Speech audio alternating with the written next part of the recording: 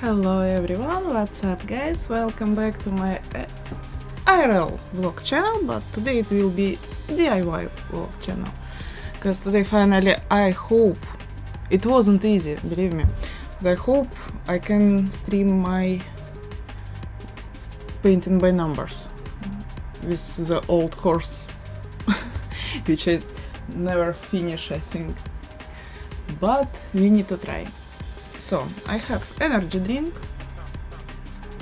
I have cup of water, few brushes, and the canvas. So, I hope it will work.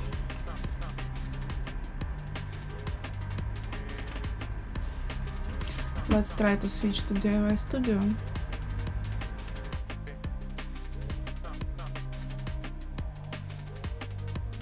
No. Let's check the stream first because it looks weird yet.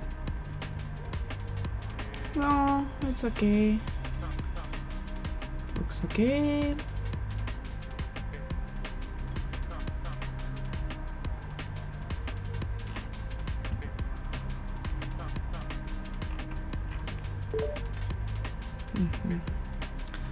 Okay, Patrick's is here.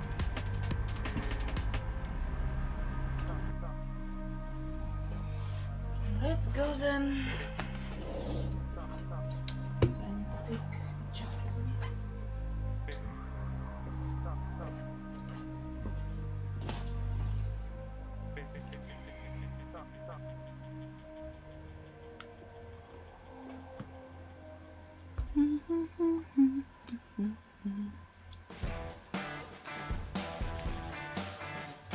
It's charging.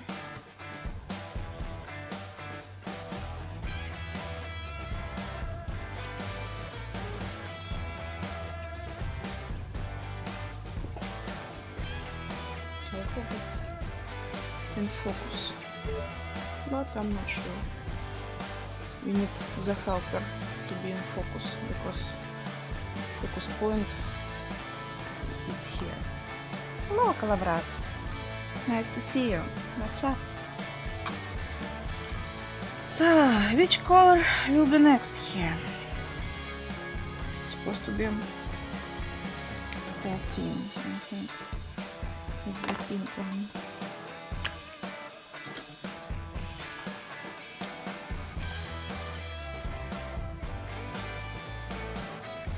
It's almost like my nails. Look at this.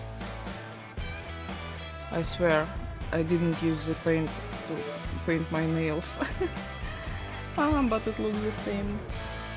Hello mobile phone, small screen, hello.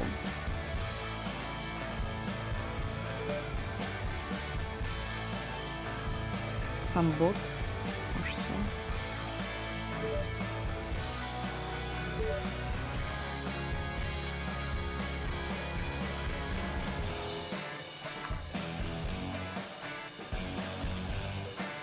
Let's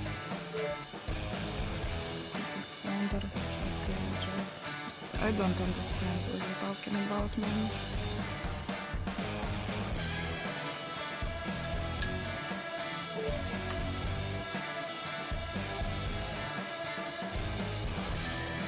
Like you write in the same messages you write it yesterday, so it looks weird. I think it's just a bot.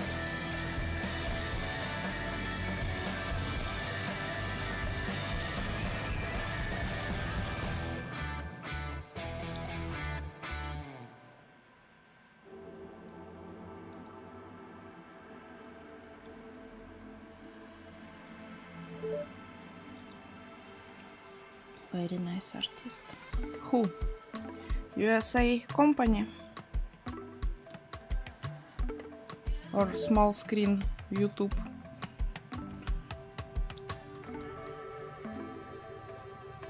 Very nice art.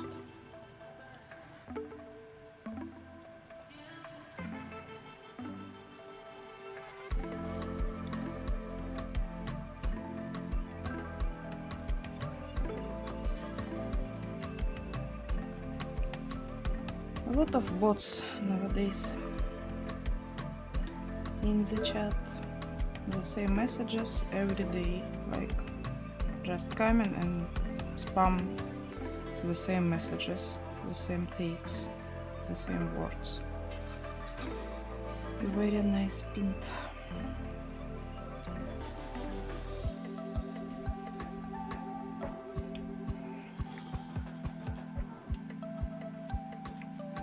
So it's 14. Let's start somewhere here this time.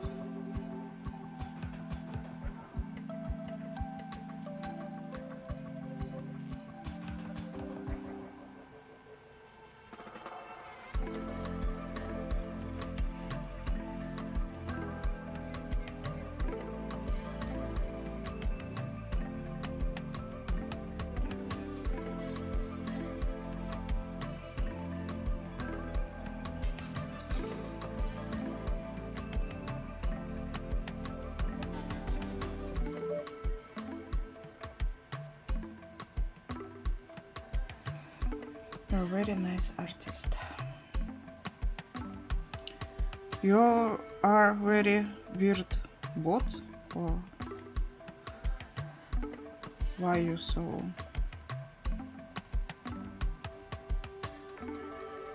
Why you use the same words every day?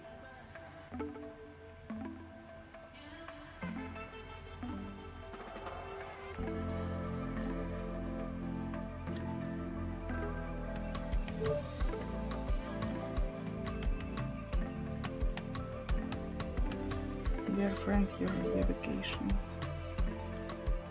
College students. Yeah, the same words as yesterday.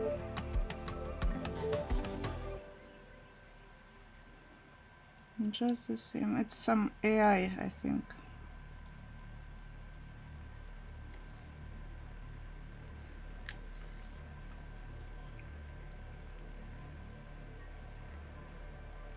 Just the same messages.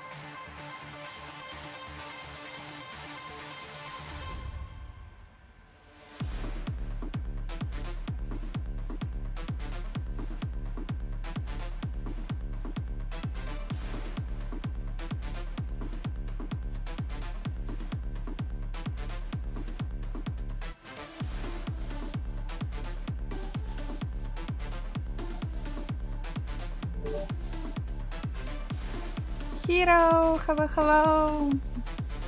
How are you, Ali? What's up?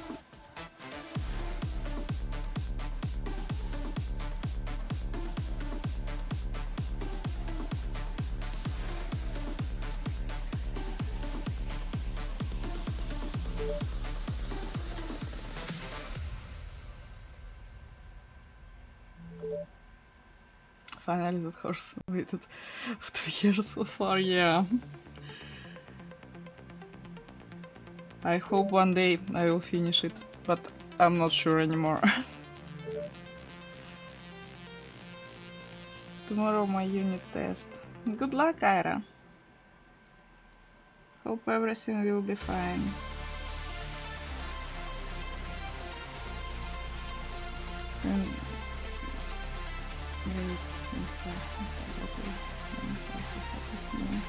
My hobby today is going to the office, so I'm alone whole the day. Usually he works from home, but today he need to go to office. So I hope he will back soon, because it's evening already. But I'm great. Just chilling here all the day.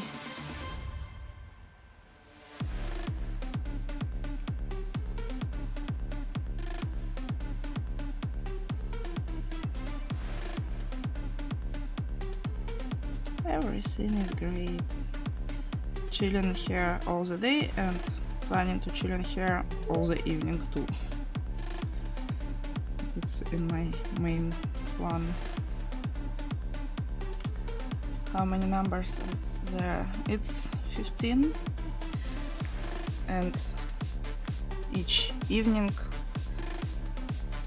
like, to finish one number I need to spend few hours, so almost every time I'm trying I just finish only one number.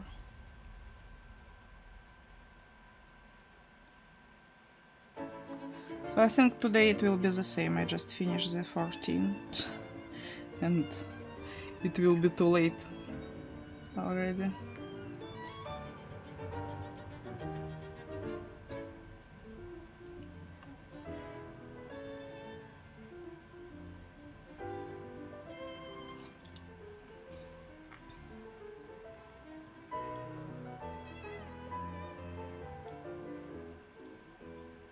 I swear, I didn't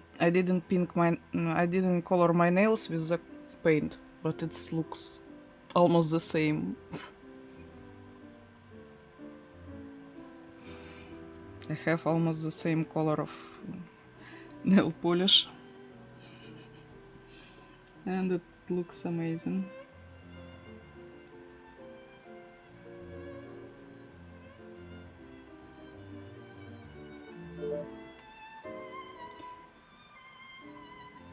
And if you would finish one color and years, yeah,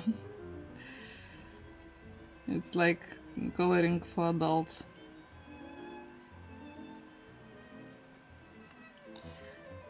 Because it needs a lot of like time and patience.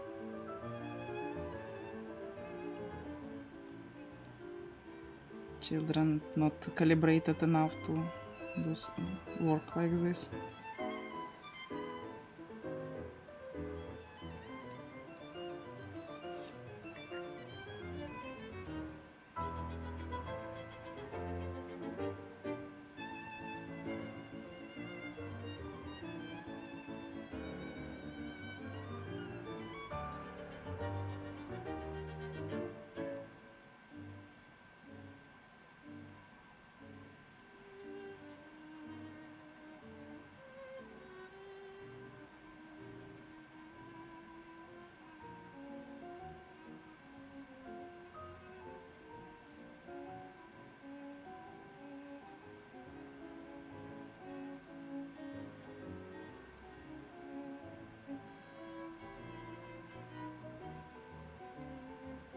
My nephew almost 3 too, by the way.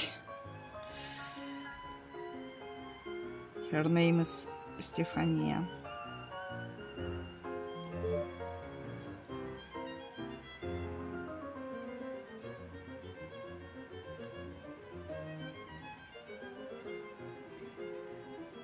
Yeah, they're different. It's flamingo pink and the color is sharp pink. They're different. Yeah, they're a bit different, but it looks close.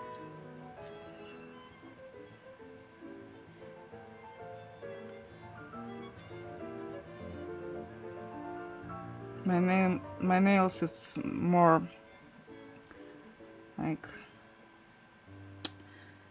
clear pink, white pink, but this paint is more grayish pink. I don't know how it looks on camera, but that's how I see with my eyes.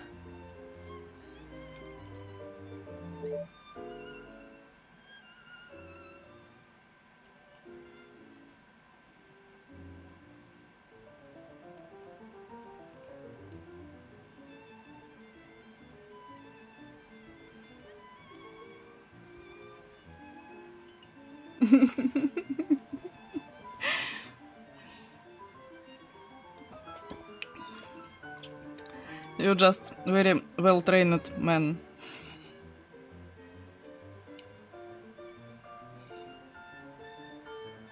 You can collect the berries too.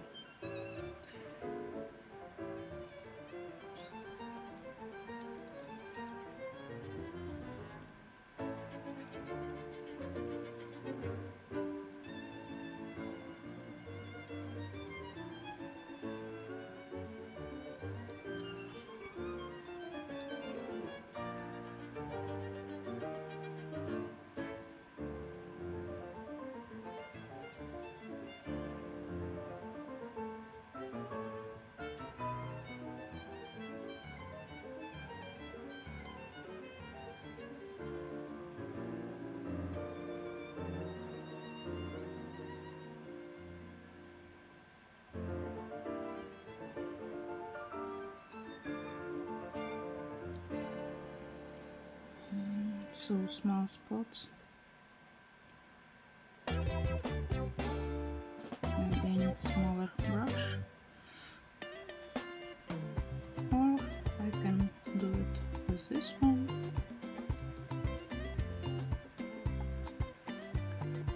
Nice.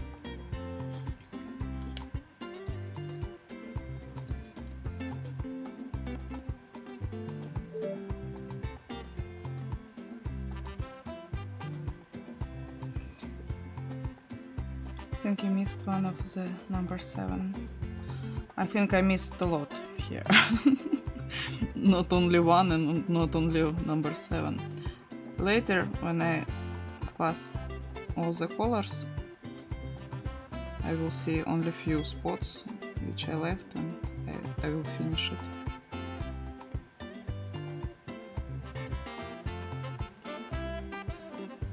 It's okay, you can't find all the spots like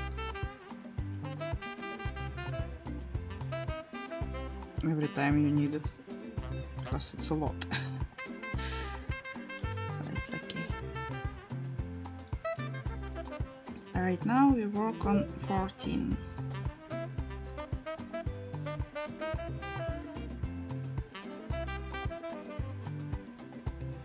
Prefer the up one. Yeah, but with up you don't have the feeling of the real brush, real paint, all these details.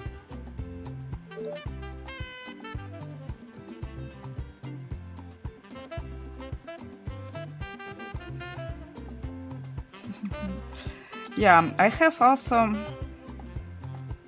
where is it? Is it here? No, it's not here.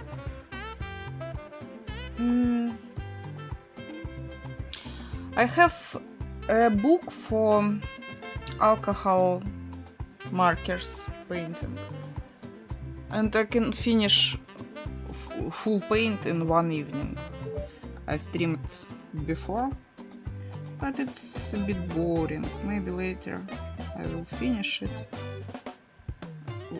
finish the book, but with paints it's much more fun.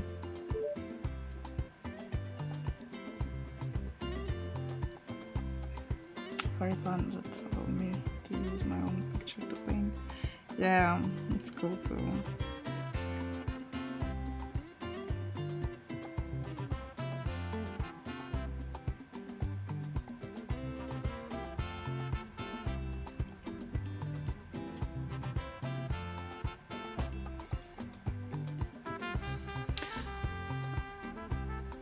Somewhere in Asia, like in AliExpress, you can order your image, painting with your image too. I never did it, but I saw on AliExpress something like this.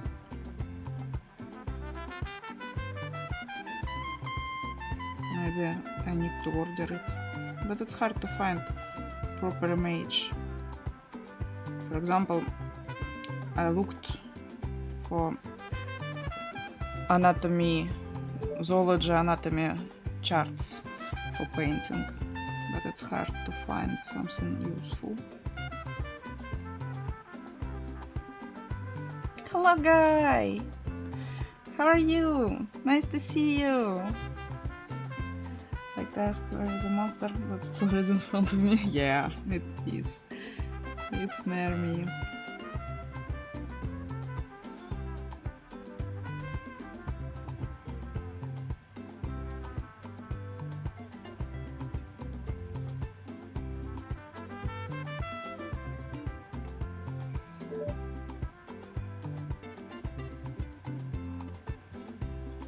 Good music to dance. Maybe I need to switch it to something more like meditative. Is it not too annoying? I hope. I don't know. Maybe it will be better to switch to something more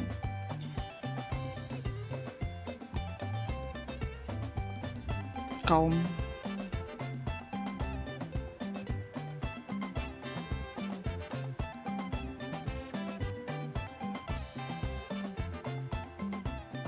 Let's just switch it.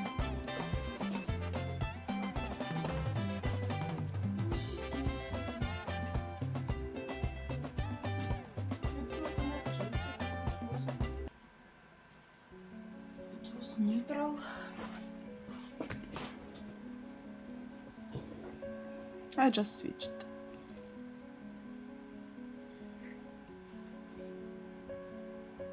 Hope it will be better.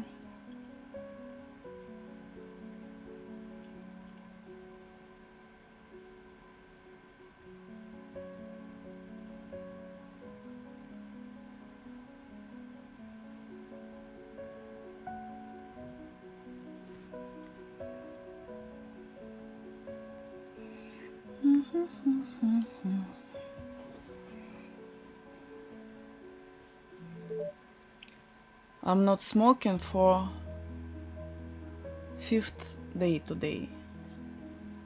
Can you believe, guys? It's so freaking hard. I'm trying to keep it up, but still want to smoke because I used to, like when I'm painting, every time I have my vape here. It's so hard. Lunch is ready. I'll back in few. Ryask, I'm making kebabs. Great. Bon appetit, Hira. Sounds cool.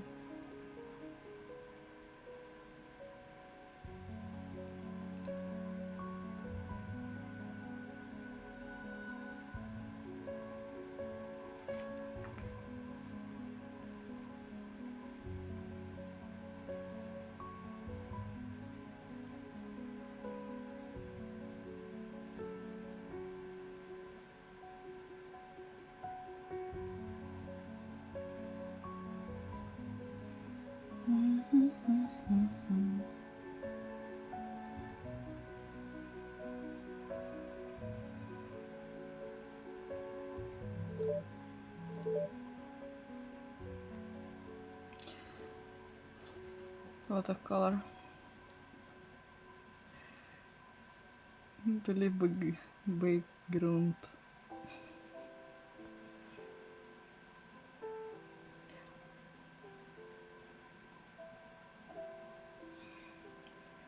Yeah, I know it's different things.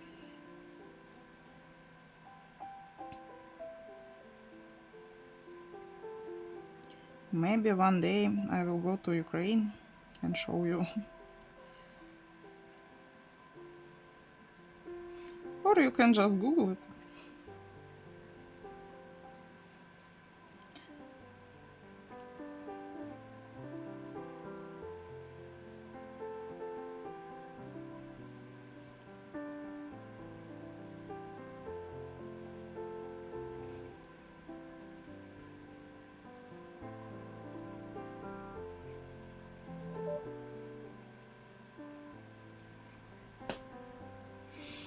Make it. No, I don't think so. I don't like kebabs, so make it just to show you. It's like spending too much ingredients, and for what? Just you can Google it and you find much better images than I can show you.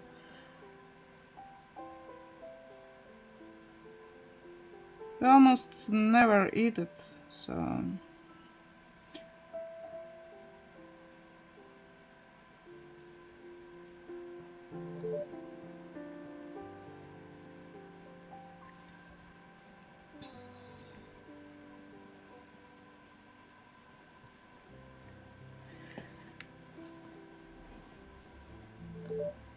even in Ukraine I prefer buy frozen kebab, not make it, because it's much easier and faster. I don't remember even, maybe, no, I never did a kebab, because kebab it's like sausages. It's much easier to buy it than make it yourself. We buy them frozen and grill them on mangal or so. Hello, Adam. How are you? Then you can do a cooking stream or cooking video. Just for stream? I don't know. I'm trying to stream what I do, not do something for stream. It looks not honest, you know.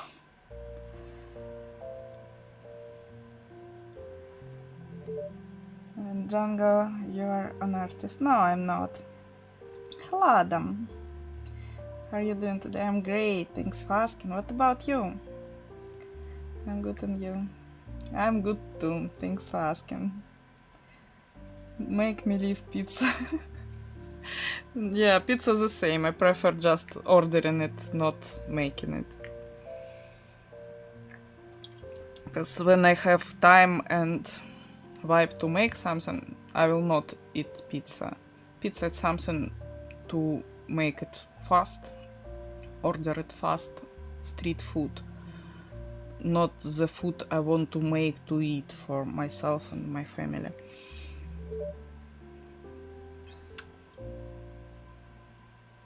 I have a very bad ideas. I think I'll... No, it's not true. Everyone deserve do what they want on their streams, and I believe you will make much better kebab than me, and it will be a really interesting stream. But it's like I'm not. I don't love cooking, and I don't love many things which other love. We're different. We're all different. And what is good for you not supposed to fit to everyone, because we're all different. And it's great. I love that everyone is different. Our life much more interesting when everyone is different.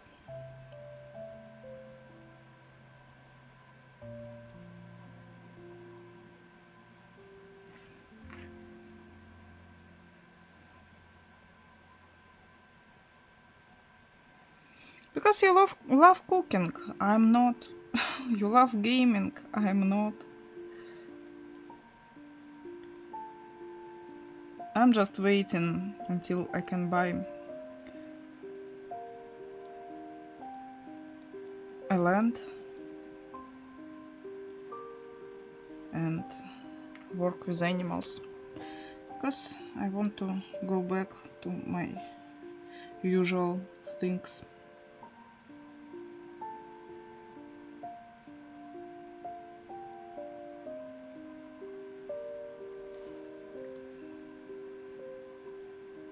Just need to wait.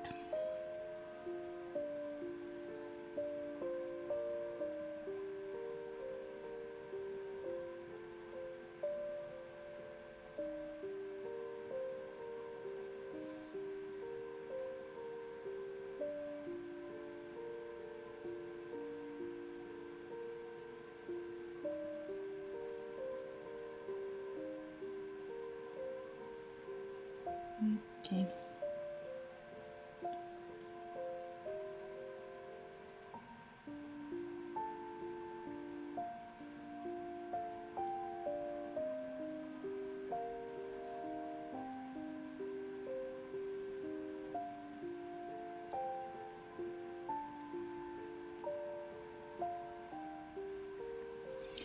"14.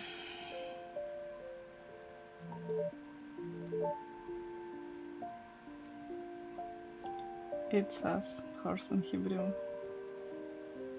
Sas? Horse in Hebrew?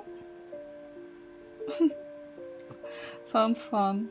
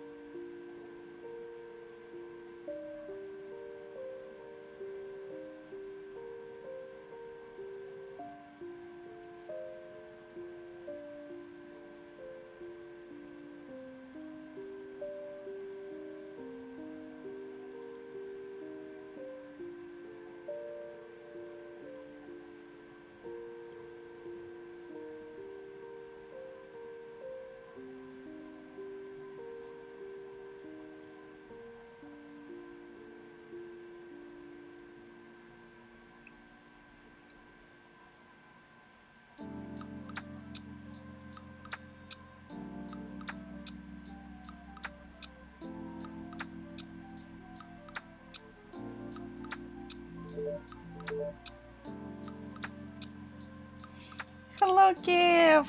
Hello, hello! How are you?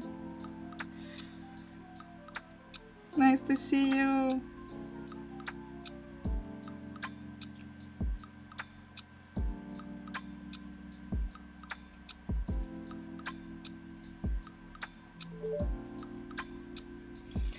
To see you, I'm good. How are you? I'm great too. Thanks for asking. Where are you?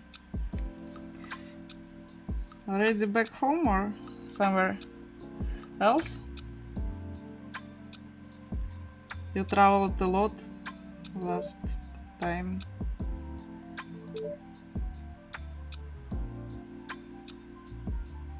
No, sus.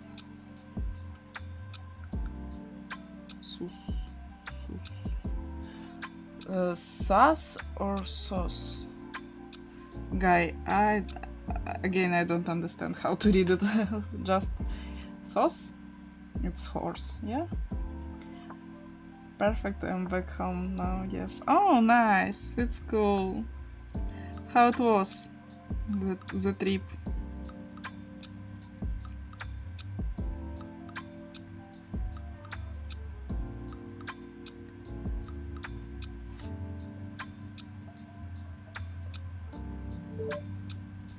That's great. Oh, it's so cool to hear it.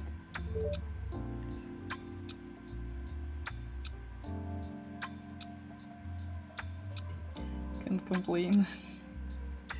Nice. Is it winter already in your hometown or not yet? Because here we have like harsh storm, and it's so rainy and cold and windy. It's really scary to look at in the window.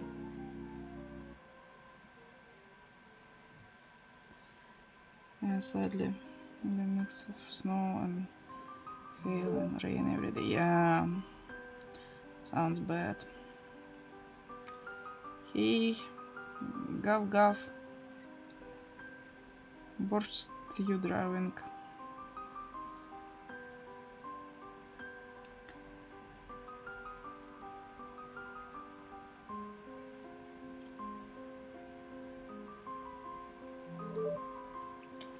The winter is coming, yeah.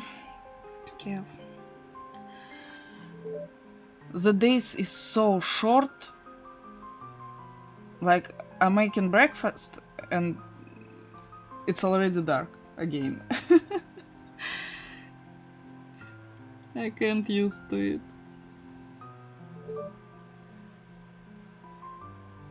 So sad, yeah.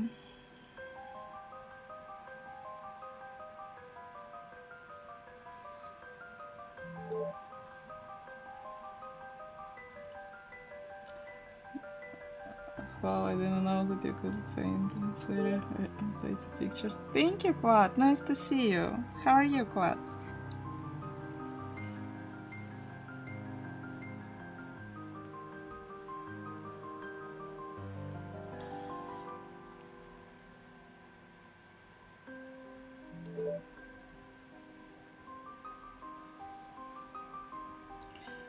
You're welcome.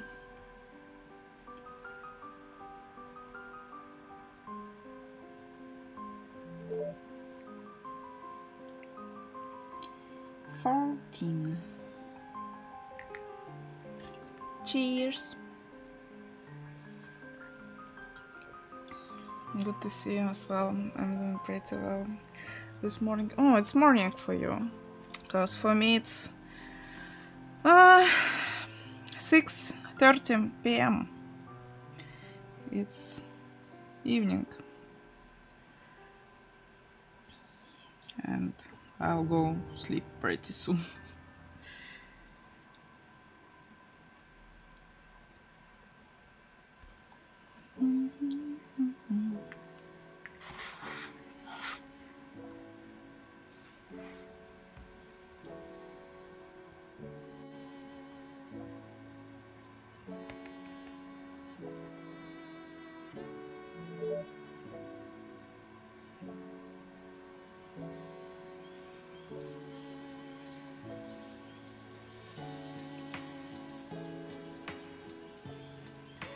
Yeah, solar opposites.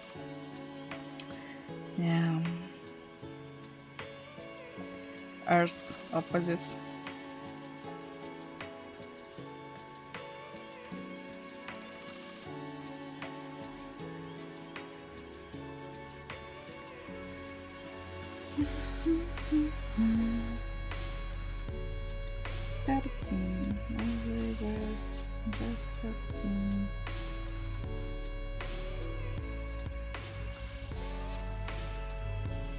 So it looks like I can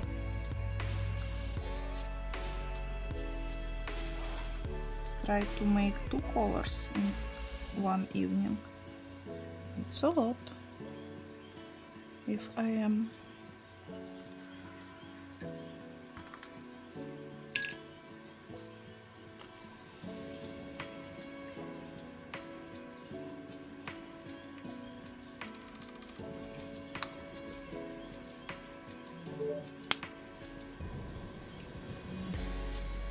Next one will be 13, the gray one, pale gray, like soup says sauce.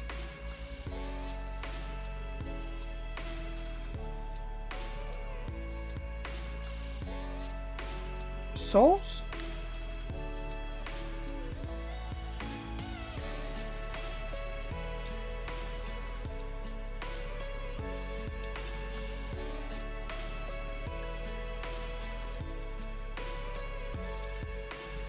Sounds like sauce.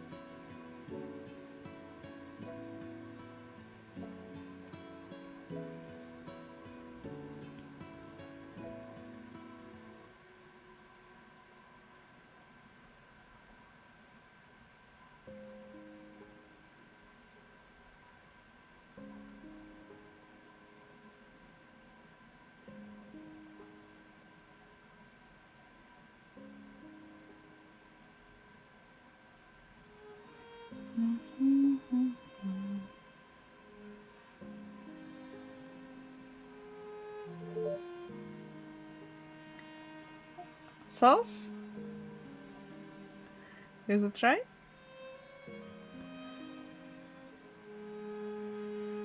It's cool.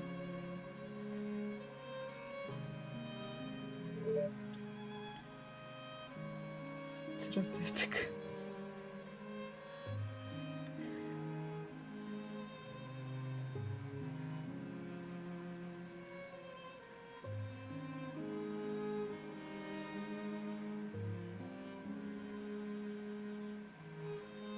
Let's mix it well.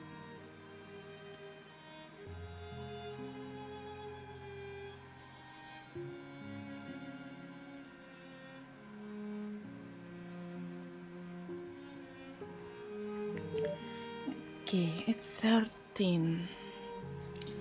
Let's start somewhere here, I think.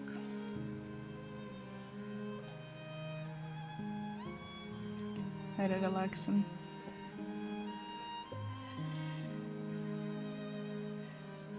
You mean the music, yeah? But looks like it's the same color as it was before. They're pretty well matched. Maybe when it will be dry it will be different. Don't know, but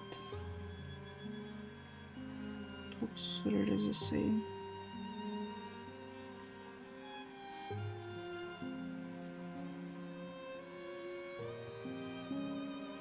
Yeah.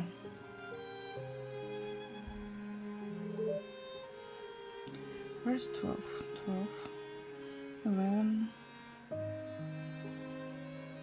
orangey, 11 yam, 10 orangey,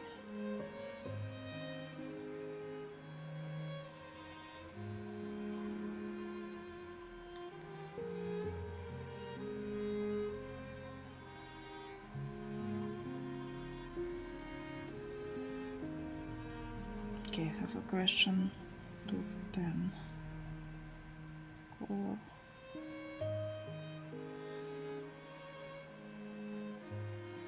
Everything right on the music and the vibes. Thank you, Quad. Looks like we didn't use the 10 yet. Yeah. Let's pour a few drops of water.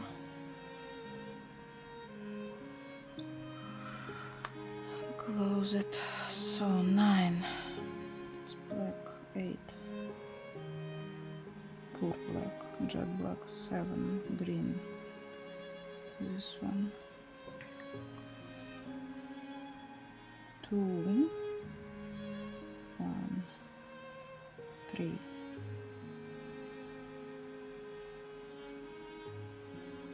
I don't know.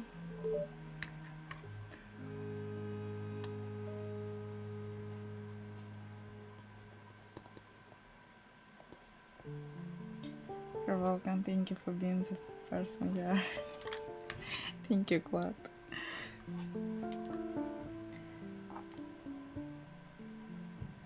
Then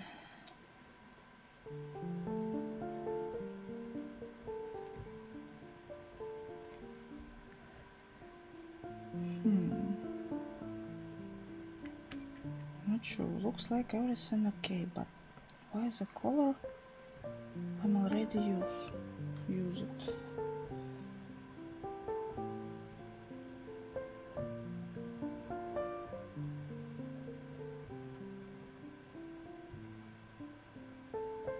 Okay, what we can do with it?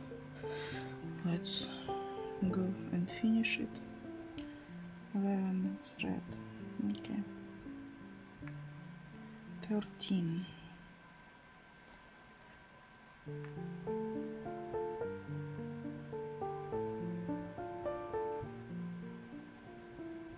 Literally the same color. I don't know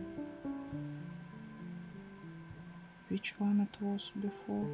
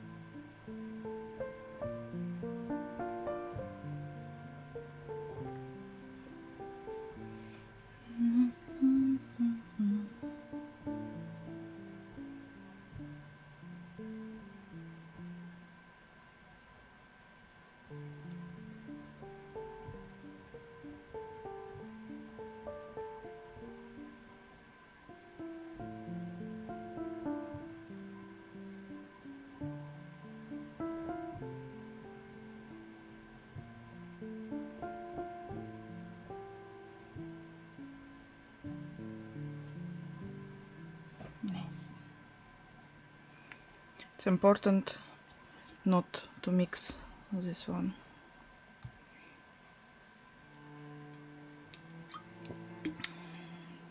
Because I can do it.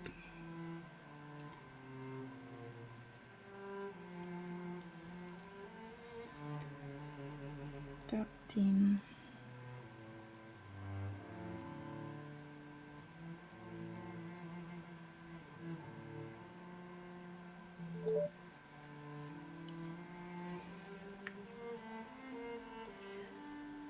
I'm here, so we can from Sun's flight.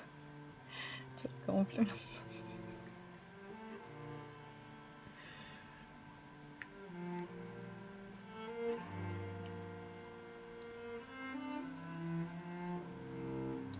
Thank you, guy. 13.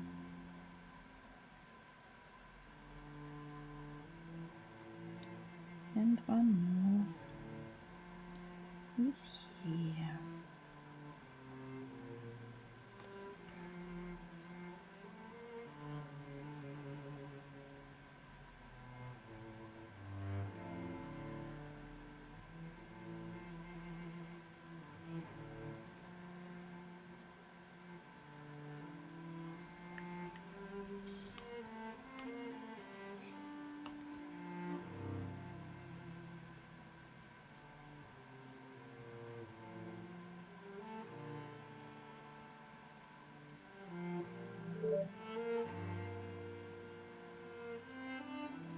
Where's the coffee for 3? This evening it's Monster for 3. Almost finished this one, but I have more.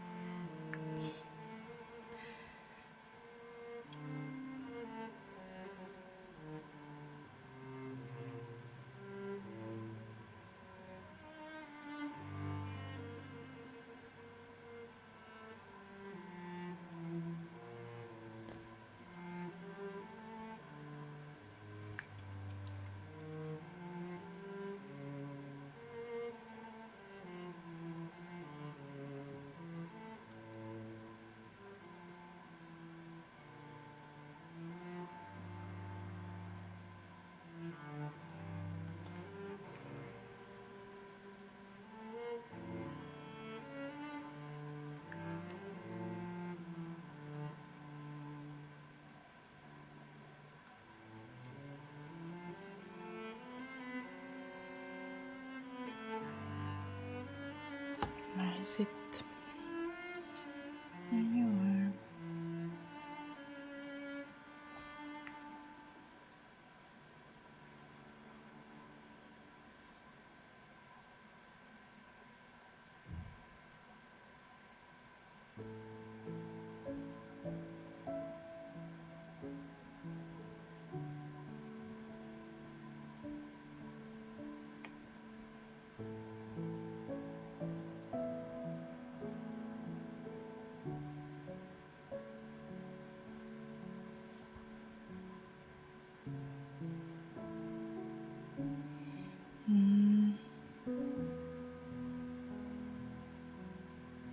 This one too.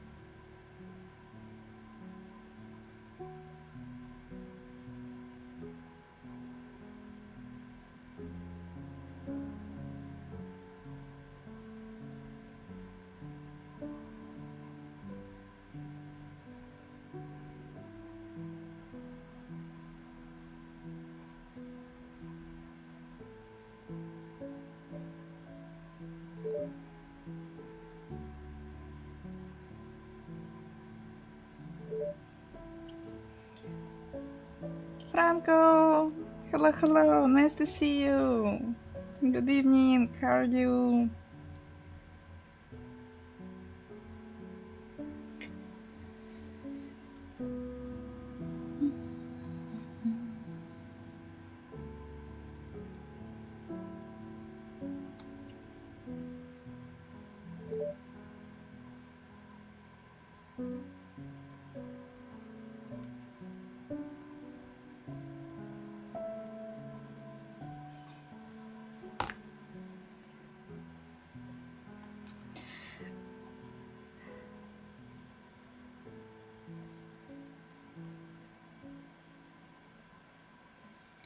There's more 13.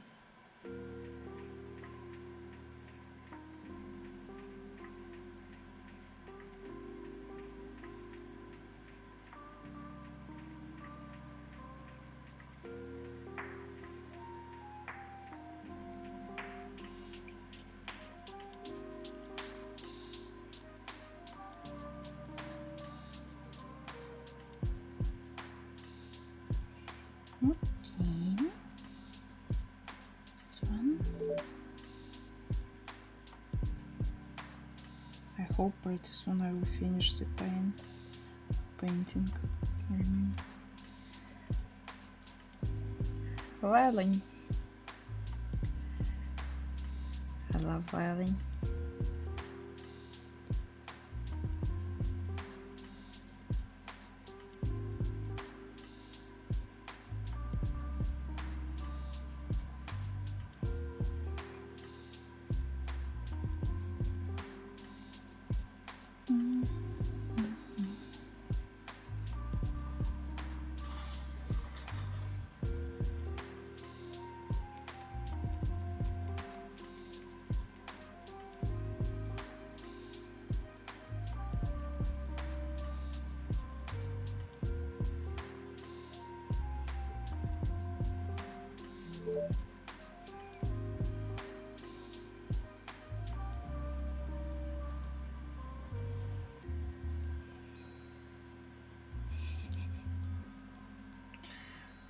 A lot of useful emojis nowadays around. Everything can be explained with just emojis in any language. So cool.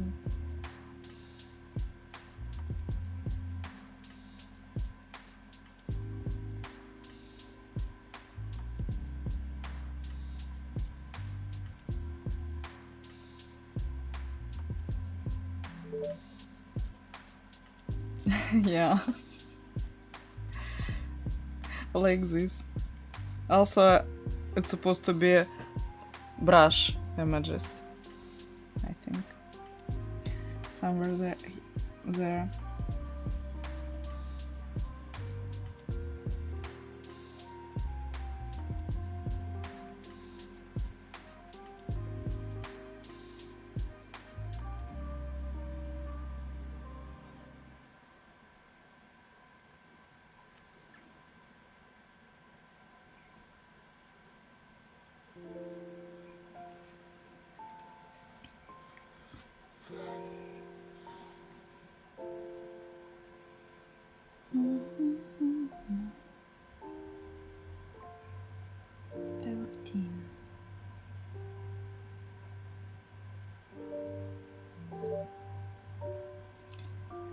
Much love to you, Vicky. Thank you. Much love to you too, Franca.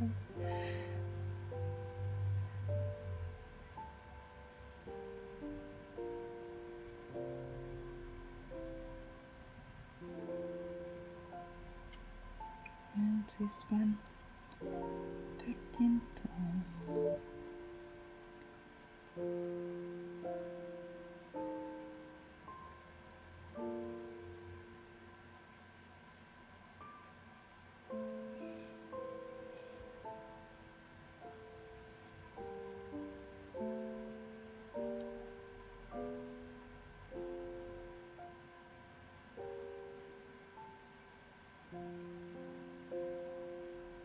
Teeny tiny.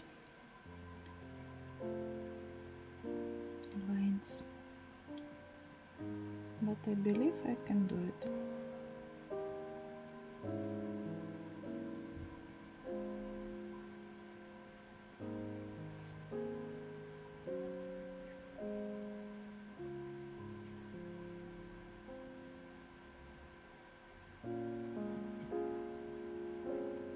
Nice. Well done.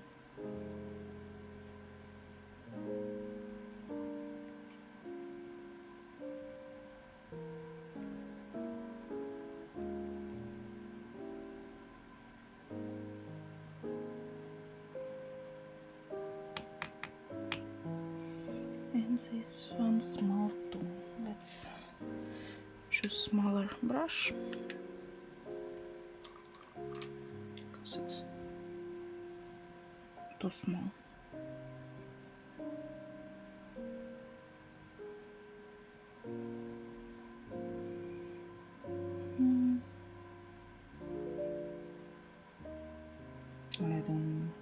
I'm not sure.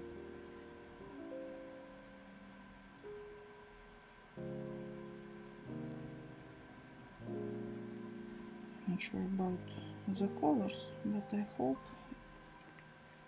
the right one.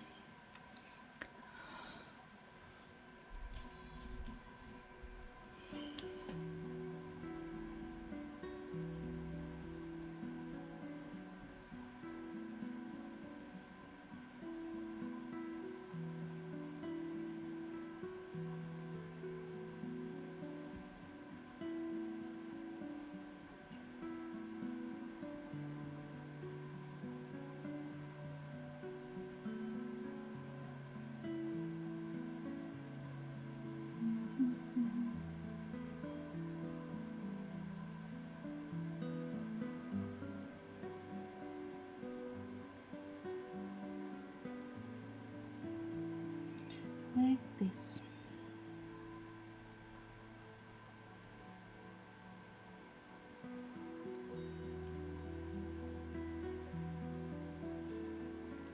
Next teeny tiny spot.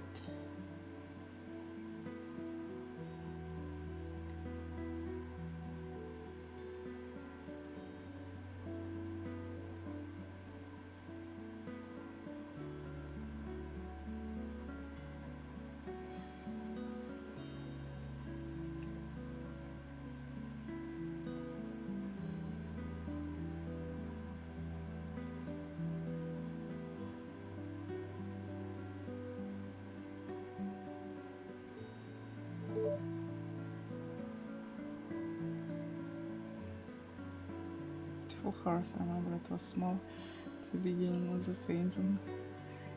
He was мальчик. I think it's a stallion.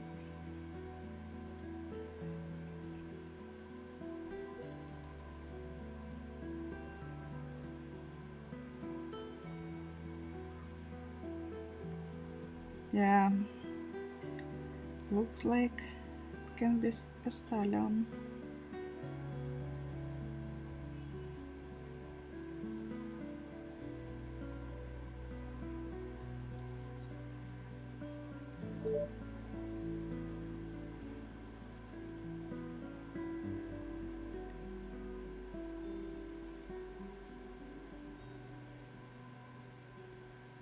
It should be.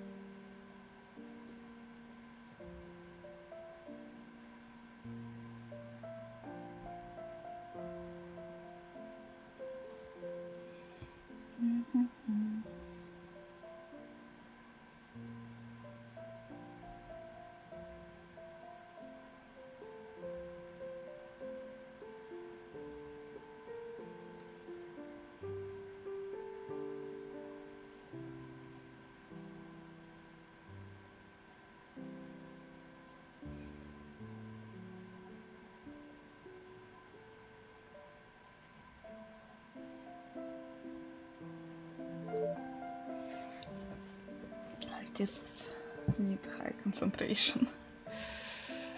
Kinda true.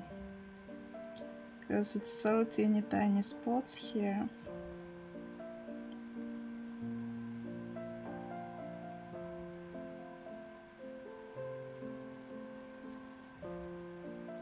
Which I need to fill with the paint.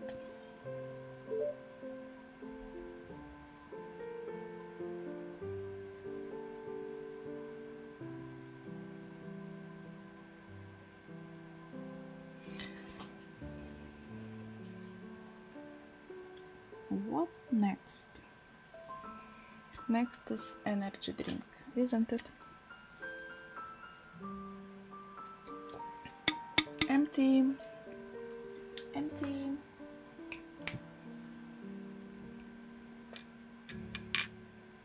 Be right back, I need new one.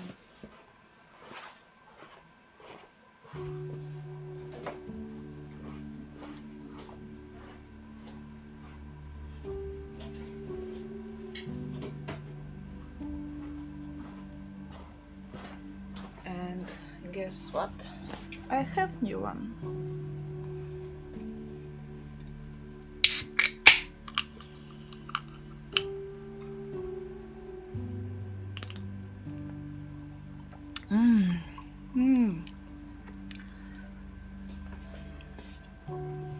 Smells good and tastes good.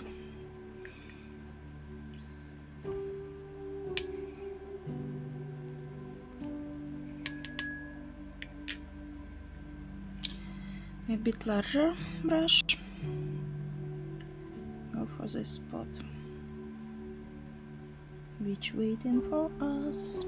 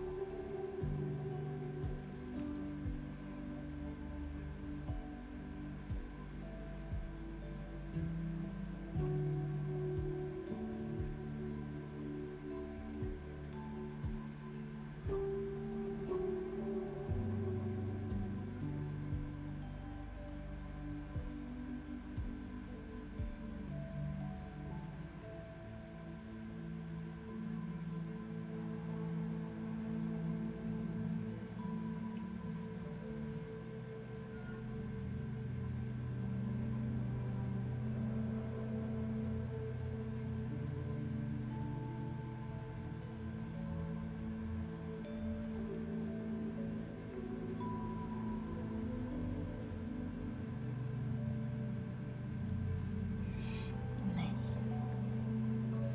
What's next? This one.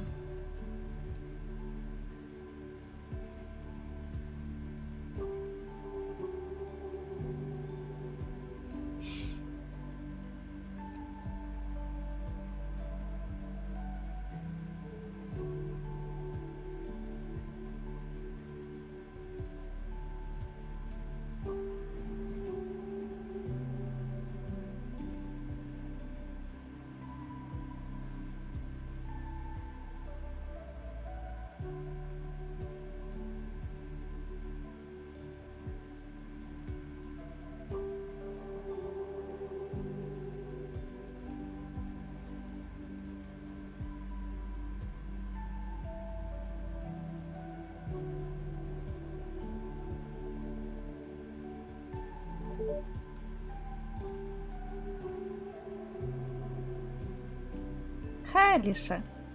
How are you, dear? What's up? Here is somewhere here too, with his kebab today. We're here. I'm good, you. I'm great too. Just chilling here.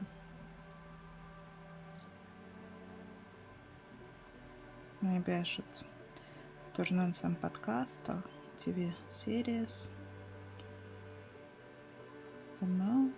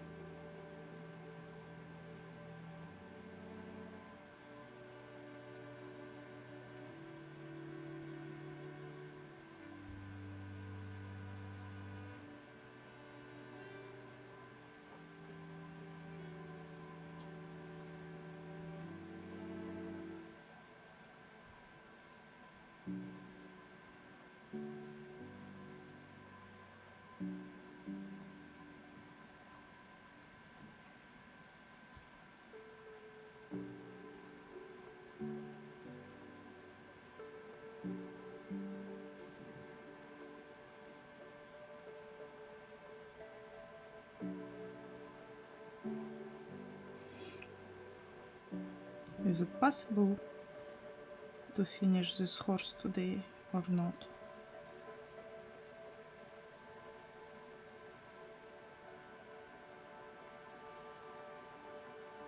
I'm not sure, but I'm starting believing it. So I almost finished 2 colors today, and it's a lot.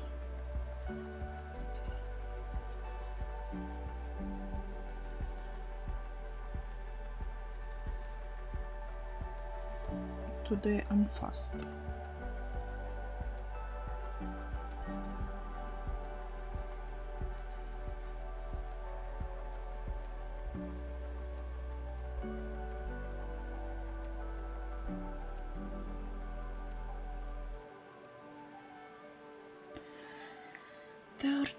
Next.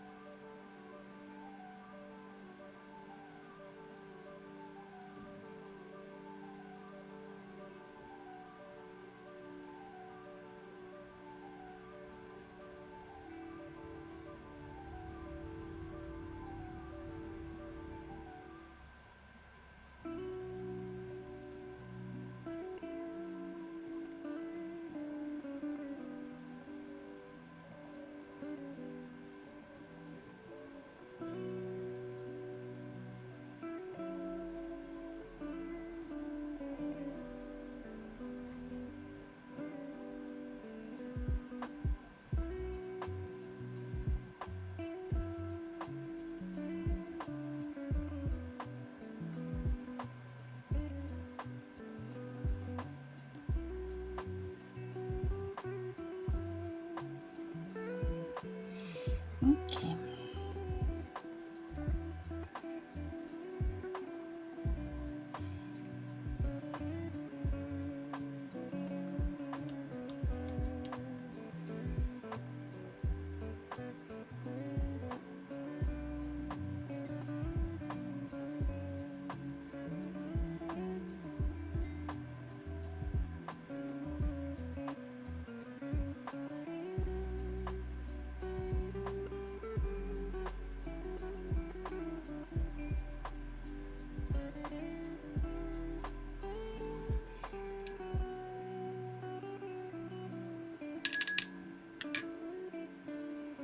Smaller brush,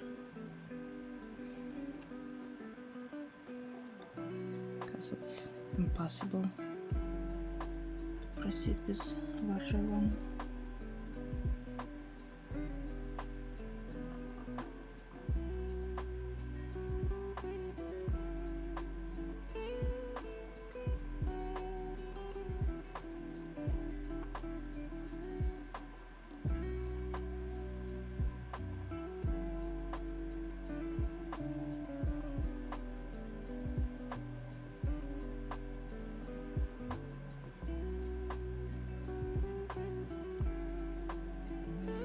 Yes.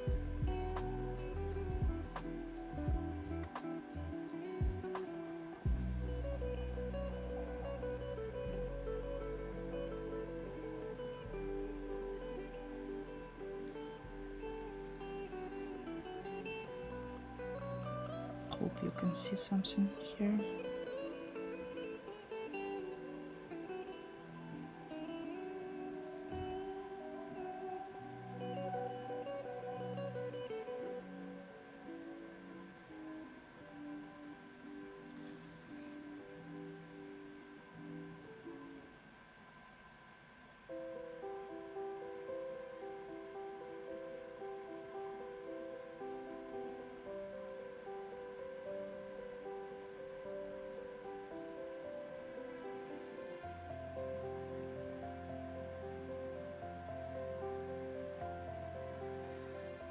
Okay.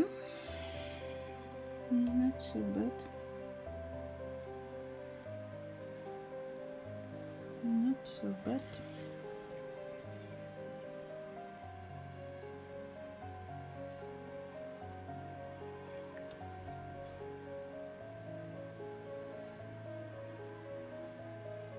Not sure.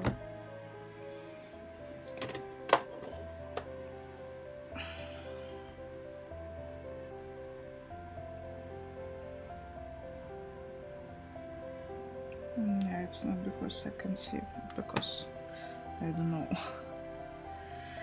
Let's do it then.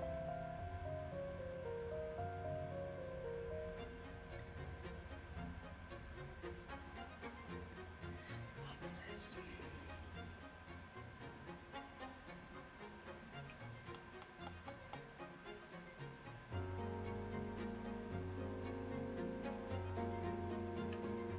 Looks like it's finished with 13 for now. Maybe I'll return to it later, but for now it's pretty enough. Add few drops of water to this paint.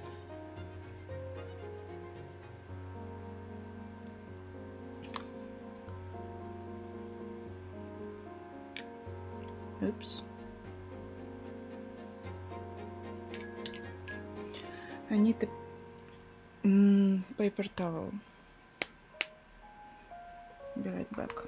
Just bring it.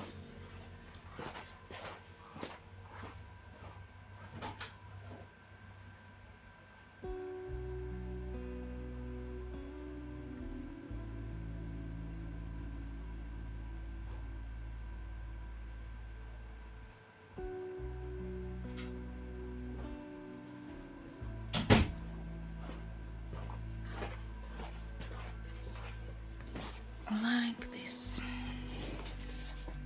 because I need to clean my brushes.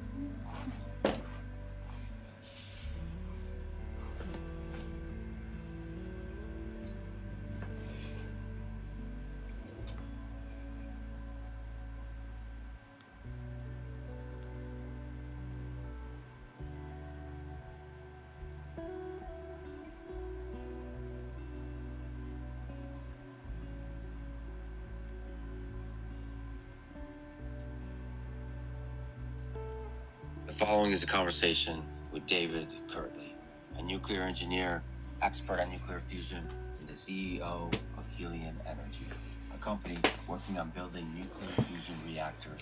Lex Friedman podcast. For a period of time that make it seem possible. Maybe it will be like we could actually get there as a civilization. something to This is listen. exciting because nuclear fusion, if achieved commercially, would solve most of our energy needs in a clean, safe way, providing virtually unlimited clean electricity.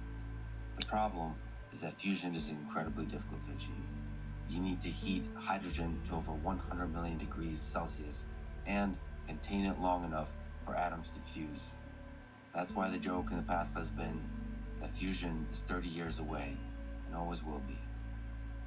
Just in case you're not familiar, let me clarify the difference between nuclear fusion and nuclear fission. By the way, I believe, according to the excellent sample size subreddit post by PM Goodbeer on this, the preferred pronunciation of the latter in US is nuclear fission, like vision, and in the UK and other countries is nuclear fission, like mission. I prefer the nuclear fission pronunciation because America. So today's nuclear power plants use nuclear fission. They split apart heavy uranium atoms to release energy. Fusion does the opposite. It combines light hydrogen atoms together, the same reaction that powers the sun and the stars. The result is that it's clean fuel from water, no long-lived radioactive waste, inherently safe because a fusion reactor can't melt down. If something goes wrong, the reactor simply stops, and there's no carbon emissions. On a more technical side, helium uses a different approach to fusion than has traditionally been done. Most fusion efforts How have you been? I'm great, Asya. Donut-shaped magnetic containment chambers. How are you? Helium uses Nice to see you again. David gets into the super technical physics and engineering details in this episode, which was fun and fascinating. I think it's important to remember that for all of human history, we've been limited by energy scarcity. In every major leap in civilization, agriculture, industrialization, information age, came in part from unlocking new energy sources. If someone is able to solve commercial fusion, we would enter a new era of energy abundance and fundamentally Great to hear it. what's possible for us humans. I'm excited for the future. I'm just chilling here. I'm excited for super technical physics podcast episodes. This is a Lex Friedman podcast. To support it, please check out our sponsors in the description, where you can also find links to contact me, ask questions, give feedback, and so on. And now, dear friends, here's David Kirtley. Let's start with the big picture. What is nuclear fusion?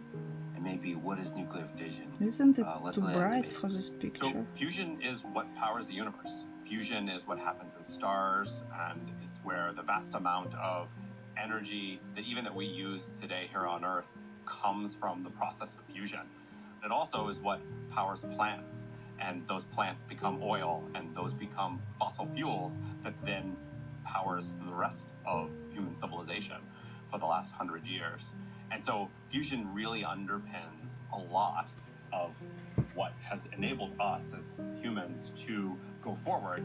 However, ironically, we don't do it actively here on Earth to make electricity yet. And so fundamentally what fusion is taking the most common elements in the universe, hydrogen and lightweight isotopes of hydrogen and helium, and fusing those together to make heavier elements.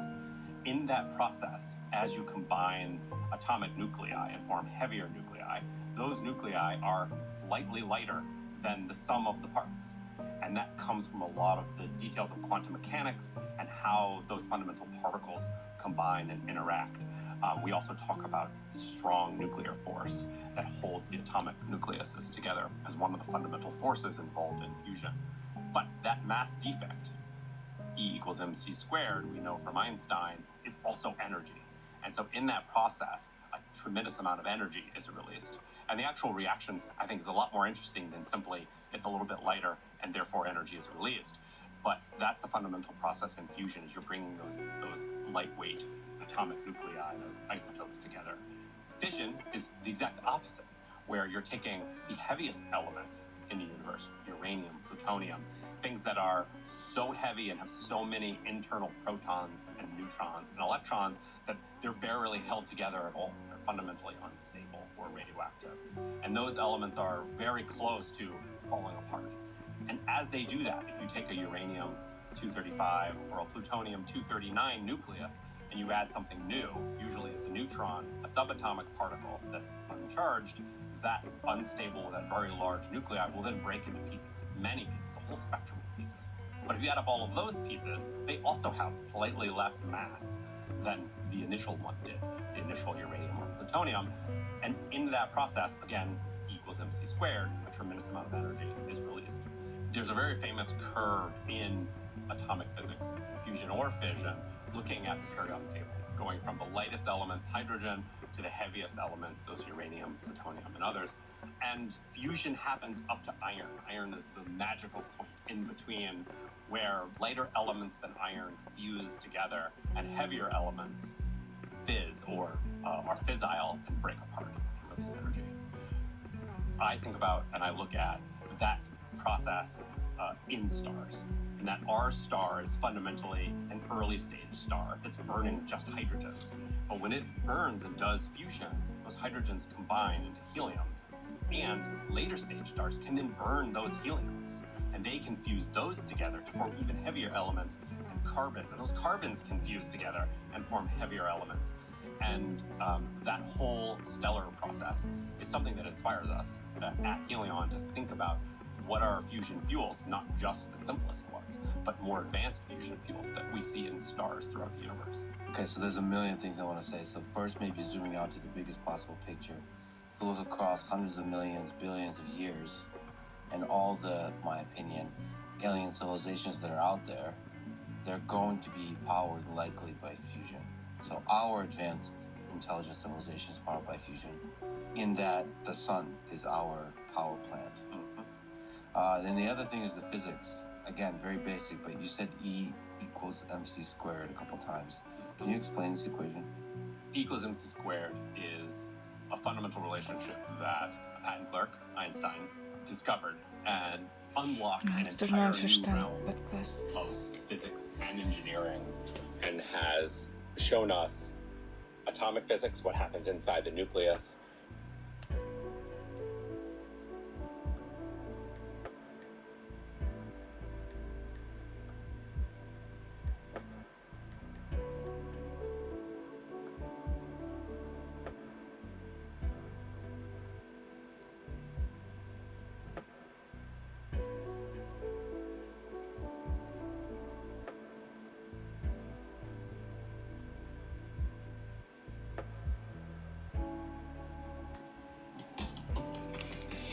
Where is the charger?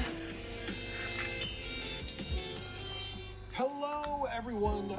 Welcome to another episode of your favorite aquarium podcast on the planet, and everyone's favorite aquarium podcast, Tank Talk Podcast. Jason, we have come up with an interesting idea for today's topic. But I think it's up to you to tell everybody what that topic is. That's how we do it, right? Sure, why not? The topic for today's wonderful podcast is new and innovative things that have happened or are about to happen in the aquarium hobby. We're going to be looking at The Tank Talk Podcast, the channel names. Don't forget to them, guys. It's a really interesting channel.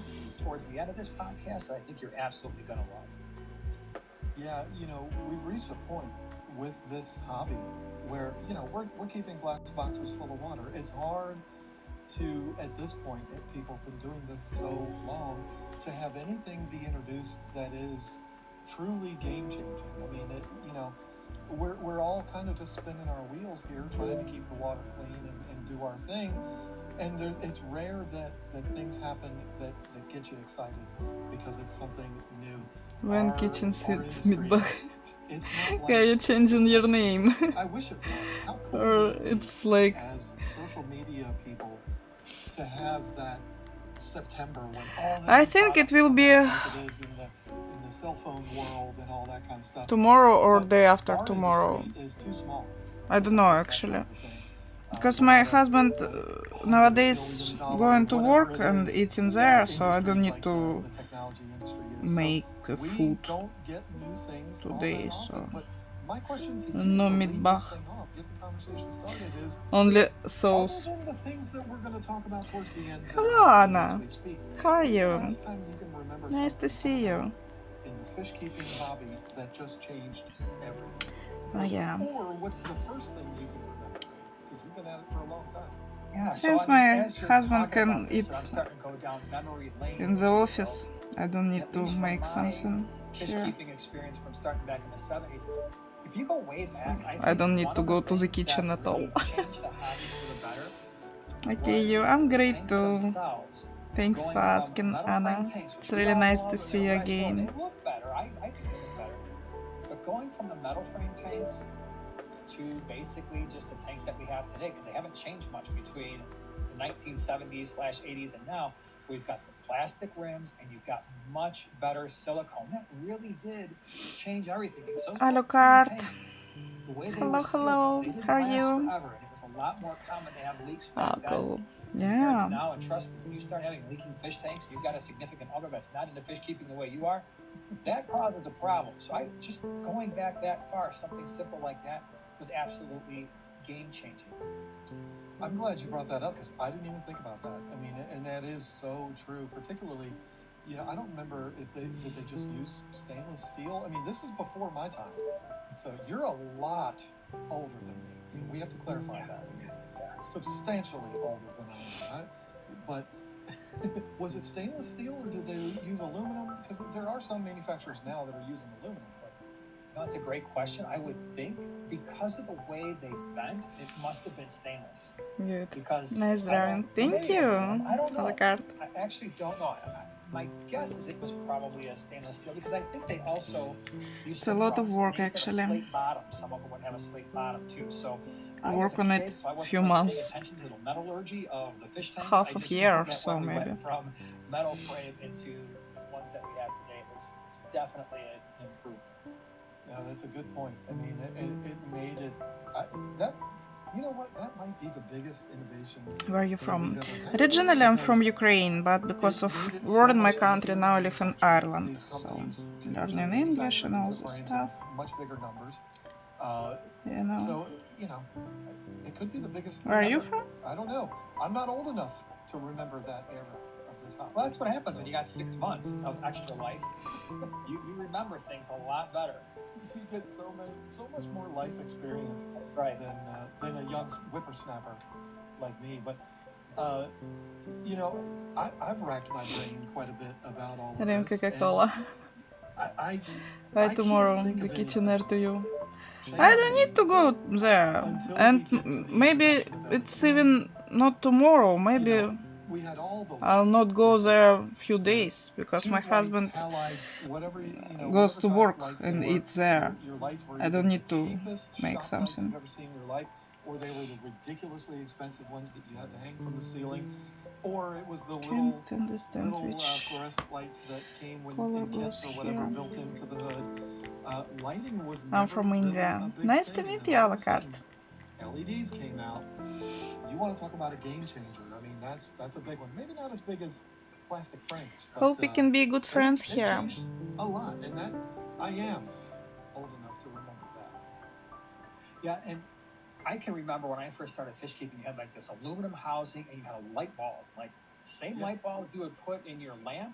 And the problem was tons of heat. They looked horrible. You had to make sure you had the right wattage, otherwise it would be way too bright. You couldn't adjust anything. They burn out all the time. Yeah, and then we went to fluorescence, which was better, less heat production, less energy consumption, lasted longer, but it was still, you had to replace those things. They start to dim and then flicker.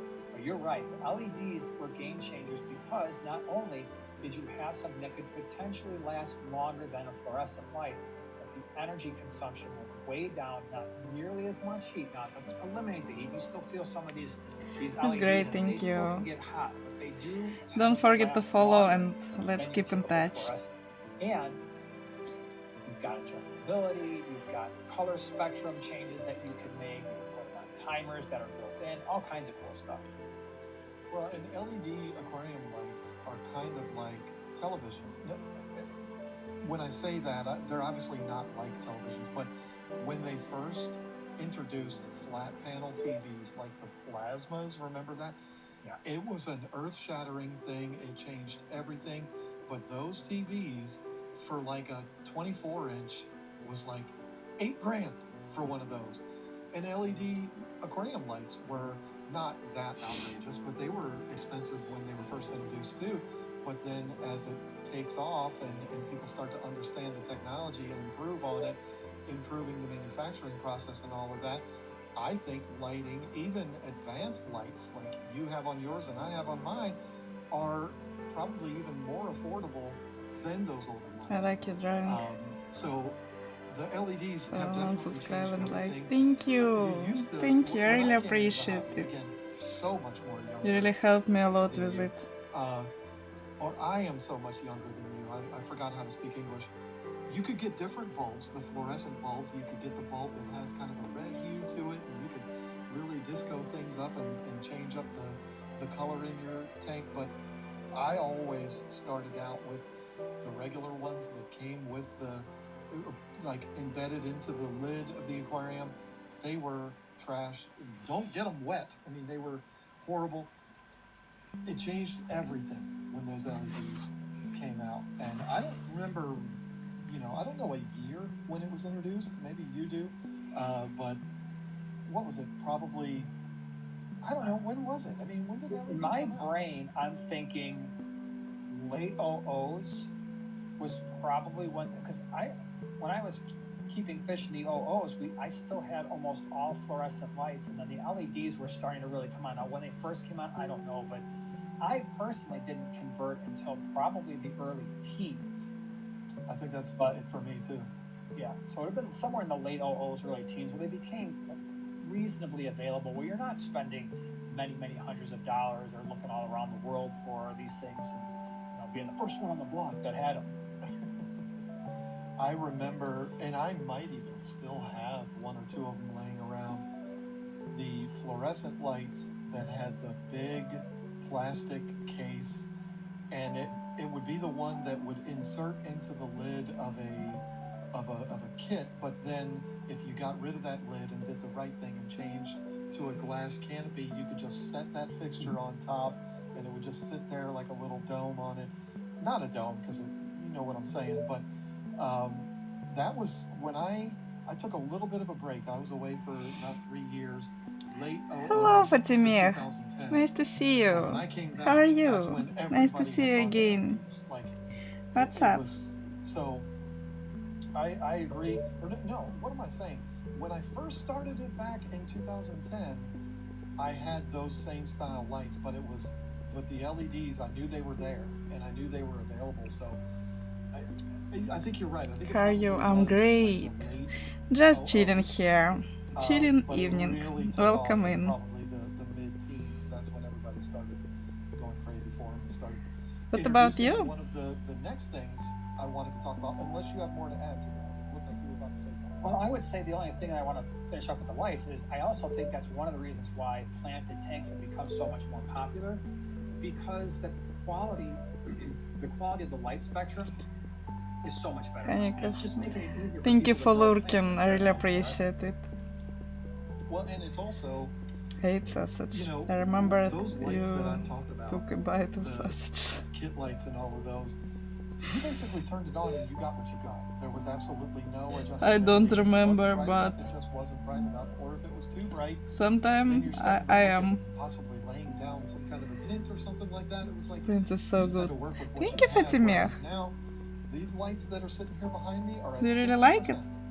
Because I can turn them down. I have the flexibility. So I am. And I really like it too. Because of the next thing that I wanted to talk about, which is the introduction of Wi-Fi and apps for fish keeping equipment. I got to be honest with you. Hope one day I will finish but this is something that I rejected big time in the beginning. I was the old man in the neighborhood. I was like, ain't nobody want to mess around with some stupid app. I don't want to pull out my phone. I don't want to do this. But I got to tell you, now I want everything hooked up to Wi-Fi. I love it. I love being able to check those things. I believe Wi-Fi being introduced into the hobby was the next big thing, and it's still being innovated to this day. What's up? Everything is great. Yeah, I love it. And I was just like you when I first heard, you gotta don't need to cook anything nowadays, so just chilling here. I'd rather just adjust it until I had 6 tanks on those Fluval 3.0s, and now I've got these 5 plus 1 in there. The life is good, the life is great. Just the weather not so great.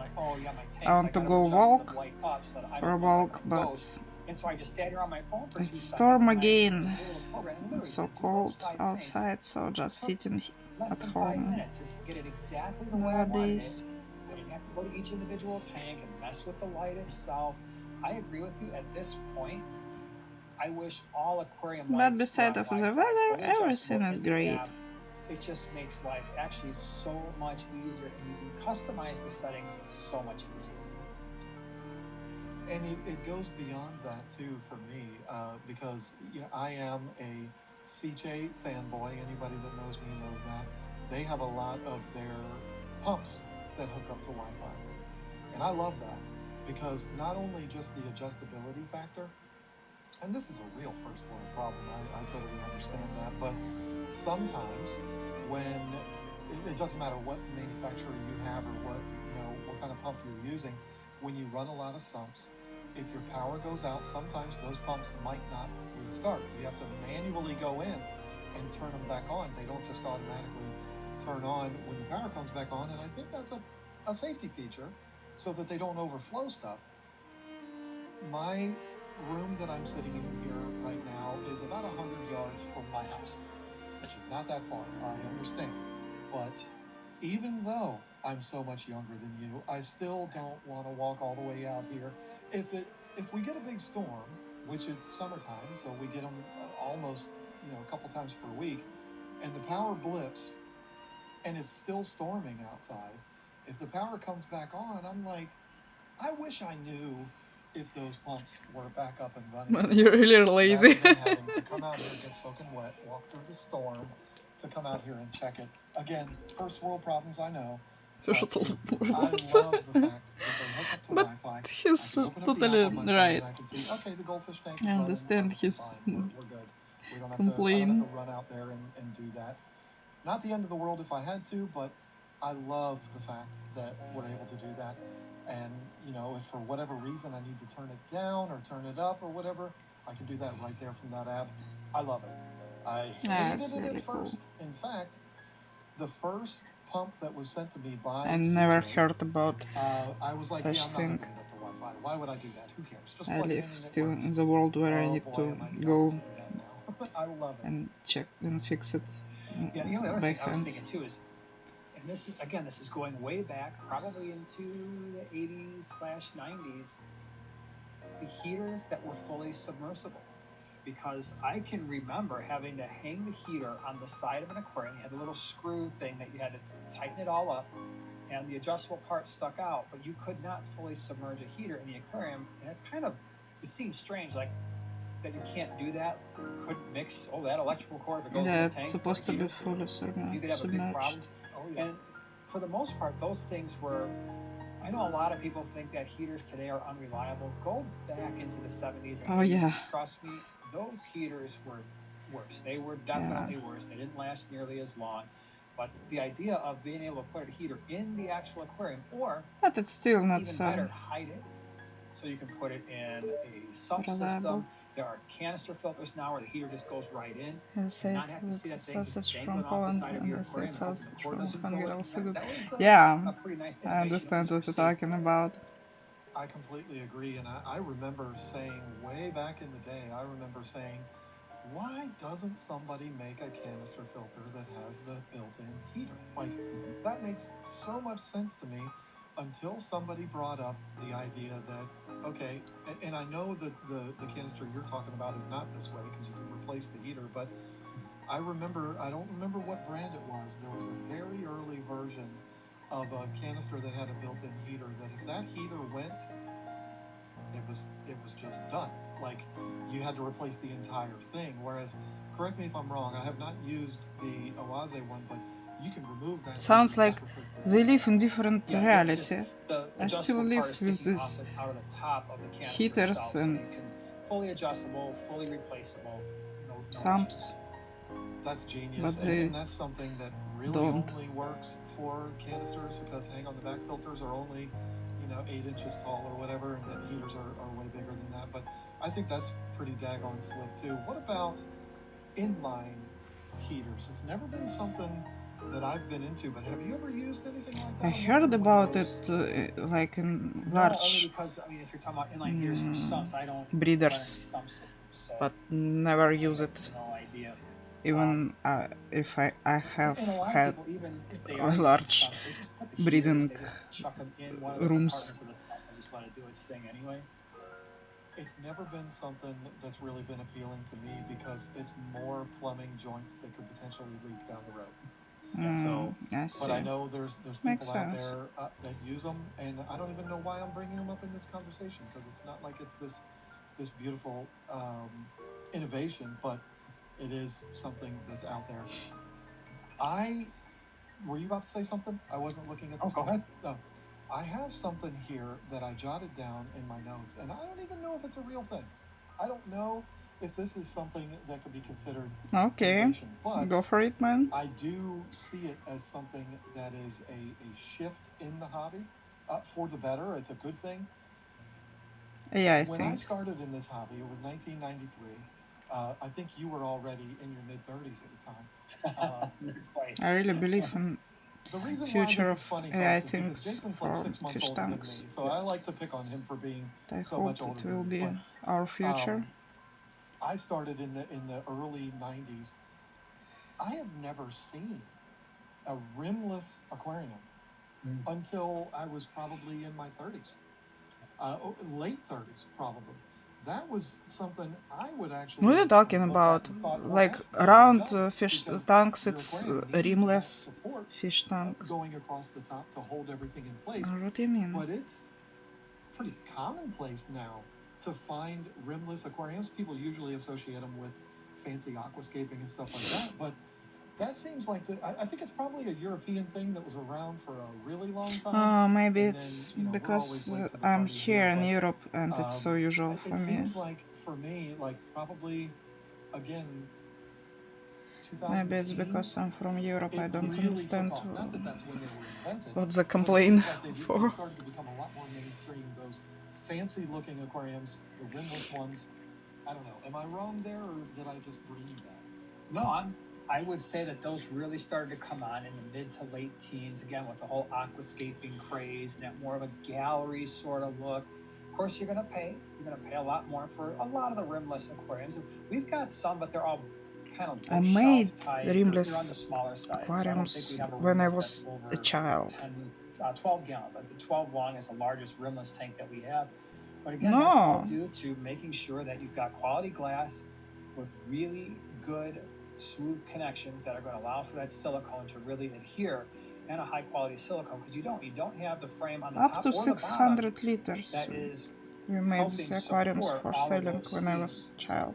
Yeah, it's a nice look, but there are problems with those tanks too, because now you can't hide your water level. If there's a little bit of evaporation and you got the water kind of evaporating there. I take that back. Joanna's got a 22 long that's a rimless aquarium, so she's got to battle that once in a while. The razor blade just kind of go through, get all the hard water stains off. But yeah, they're cool looking for sure. Well, and some of the most beautiful aquariums I've ever seen in my life are aquascapes that are done in rimless aquariums. I mean, I think the for aquascapers, they're almost a prerequisite. That's what you start with. Whether it's the UNS and there's a lot of brands of them. Is that right? UNS? I think that's the brand. Yeah. There's a lot of different brands out there that are doing it. We have the really small ones like you were talking about, like 5 gallons and stuff like that. But I love the look of one that's like a 40 or a 50 gallon. I think we're talking about different fish tanks, different type of fish tanks, because if it's glued with silicone, it's not a rimless. It have rims. When it's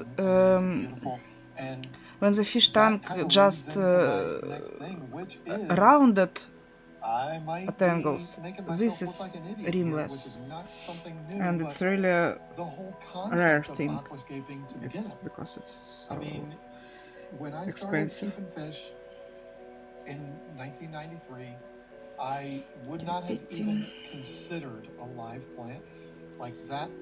No, I'm not doing that. Plus, the fish that I liked to keep, they wouldn't agree with live plants anyway. They would just eat them. Am I finished and with 15? It was just, throw whatever in there, and it is what it is. I don't really care about making an art piece out of it. I certainly didn't consider, doing what's best for the fish. It was just put whatever I want to in there. Looks like I'm finished little with 15. cabin, a little not waterfall, windmill, stupid little things without any concept at all of actually putting together a nice aquascape. It's been around forever, but it seemed like to me, maybe it coincides with LEDs and rimless aquariums. It seems like aquascaping just kind of took off out of nowhere. You know where I think it coincides with the most, perhaps one of the largest innovations in fish keeping? Social media. I think the reason why you see so many more aquascape tanks now is that people on social media, particularly YouTube and Instagram and It's Facebook, true. they I post think it's these true. pictures of what they've created. And But you take even fish before keeping the from a internet, hobby about keeping fish was a to lot this of art, which is really people what it is, who the art really of likes keeping fish, and the art of keeping an ecosystem, and the live plants and the natural look, the rocks and the wood. I don't see a situation where we revert back I never to the understand way it it though, was in but terms of the aesthetic of a natural ecosystem. I think we continue to head in that direction, and I think that's going to become a larger part of the hobby. And even for people who are mostly beginners, I think they accelerate into that much faster now than they did even 5, 6, 8 years ago. Yeah, I mean, still to this day, everybody starts out with the white gravel or the blue gravel and, the because it SpongeBob looks good. pineapple and all of that kind of stuff. And then as they get into this more, they start to realize, oh, rocks are cool, plants are neat. But even when you're doing kind of bare bones aquascapes like I have behind me, it's still this man-made product that looks just like wood. It looks like a real tree root. These rocks are not real. They are hollow, manufactured rocks. And so even the tools to use for those aquascapes, there's been innovation there. I mean, the first company that I remember is Universal Rocks, coming out with the backgrounds and the faux rocks and things like that, which just makes a whole lot of sense. Makes it easier. Might be a little, substantially more expensive than real rocks, but you have all the benefits of not blowing up your aquarium, first of all, and it looks as real as anything else. So that's certainly an innovation too, where somebody that is not an aquascaper like me, I enjoy it and I appreciate good aquascapes, but I personally am not good at it. Something like that has an immediate impact and looks amazing behind my head is a beautiful thing. And when I started in fish keeping, that wasn't there. I mean, driftwood and rocks, that was it. No, it's not true. Yeah, we've got a number of. But maybe. Universal Rocks or Aqua Decor is the other major company. Like, because I'm from, not from USA, I'm from this 75-gallon. I've got USSR. on the other side. We have different culture of it. Different look to the aquarium. And I would say, it was a great innovation, because if I wanted that same look in this 75-gallon here, which is pretty much, you can't see the background, but it's a 3D background. If I wanted to replicate that with real rock, I'm not so sure the cost would have been that much less, because you'd have to buy so much rock and the weight. You would be getting into a situation where if you really wanted to cover the entire back of your aquarium with rock, the weight would be extremely heavy. You would seriously be worrying about, am I going to crack the bottom of this glass at some point? So the fact that these 3D backgrounds, I don't even know if that entire background weighed 10 pounds, 15 pounds. And that's for a 75-gallon. They're really easy to assemble. At least the one I got from Aqua Decor, it came in like 5 different pieces, and it shows you exactly how to put it together like a puzzle piece. You silicone it all in, done. So, and what's cool is these backgrounds have a place to hide intakes, heaters, returns. You could make it all seamless and almost get a look like you would see at a public aquarium. You're like, wow, this looks like a piece of underwater nature. Well, here you go. Well, and that's what public aquariums are doing. They have those big giant trees and stuff in there. Those aren't real. That's not a real tree in there. So they've been doing that for forever. And it's hit us here now. It's been around for a while. And I just want to clarify, if you're watching this on YouTube, this decor back behind me here is in fact Aqua Decor. It's not Universal Rocks. I mentioned Universal Rocks as being the first one that I saw in our hobby that was offering this kind of thing. But this one is in fact an Aqua Decor, and I agree. You feel like an aquascaper when you get one of these. All different kinds of things. I could have probably done a better job laying out the rocks and the sticks. And I'm all that great. kind of What stuff, about but you? it just kind of looks natural, and I didn't have to do anything. Just like you said, put a few pieces together, and it goes in there, and you feel like an aquascaper. It's a beautiful thing. But then they also have, whether it's Aqua Decor or Universal Rocks, like the entire backgrounds, which is very appealing. I am one of those people that has, my favorite tank is stacked up with big river rocks that are real rocks, and they do weigh a lot. I went through special steps to make sure that it's okay, but I'm not going to lie to you. It worries me. I mean, you know, I'm just chilling I here. took my time with it. I made sure that the Spending my evening with cozy what's it called? painting. The light diffuser I put down into the substrate to disperse the weight, and then stacked them up. And I was very particular about making sure they weren't going to just roll off of each other. But it still worries me sometimes. Thank you for follow. Really hope Thank you, I really appreciate it. Just exploded. relax. Yeah, kinda. Today evening it's just kinda to be able to recreate just relax. that with an artificial rock, I wouldn't be as big of a fan because it would be more solid, and the fish probably wouldn't be able to go back there behind it and all of that. Because I don't So have there's pros and chores cons either for way you go, today. but that weight Usually I'm streaming certainly IRL. concerns me, because it mostly. doesn't have to be one of the big rocks that rolls off of there. It could be one But that's today a few just pounds. relax. It could do its damage. But I don't want to talk about that nightmare scenario anymore. That one's going to keep me up at night. But it's been that way for almost 3 years now. And we've been I don't need to make a dinner. I don't need to So, I don't know if we clean can my have a room. conversation about innovation in fish keeping. I can't hobby go without for talking a about walk filtration. because of the I mean, crazy you weather go nowadays. Way back in the shoot. I mean, back into the 70s, 80s when we had a lot more reliance on Rajiv, what I would call hello, nice to real, see you. reliable hang-on back filters. You remember me? Just this thing that you could throw Do on you there remember that was me? gonna suck in a lot Why of do you water. ask Now you're him? not dealing with air-driven systems. Is You're not there dealing with something sponge filters, happened? matte filters, box filters, Time is or it gravel filters. there? It's You've got this thing almost that is moving 8 a serious PM. amount of water, and you're finally Wait, getting yeah. a lot of mechanical filtration. And Where are it's you pretty from? easy to Originally I'm maintain, from right? So you've got Ukraine, this but thing because of that I war in think my just made it a country, whole now I lot live in easier for Ireland. people to have success and maintain their aquariums. I completely agree. I mean, my first aquariums Where are you that from? I set up had under gravel filters in them. And even back then, I didn't like them. I'm not Rajiv, interested in the how whole are you? debate. What's Under up? gravel filters, people still to this day love them, and that's fine. I'm not one of those people. Hang on the backs for sure. We're a game changer. Do you recall? You're not doing I think game I stream know. today. Do you recall Almost. what brand the I'm first not a hang-on gamer back filter was that you streamer. bought? Way back in, what was I it, don't like games, so 1964 probably? Yeah, it's not really quite that rare long when ago. I'm doing games I would say on my most stream. likely I play only few games it and was not either every a day. Top Fin or an Aqueon. From my memory, and this is not necessarily going Why back just super, relax? super far, but If Top you Fin, dance, Aqueon, it will be Marineland digested faster. were the big ones. I'm not a certainly dancer. Back in the 90s into the 00s. I don't remember anymore what was out there in the 80s. I had hang-on back filters in the 80s. Missed being on your stream. Most likely they were either Aqueon or a Top Fin type brand.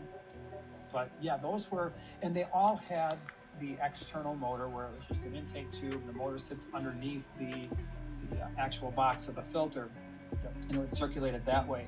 So downsides there, of course, were sometimes, especially on the older ones, they would leak. And then anytime you had a power outage, any kind of suction loss, those things would just go, and then it would just grind. That characteristic noise. You're like, oh my gosh, you can hear it from a mile away, gives you anxiety. Like, oh, one of the filters lost suction. So who do you mean a dancer? So, yeah, that Anyone was, can I dance? don't know, what was the first one that you bought? Not Do you anyone. remember? It was a marine I mammal, can. for sure. Okay. I do remember. I danced And I remember a lot when I was shows how stupid I am. young, I remember seeing it in the pet store and but thinking, not oh, well, I can't get that one nowadays. because mine's freshwater. Because the word marine was in there. Uh-huh. I don't know. I mean, that was my first experience with buying a marine land. But then I think the guy at the fish store, without calling me a dummy, Happiness was is like, the most no, that's important just the thing name. in life. You can use it on I'm pretty freshwater happy too, without but dancing, I remember believe me. distinctly it was a marine land. And believe Then me, they came out with the you penguins, will be much more which happy was when I'm really not cool. That dancing. was my favorite filter for a very long time. I promise. Aqua Clear obviously came out and was really good. But like you said, they all had one characteristic in common, which was that pump in the box. It wasn't until who knows when that they came out with another. You and I are both of our favorite feature in a hang on the back filter. I believe it.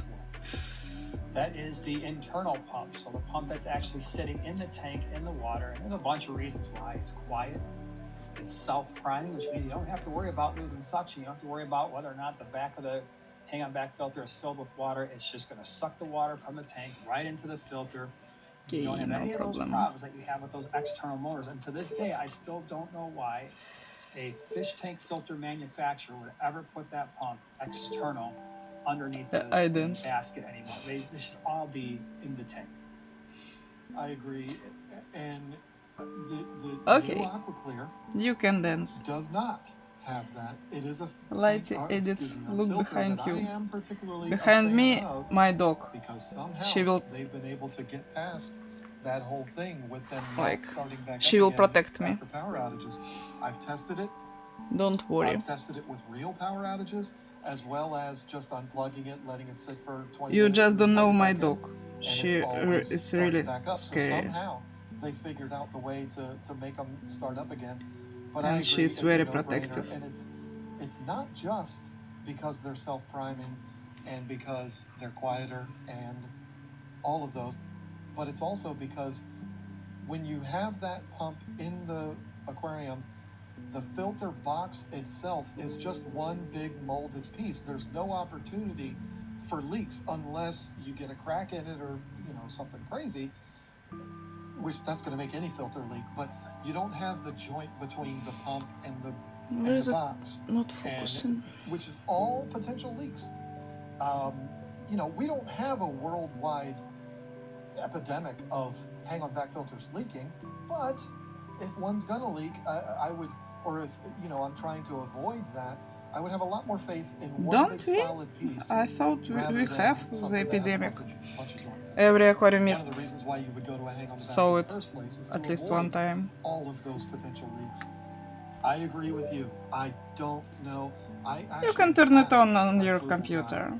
I don't want copyright issues.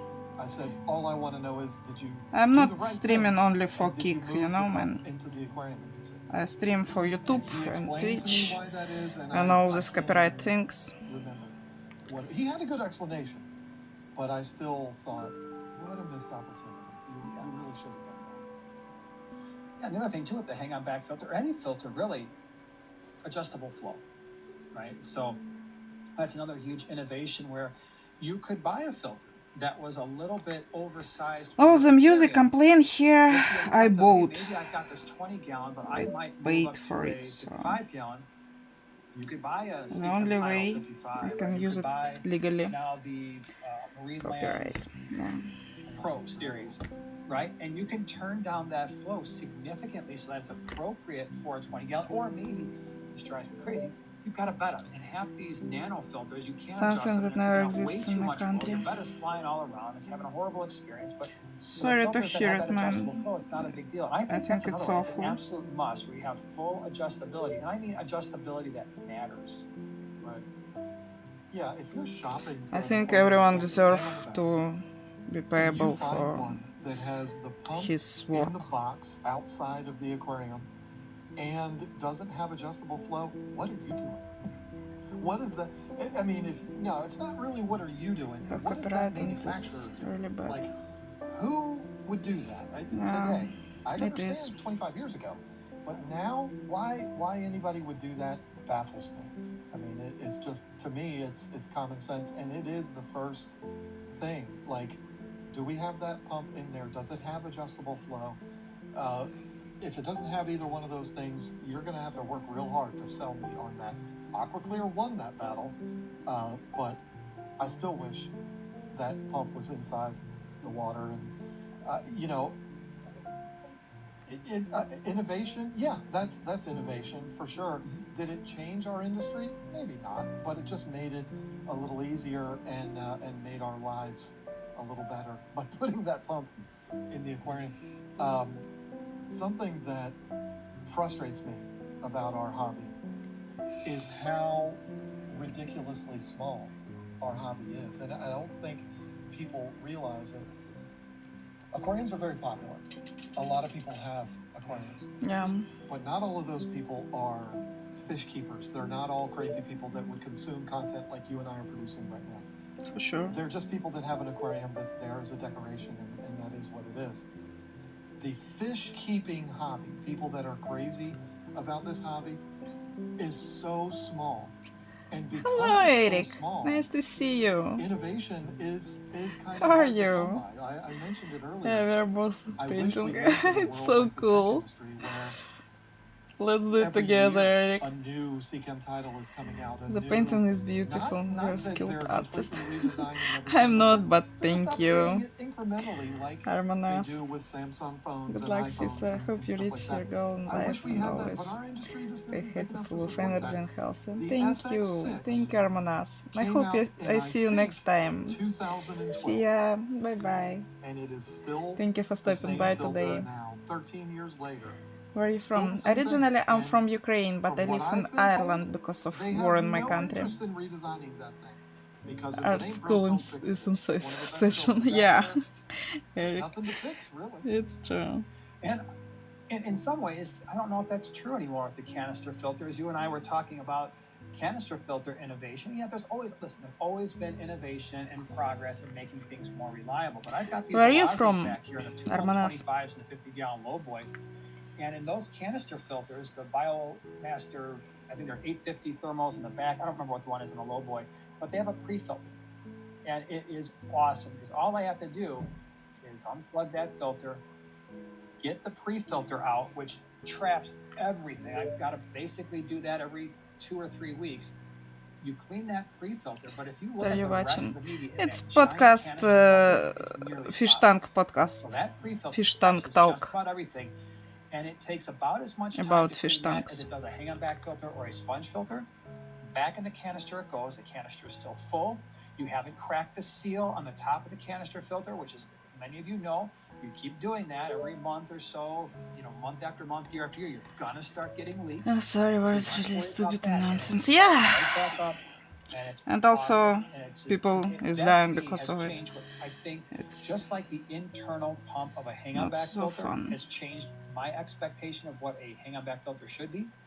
This has changed what I think a canister filter should be. I think it should be the bare minimum. Every single canister filter should have that I'm from pre-filter Persia, that's easily Iran. removable, Oh, I cleanable, see. back in it goes. Nice to The rest meet of the you. media is really just there for surface area. Imagine if Fluval, I am a Fluval fanboy, and I Yeah. will not apologize for that. I love Fluval. Imagine how much the FX6 would cost, which I guess it would have to be like the FX7 if they redid it. Imagine how much that would cost if they incorporated that kind of a feature in that filter. I don't agree even they know should. It'd be what the amazing. war The between filter was Russia and daggone Ukraine big is enough about. to do it. That would Russia be just incredible want if they did something like that. But then Ukraine you run into, to again, people are not still buying not that filter. exist It's anymore. still looked at as one of the best filters on the market. So Russia why just change want it? I to mean, kill us last time and I had take a our conversation with Fluval about land. it, they were like, "Yeah, we have no interest as of right now." Nice to meet doing you anything too. with that. But that might change. Thank you. Because there's a new player that's going to be hitting the market. And it's going to be something that's going to shake things up again. And it kind of incorporates what you were just talking about with what I was talking about earlier. Another company that I am unapologetically a fanboy of, which is CJ. They're coming out with a new canister filter, which is called the Mega Filtra. And they're going to have an SDC line, which is going to have an app. And you're going to be able to look at things. I don't know all the details about it, but you're going to be able to monitor things like your aquarium's temperature and stuff like that, see how the filter's performing. Does it mean Russia wants to take over Ukraine? Yeah. On the app. So, you know, And Russia, it's really big big country, not like Ukraine, you know. Ukraine is much smaller, like 10 times smaller. And it's really bloody thing I'm not saying for the us. CJ is going to do all of that, but I'm saying imagine if somebody did that. First of all, it would be $1,000 filter, and secondly, it'd probably be the coolest thing I've ever seen in my life if they would incorporate all So of that. strange. Well, and you mentioned CJ because there's something else that they did. Center that has changed passed, the way but I nothing perceive changed. a certain We're type still of the filter, and same that is the internal camera primates. filter with their Shark Pro and their Shark Nano line.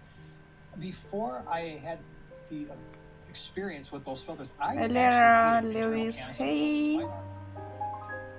Inside the tank, they're absolute No, I nightmare to can't. clean. Because I was dealing with those old Marine Land ones, and they were horrible. I don't think they did a good job anyway. And then the CJ Shark shows up, and I'm like, okay, here we've got these compartments that just easily slide on and off. They've Painting got the looking sponge very right good. there by Thank the you, inside, Eric. a packet full of filter floss in the center of that thing. So I'm like, let me try this thing out. So I put these things. There's in a some of living the conditions nastiest like in quarantine Ukraine tanks where now. I'm Can bringing people live? hundreds of Cory cats. It and they're depends. stirring up all If kinds of you, stuff for geos.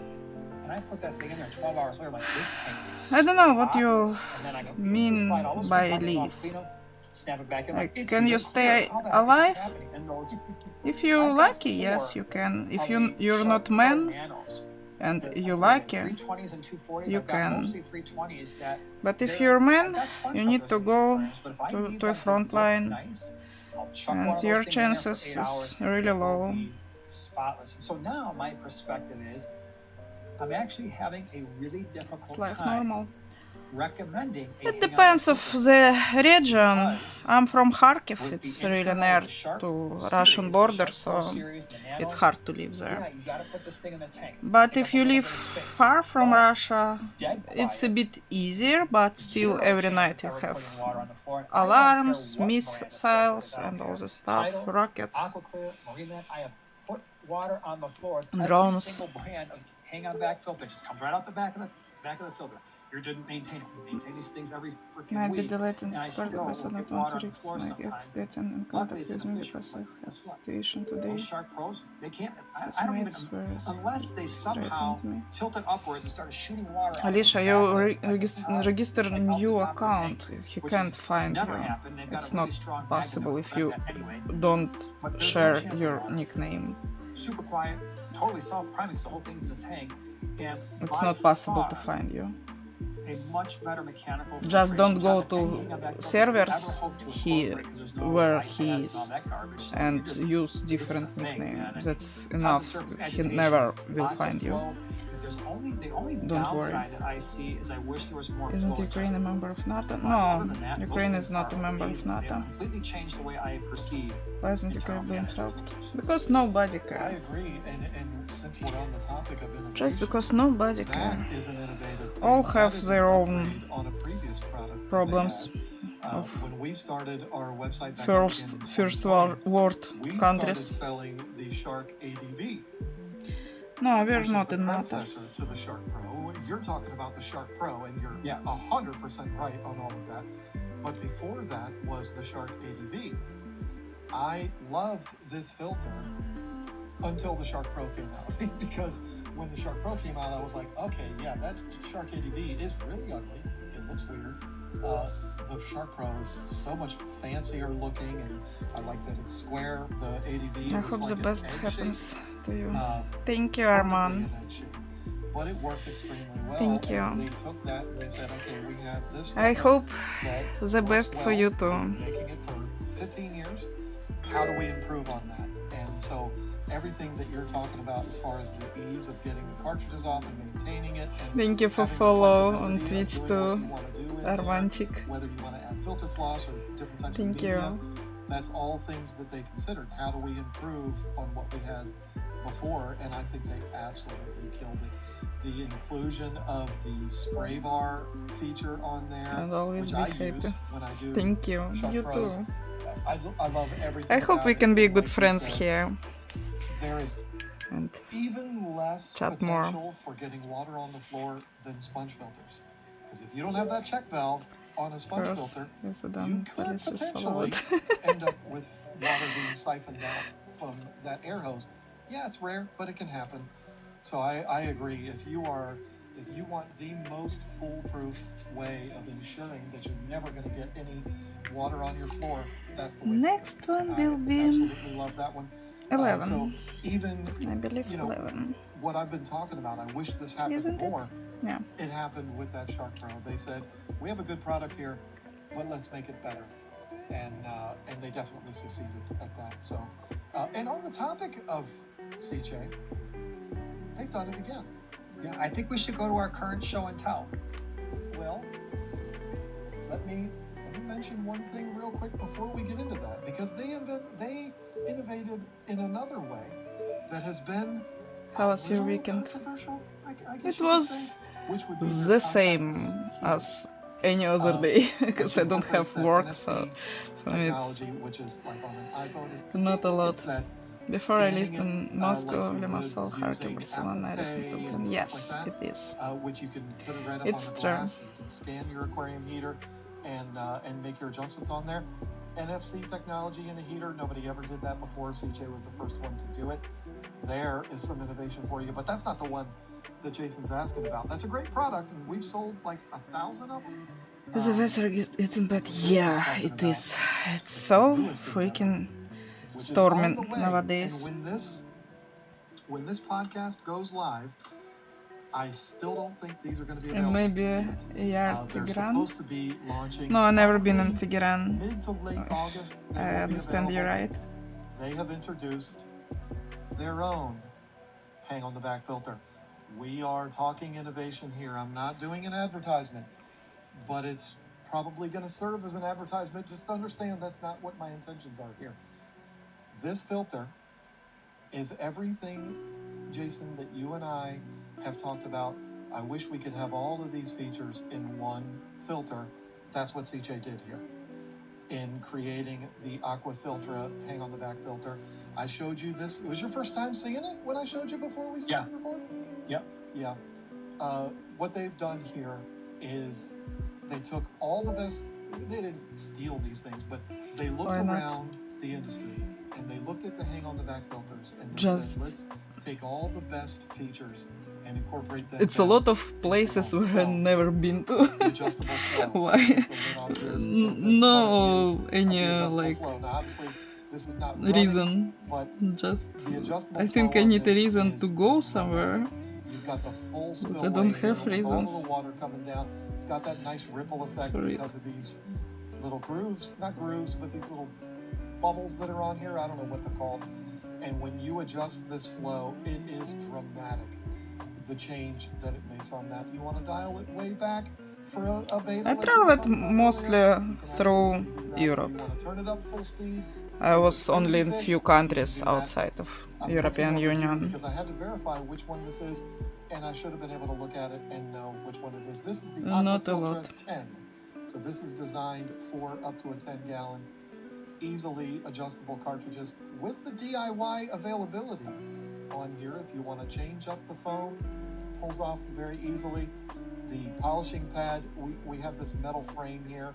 Not metal, why did I say metal? This plastic frame that you can pop off, which I don't Maybe one day this will happen. Here, don't judge you can this. pop this frame off. Maybe, I don't know. Filter floss.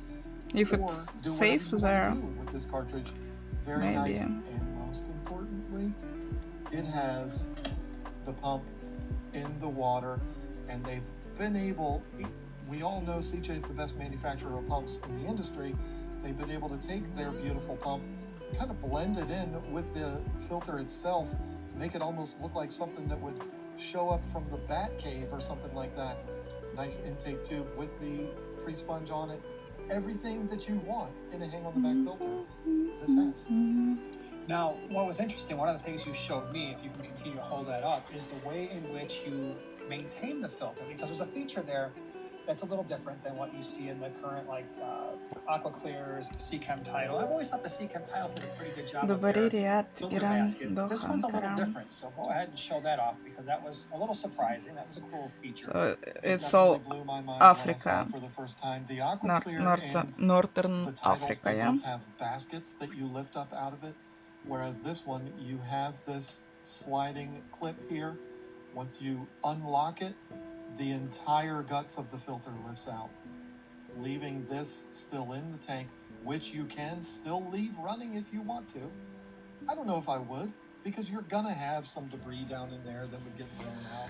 The closest I don't know if I would place do that, but you can if to you want. Africa where I've But the been to, entire it thing was lifts out, and this you can Tenerife. carry to your sink, rinse it But all it's off, Spain. do what you gotta do, good to go. So I'm I love that. surprised The your first war time is I still saw going this, I on. had the same reaction you did. I said, Lasted 2 "Whoa, weeks and look at ended that." 4 months ago. It's very cool. It Never wasn't seen like anybody do that. war, it was just conflict, but we have Absolutely very what cool. we So have in you Ukraine, said it's that different. It's this not a line is conflict. for- they've It's got a really 10, war. 20, 30, It's 40? different. Is that what it is? No, there's 3. It's 10, 20, Africa. and 40. 40. Okay. Thank you for follow. And The man. just to Hello. complete the How are advertising you? for this 5-year warranty, just like all CJ products, find me a filter out there that has 5-year warranty on it. As cities I And mentioned, it is are available capitals in of the countries 10, in the 20, and Middle 40. East. Not available yet, but it will be. Yeah, but The the largest continent is being Africa, one Northern that's suitable Africa, for 40 gallon. isn't it? Yeah, that is awesome. The other innovative thing, and I think you have shown people this as well, and that goes back to the lighting that we were talking about earlier. So do you have one of those big juicy boxes that you were showing me? I do. Within Riyadh, reach? Doha, Because Ankara, you have I come out see. with the 4.0 Yeah, and the it's Planted Pro, is that Middle the 2? East, okay. This is the Plant Pro, which is, sorry, trying to get it on camera here. This is what I have on the tank Asia. behind me. I just Okay. installed these last night as of the day we're recording this episode. I thought And Dubai when it's I did it on a live Africa. stream, and it was kind of interesting because when Never I been to, first so put them on, don't know, but they were at full Anyway. strength, and I turned it on, and it was like, it was way too bright. the It Middle washed East everything out. and It was the absolutely Asia, insane. Western These Asia, I are turned see. up to 50% right now. But the thing that makes I this see. light really cool, and I don't know why other manufacturers haven't done this, this is basically taking 2 lights, splicing it together, and making one. I don't know why I'm out of focus Here There you go. All better. on the light, but so you can see it in this picture here. I would hold up the actual fixture itself, but it's up on the We don't want to be blinded. Yeah, exactly. It would definitely run you out of the room. But this is basically, if you were to take 2 of the Asia Fluval refers to countries like 4.0s, Japan, which South are some of Korea. the best lights in the market, Yeah, and you put those 2 together, that's what you have here, without paying the same cost that you would for 2 of those lights. This is the 48-inch version, and the neat thing about it, I think it illustrates it here. You're not really going to be able to pick it up on camera, There we go. but you naming the strips region, themselves but I are put in at a told slight about different angle thing. Let to me increase the spread of the find light. it. And so that's why I have an expensive plant light on a tank that will never have plants in it. I did it because of the spread, because this is a 3-foot deep tank. It illuminates the front and the back of the tank so much better than the LED strip that I had on there before, 10% which was just battery one remaining. single strip. So it's not meant for a tank like this. But the as you continent can is see, Africa. It looks beautiful on a tank like this.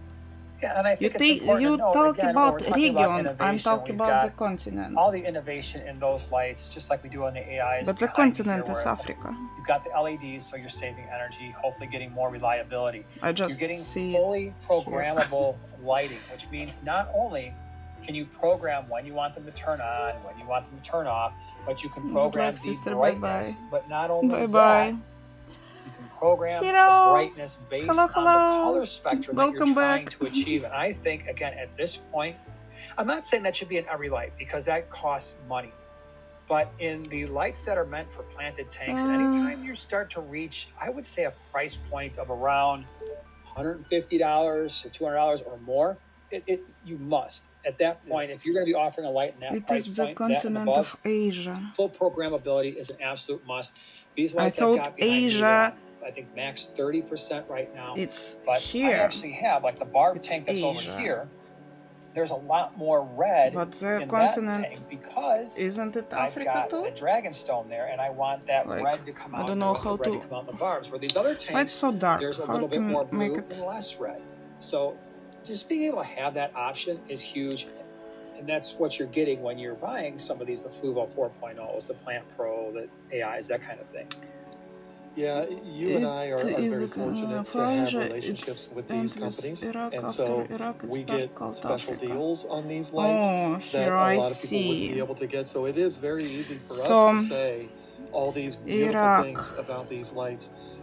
They are expensive lights, whether they're the ones behind you or the ones behind me. Saudi Arabia, it's Africa, northern and like you were saying, I don't even Eastern, know if you have to be at that $150 level Western, for like a 4-foot light.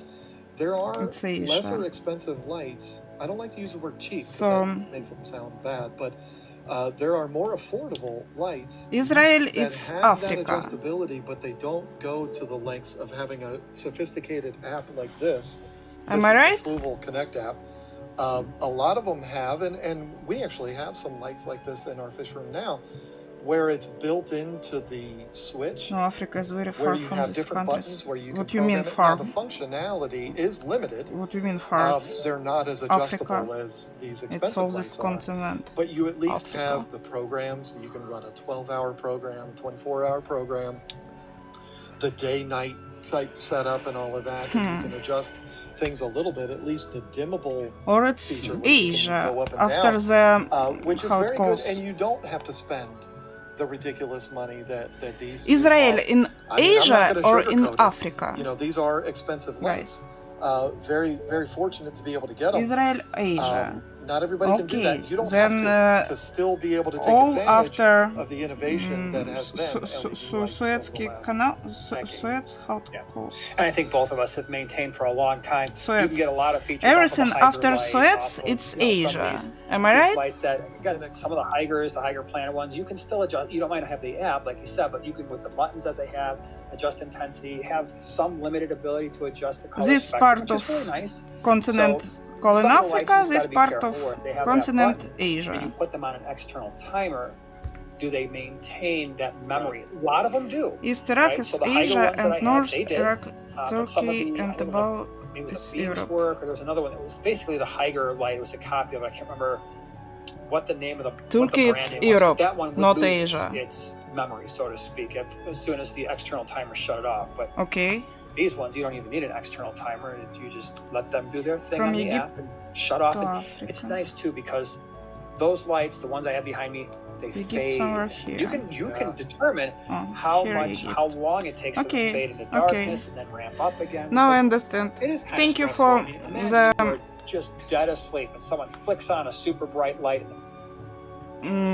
Lesson of geography, guys.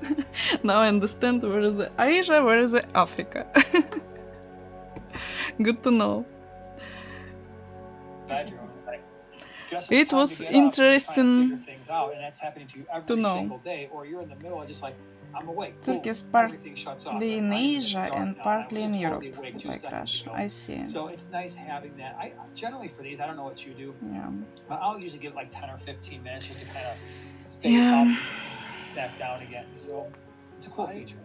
I typically don't, only because we have something in this fish room that you don't have in yours, which is windows.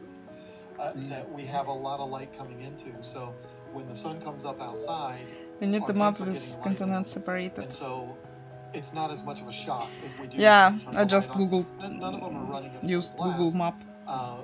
But you know, when we turn them on, but it was the color 11. So if we need to find more 11. And stuff like that, because there's already ambient light in the room. Palestine is Africa. Hold on, let me search. Palestine can't be Africa if Israel is Asia. So Palestine is supposed to be Asia too, isn't it? Well, that's one of the downsides that we have to it too.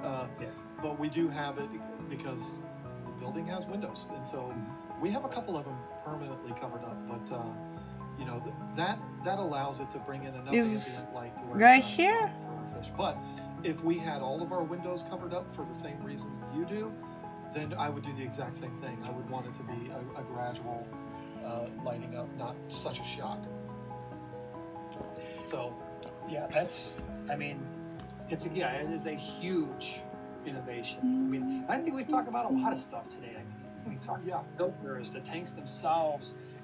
You know what? One thing we haven't really discussed that I still think is an important innovation, and that is, there's two things really. And I know you met with somebody earlier this morning, but one of our channel sponsors, Fritz Aquatics, this stuff here. Wait, Google say West Asia. Of all the things we've talked about, this, but still it's Asia. This is by far the most important. That is Fritzzyme 7, Fritz Turbo Start, live nitrifying bacteria. And the reason why I say this could be the You're talking about Palestine, yeah? This is the one that's actually saving fish lives, and it's making people stay in the hobby, because when you add this, you're not worried about the ammonia spikes, you're not worried about the nitrite spikes that How was your kebab? It gets people started in a much safer, much more enjoyable way. But live nitrifying bacteria, I hope it was to put the bacteria just you need in your great. aquarium, Wait, now store it, presents with Asian country. And then have it wind up in your tank so that you're avoiding all those early issues. Huge. It's supposed to be a... I wish this stuff was around in the 70s and 80s and 90s, and I wish I knew more about this process back then, because who knows what this hobby would be like if all those people who tried the aquarium hobby wound up with their ammonia spikes and all their I fish don't died, understand. and was like, I'm done. I'm going to go buy a gerbil. So India is... I agree. Which part of Asia then? I have an interesting little tidbit that I'd like to mention here about that product, because I learned something. Or India, it's not Asia at all. I'm pretty sure you know this. Hold that bottle up again, real quick. It's supposed to be Asia. Sees this, and everybody knows this as Fritz's live bacteria product, Fritzzyme 7. There's also Fritzzyme 9, which is for the marine aquariums. I learned something interesting, and that is why it's called Fritzzyme 7. I'm not going to ask you why it's called that, but I learned something interesting, that the founder of Fritz, which his name is Fritz, it was one of his lucky numbers. 7 and 9 were his It was great. It was Reiki pan kebab. It's so delicious. Wow. Now, Jason Adams asked me how sounds cool. I'm so happy. How did you learn that information? I am saying this publicly, and I'm not. It was like your dinner or I saw this late lunch? Of the best aquarium videos that's been made, probably in the last 5 years, possibly ever. A little channel that nobody's ever heard of called Primetime Aquatics put out an absolutely incredible video interviewing two very prominent people, Mike Noche, who's one of my favorite people on planet Earth, and Josh. What's his name, Josh? Uh-oh, I put you on the spot there. I'm pretty sure his name was Josh, right? An incredible interview with those two gentlemen. And that's where they broke that news, that it was Fritz's lucky numbers. That's where I learned that. That was an amazing video. I watched every second India of it. and South Asia. South Asia. Well, I appreciate that. Yeah, that was on Prime There's Time such a thing as South released Asia. Never heard about. So there's a part 2 that, as we're making this, hasn't come out yet, but it will be out. You know, we, again, real deep dive into microbes in your aquarium. Good to know. Two microbiology nerds nerding out about microbiology and how it applies to your aquariums. But yeah, that was huge. Now, you had a conversation that I was not part of because I couldn't be, but along the lines Is it even exist? Yes, that's very true. I know that India exists, but South Asia, interesting. I never heard about could either be up already as we're uploading this one, or it might be something that comes out after. Okay, but good to either way, know. I would definitely encourage anybody that's interested in fish food, particularly fish food innovation, which is the topic of today's video.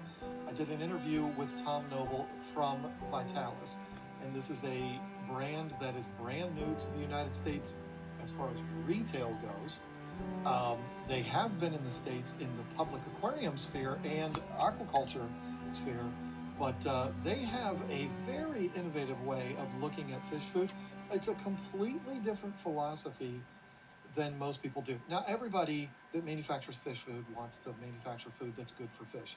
But what I'm talking about is the process that they accomplish that is very different from, to my knowledge, what anybody's doing in the industry.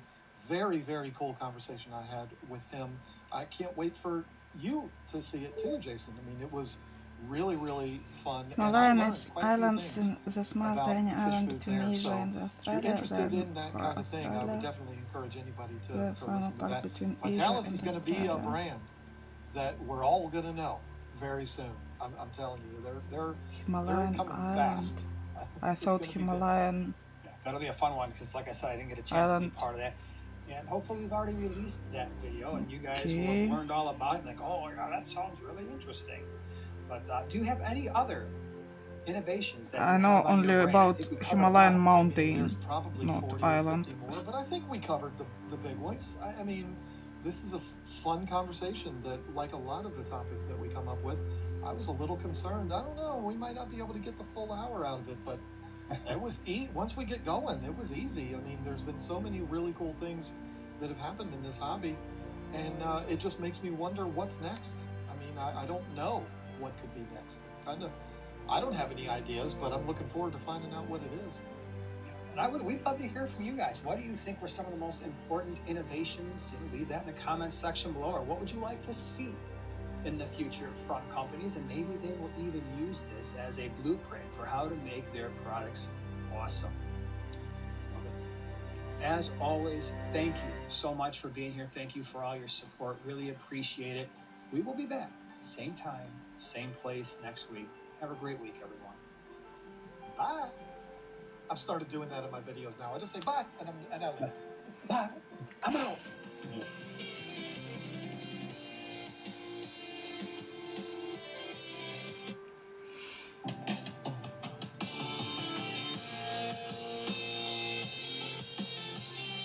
Hello, everyone. Welcome to another episode of your favorite aquarium podcast on the internet. Today is a very special episode. My co-host today looks a little different than normal.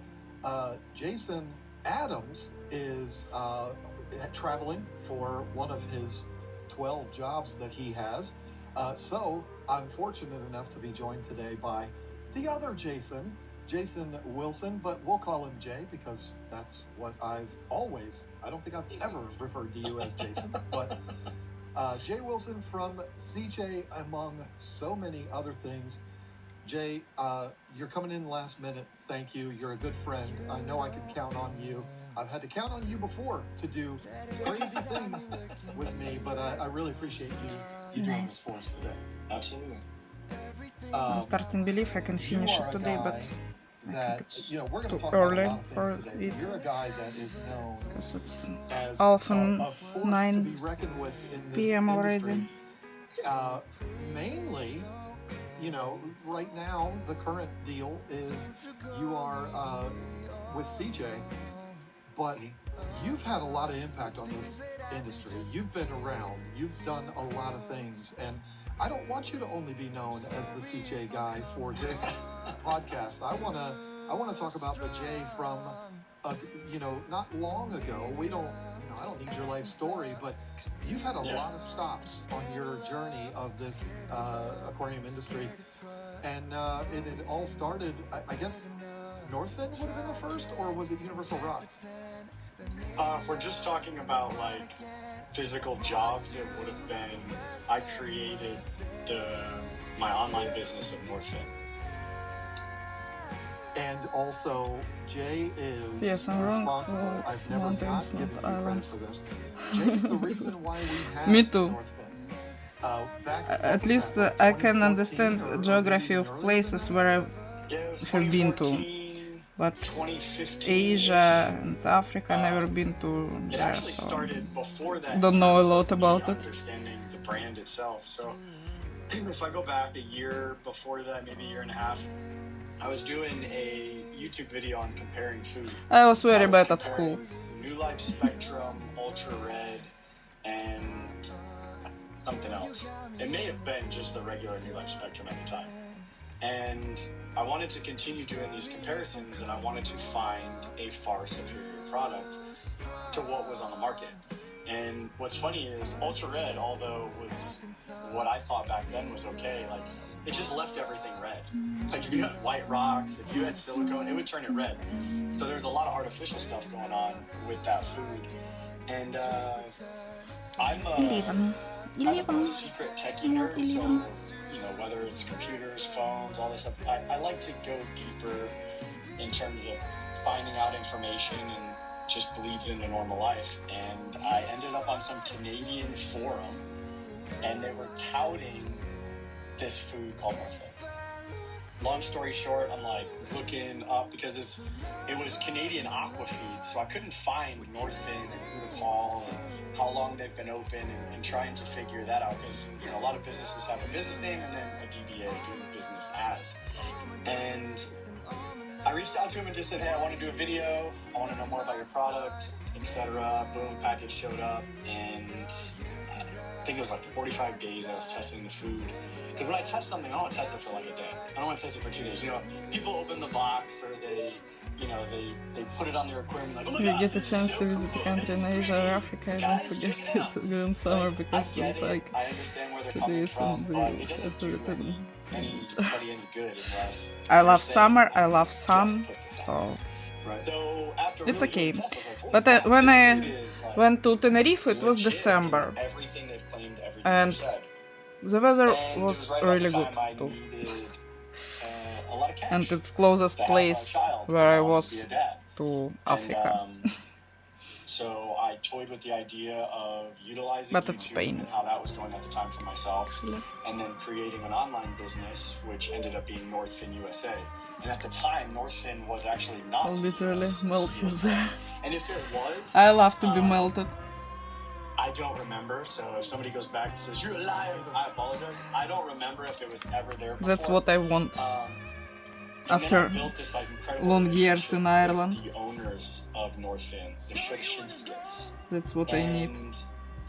I mean, I tell them all the time. Like the first time I met them, I was like, I'm so like because they're miss Lithuanian, and they have that the sun, Lithuanian no the smile warm look at the weather, time, the hot and days. just incredible family. I'm so miss incredible ideas, and their products far exceed, in my opinion, any other pelleted flake food on the market. And so, I mean, I did that until I had my son.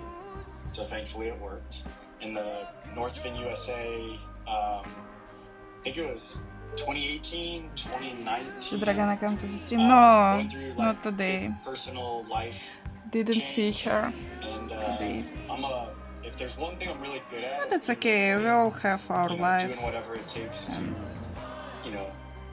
some just get stuff. to the next step. Ethically, To do. morally, I need to get to the next step, and what can I do? Good when you So, have free time. I ultimately then sold Northfin USA.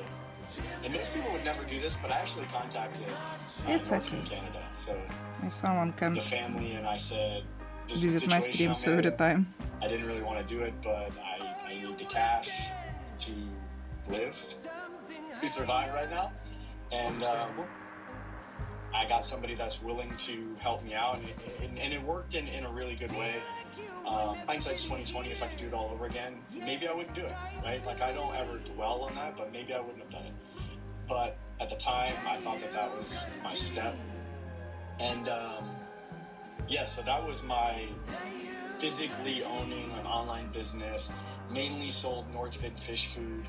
And I mean, I still remain in contact. I still use the food this day. I mean, I could walk into my fish room and all my cabinets is 99% Northfin.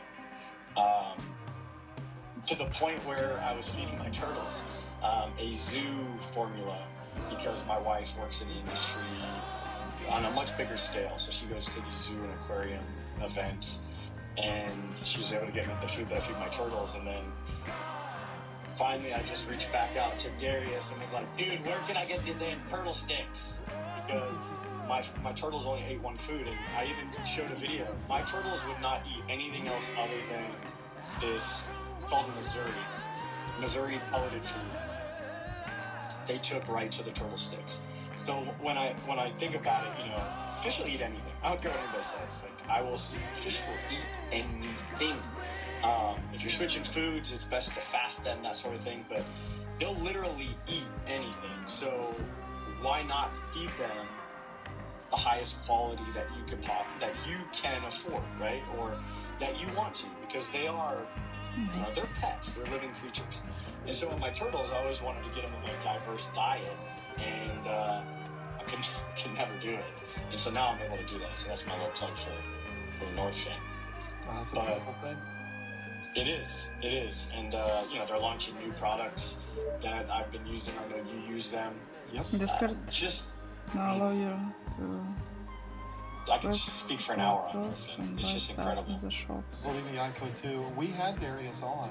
Jason and I did, and interviewed Didn't him. know about it. Episode. He talked about the history of it. Anyway, I don't have time for it.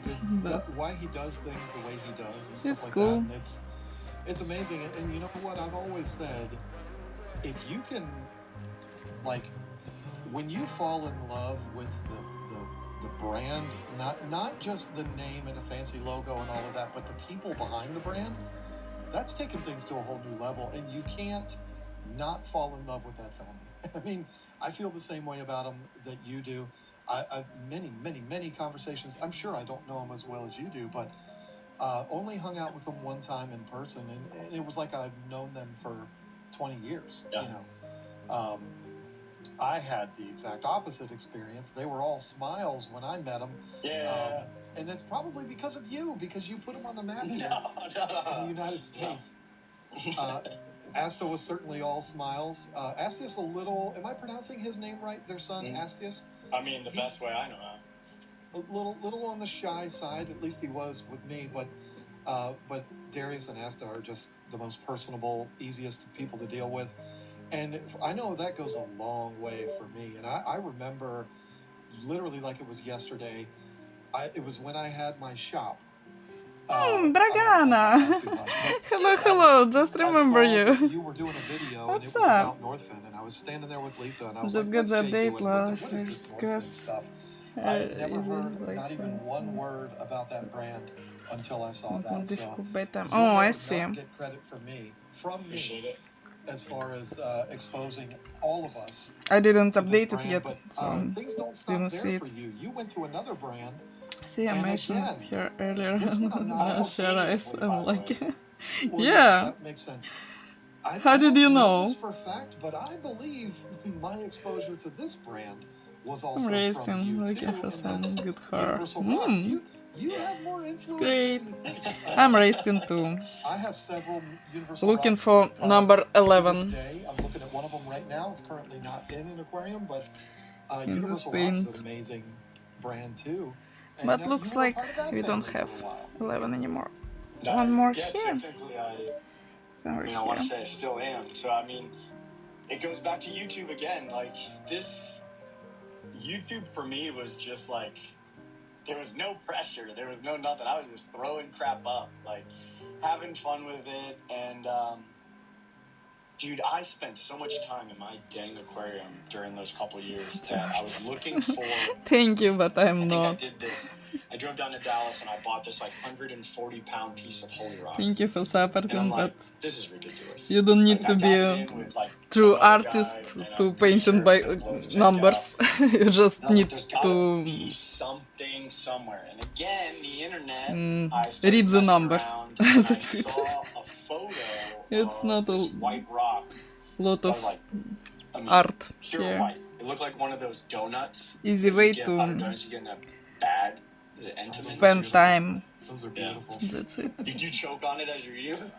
Yeah, but You know, it's that's so what- worth it. Yeah, they are worth it.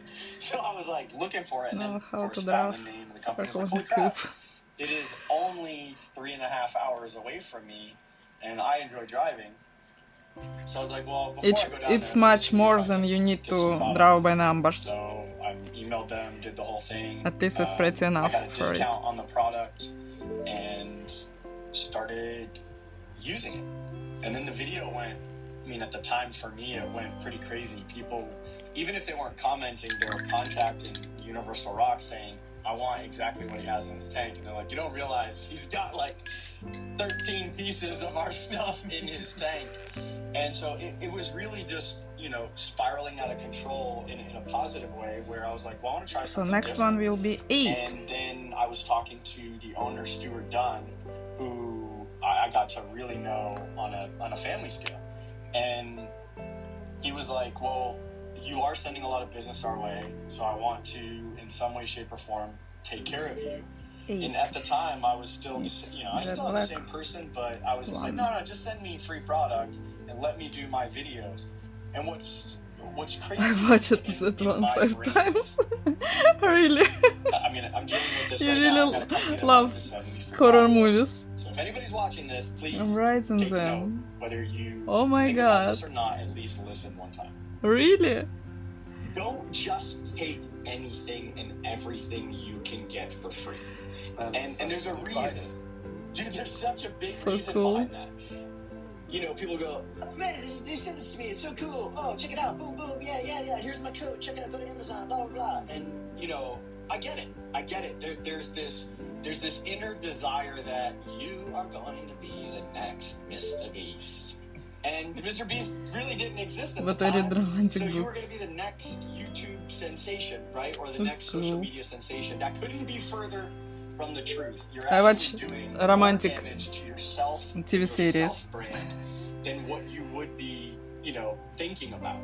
And then on top of it, I have no idea. So this company reaches out to me, long story short, it was a couple days ago, and they're like, you want this free product? Literally, they said, love what you do, also BS, because they don't watch a dang thing. And then they go, we want to send this to you, and then you make a cool video, and then make a cool review, and we'll send you some more products. And I'm like, first of all, read the room.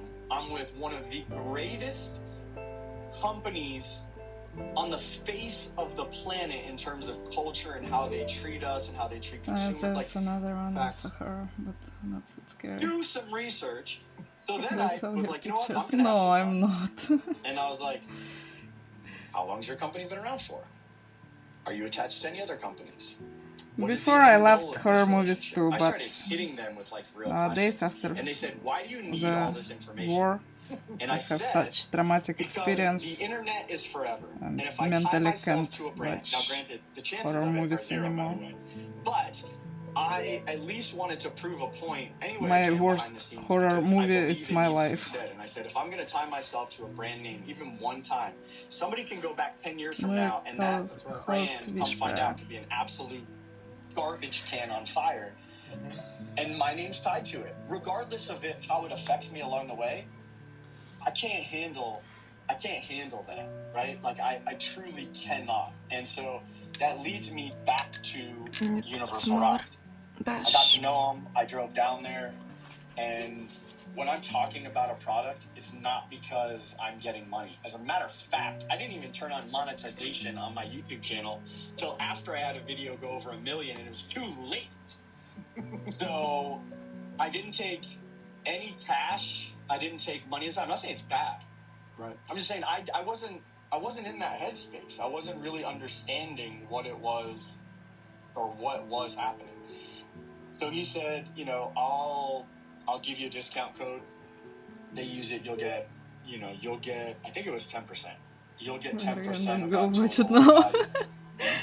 And then Maybe she need we to get check. like towards the end of a full year, and he's like, I might as well just offer she you a know it. job because you're already making. And I was like, holy cow! And this was me literally talking about the product because I really truly liked it. I enjoyed working with it. And then it has a story of a family who was in Australia that thought that they could better their whole family's life by moving to the United States and starting all over again. And watching that story continue to unfold, which I couldn't have anticipated where they are right now, which is probably the best they've ever been in terms of Universal Rocks. And dude, toying with some other jobs. I was out of the military now a few years, and just it's really hard. I don't, whatever anybody says, it is very difficult trying to fit back into, you know, normal life, I guess. I can imagine. And I was sitting in a guard shack, and Stuart was like, I want to offer you a job. Come down, this is what I want you to do, and I'll pay you this. And I said, all right, well, I can't move my family, so can I test it out for like 6 months? So I drove from Oklahoma City to Dallas, which is 3 hours and 30-ish minutes without traffic, once a week. So they gave me the benefit where I could leave Friday, half day. Sometimes I could skip Friday and drive back home so I could be with my son and my family at the time. So that was together. I haven't watched. It was incredible for me because I got to learn, everybody's always got something they could look back on and say, I wish I could have did that differently. I actually don't, because Stuart's an incredible artist, and he'll push the boundary and gets excited about the craziest things, like glow-in-the-dark mushrooms. He's got everybody huddled in a bathroom, and he's like, oh, man, look at, it's glowing, man, you see, and I'm like, oh my God, this is like, I'm excited because he's excited. But the way I worked, I like to be a part of something bigger. I like to have an impact. So there was not a lot of things, but there's a handful of things that I thought we could do that would better Universal Rocks. And they weren't in the position to do any of them at the time. And I wasn't smart enough to realize that. I was just like, oh, suggestion. And his son is one of my best friends, like forever, one of my best friends. And so, I worked with them over a year. They helped me in so many ways at family functions, baby showers. Like, I'm invested. When I invest in myself and I see that there's return on that investment, and not necessarily monetary, it could be just how they support, my family, me, work stuff, all that.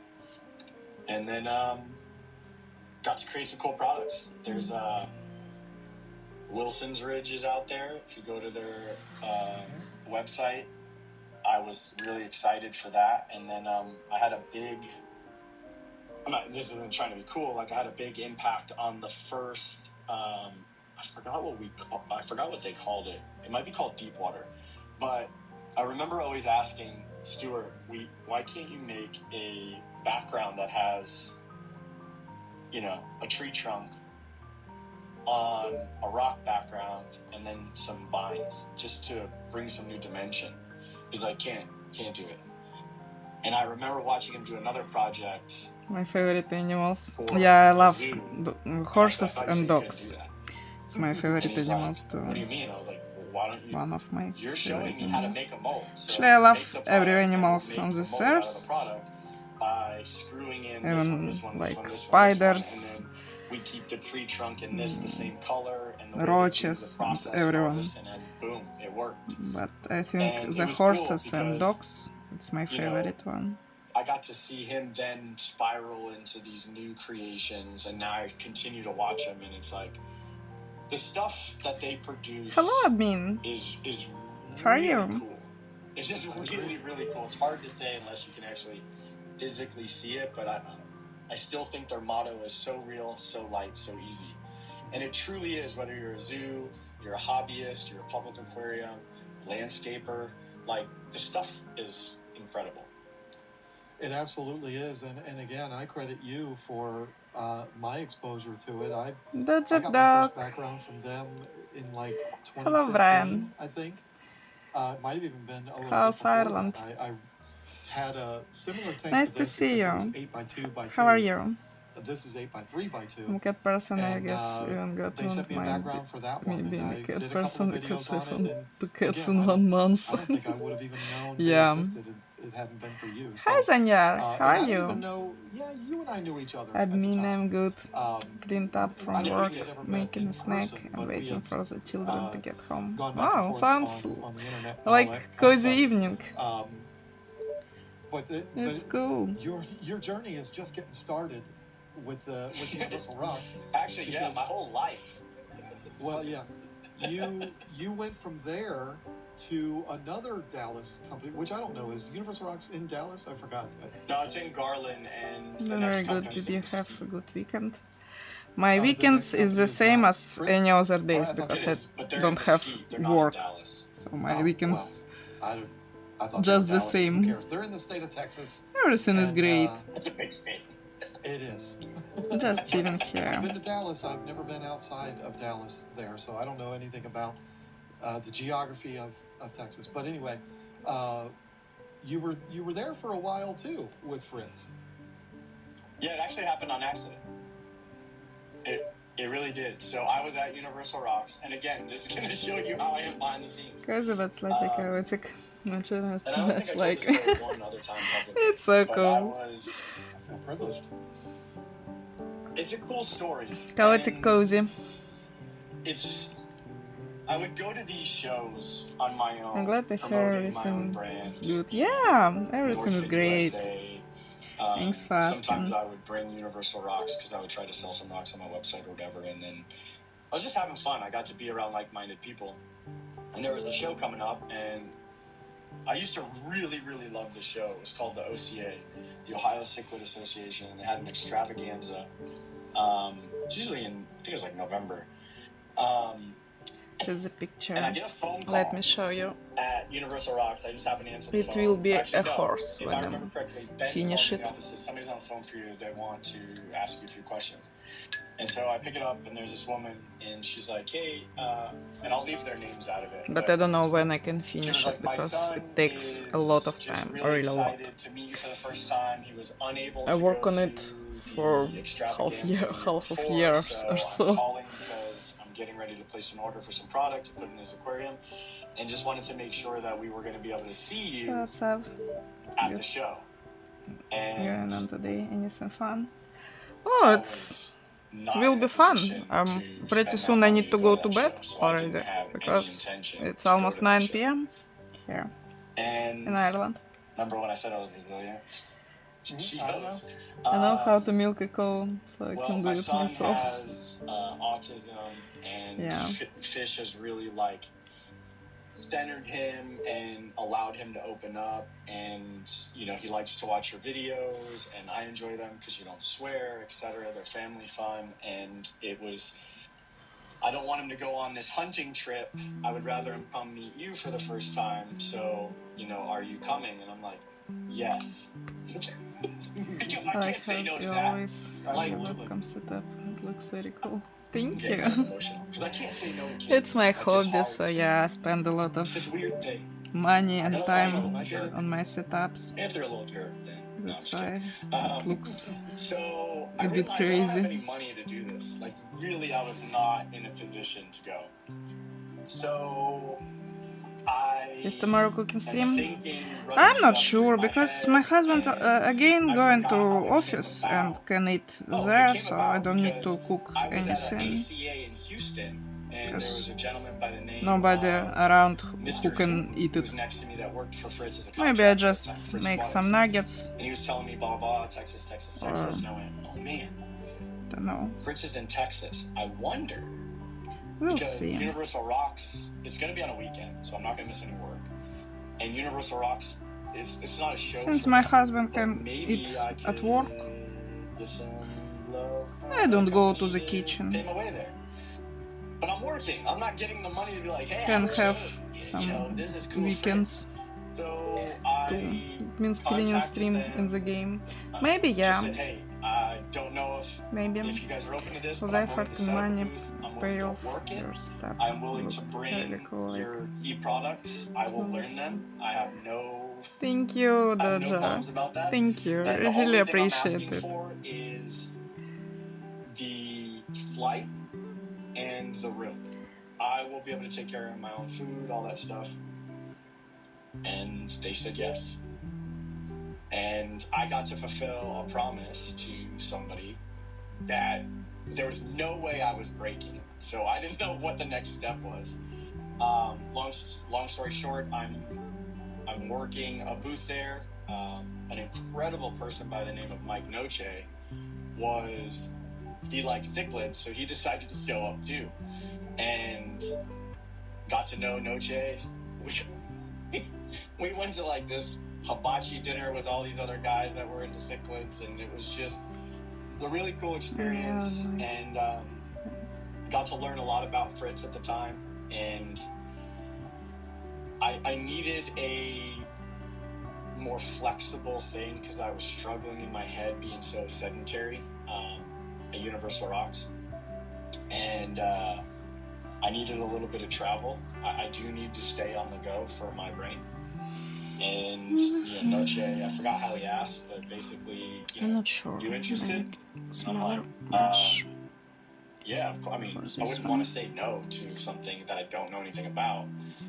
So I said yes, and then I went through all that process, and before I committed, I actually had dinner with Ben Dunn and talked to him first about it and asked how he felt. And like, that's the type of person I am. I'm not just going to skip out because I think that the next, the grass is greener on the other side. I didn't think that. I just knew I was going to be able to travel a little bit. I was going to be able to do some of the things that I was really interested in.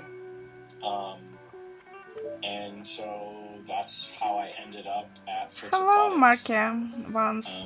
Mark Evans. Again, How are about you? a year. What's up? Which this is horrible to talk about how it's like 1 year.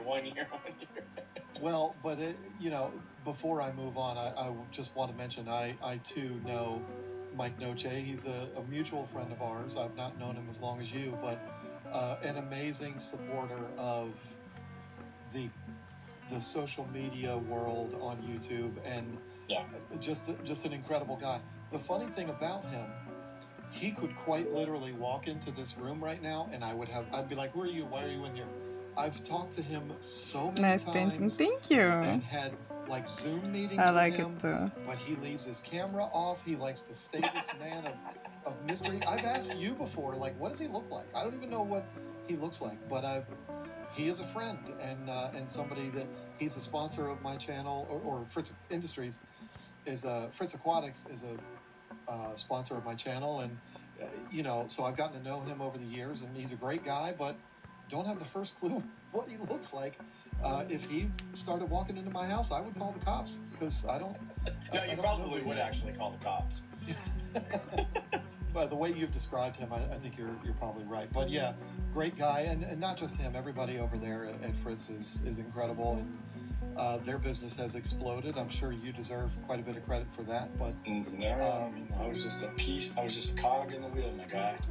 Well, like I said in the intro to this, you don't give yourself the credit that you deserve. At least I think I said that. I hope I said that because I was meaning to say that. But we'll say it again. I'm going to keep saying it. Don't worry.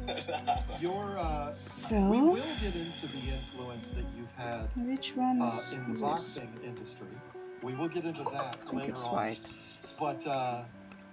But your influence doesn't stop there because I'm not sure you though, went to the company we'll that see you're later. with. You've settled in there. You've been there longer than a year. I know that. Yes, I have. What's it been like? I'm not going anywhere. Yeah, it's been over 5 years. Yeah. I remember when I first started up my website, I wanted a CJ product. I wanted the Shark ADV. And so I reached out to you directly because we've known each other a long time, and worked that deal with you there. So, and that was 2020. So I know it's been at least 5 years. But what got you on with CJ? And let's get into the whole sales pitch here, since this is your current employer and a company that you're very passionate about. How did you end up at CJ, and what is the CJ story? Serendipitous. Well said. It's any company I work for, even when I was in the military, if something's not gelling or I don't see myself being productive enough, I'm very self-aware, so I realize that, and I either make changes or we figure something out. So I spent 13 years in the military, which was literally 17 till I ended that. And then when I got out trying to find what it is I was doing, it was very difficult to I like to feel like I'm a part, that I'm not that, but I am a part of something bigger than myself. And it's very difficult to find that, but it's also a mindset as well. You know, I was always a person that said yes to everything, even if I was overwhelmed. I never protected myself. And I didn't learn that until this whole situation. I was going through a major life thing. I was a actual employee of Fritz Industries. So on that traveling team, sales style team, marketing team, there was only one other person that was like that. So I spent Have a lot of all of patience. my Yeah, time at Fritz Industries it's in Mesquite. like, I would go home, and then when I would it's travel, I would true. travel. But everybody else worked from home. Sometime I And can my son, not by do himself it because he wasn't for old enough, but hours. he went to Oklahoma. So like flip-flopped again, and he goes to Oklahoma. And when I go to pick him up, I'm not even making this up. 3.5 hours is usually about 4 hours. And patience, it's my superpower.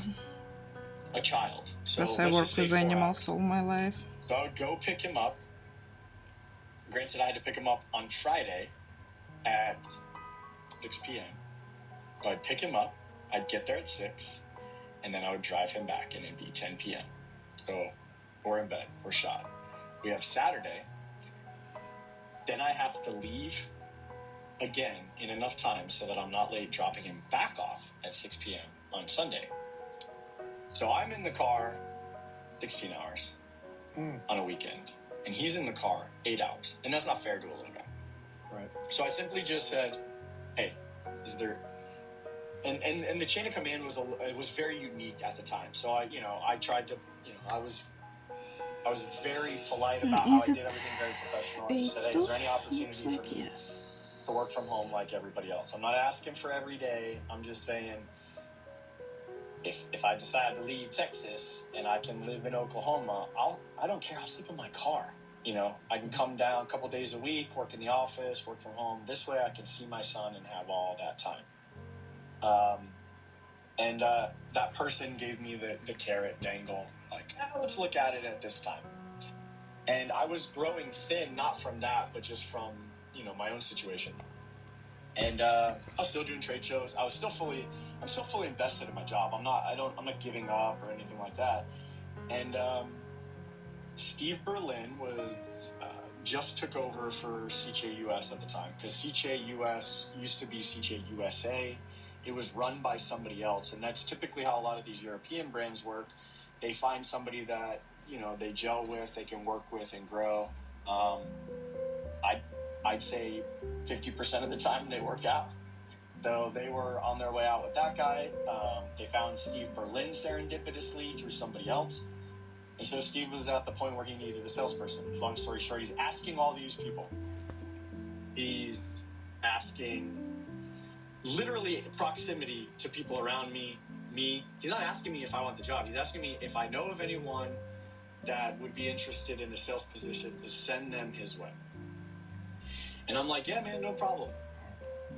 I'm living in an apartment, thinking to myself, how do you go from averaging 6 viewers per stream to 40,000 in just a few years, reaching 192,000 on your most viewed Hello, stream all time? Fauzi. Well, that was Fauzi. a normal guy who I used to don't be a understand Twitch your fanboy, language, and who, so in if you just a can, few short please years, use English. would find himself hanging out with those same streamers that he had At least if admired, you want me telling to friends answer. or coworkers, and finding them Nice reaching to out meet to you. him in order to be a I part hope you're of doing his well. streams because he had outgrown them. And to take it a step further, he had co-founded an organization with streamers that he used to watch in his bedroom. Streamers that were there from the absolute beginning of Twitch. Miskiff's success story was unprecedented in both its speed and scale. So how is it that you can go from the top of the world to the absolute bottom, isolated from everyone you used to call a friend? Well, all it took was one stream from Emiru on the 25th of October, 2025. She is one of the biggest streamers in the world, and in that stream she would reveal to us that for years she was in a secret relationship with Miskiff, and in that relationship he did horrendous things to her. To the surprise of everyone, Miskiff in just a few hours would come out with his own response during a live stream, and it would be terrible. It would be catastrophic. He would confirm the majority of the things Emir was saying while trying to twist it into something else that didn't matter at all. He had essentially managed to make the situation 1,000 times worse, and guys, it was already terrible.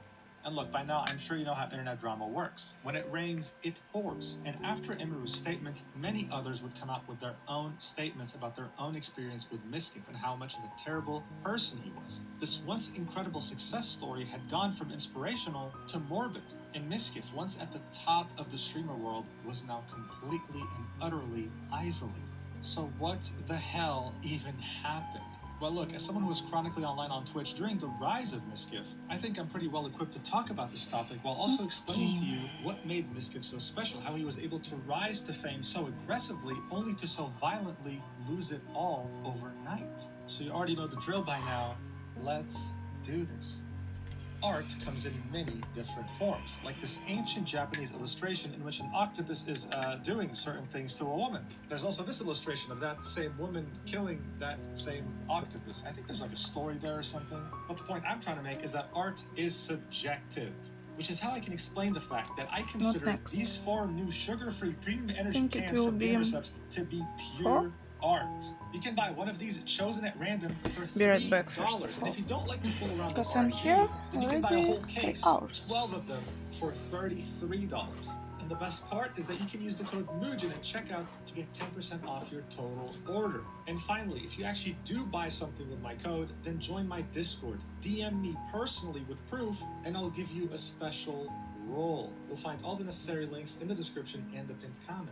So now, without further ado, for real, let's get to the video. Alright, so as I mentioned in the intro, Miskiff was essentially a nobody. He was an average guy, he completed college, and he was about to work a full-time job. He would have a bit of a health scare and would end up in the hospital. This would change his perspective on things, and that's when he would decide to start streaming. The only problem was that, well, he was getting 10 viewers. And as soon as he felt that he was making some sort of progress with the viewer count, reaching 24 average viewers, the next month he would go back to 6. This is the reality of being a small streamer. It's hell on earth. And he was getting very frustrated at the fact that he wasn't growing at all.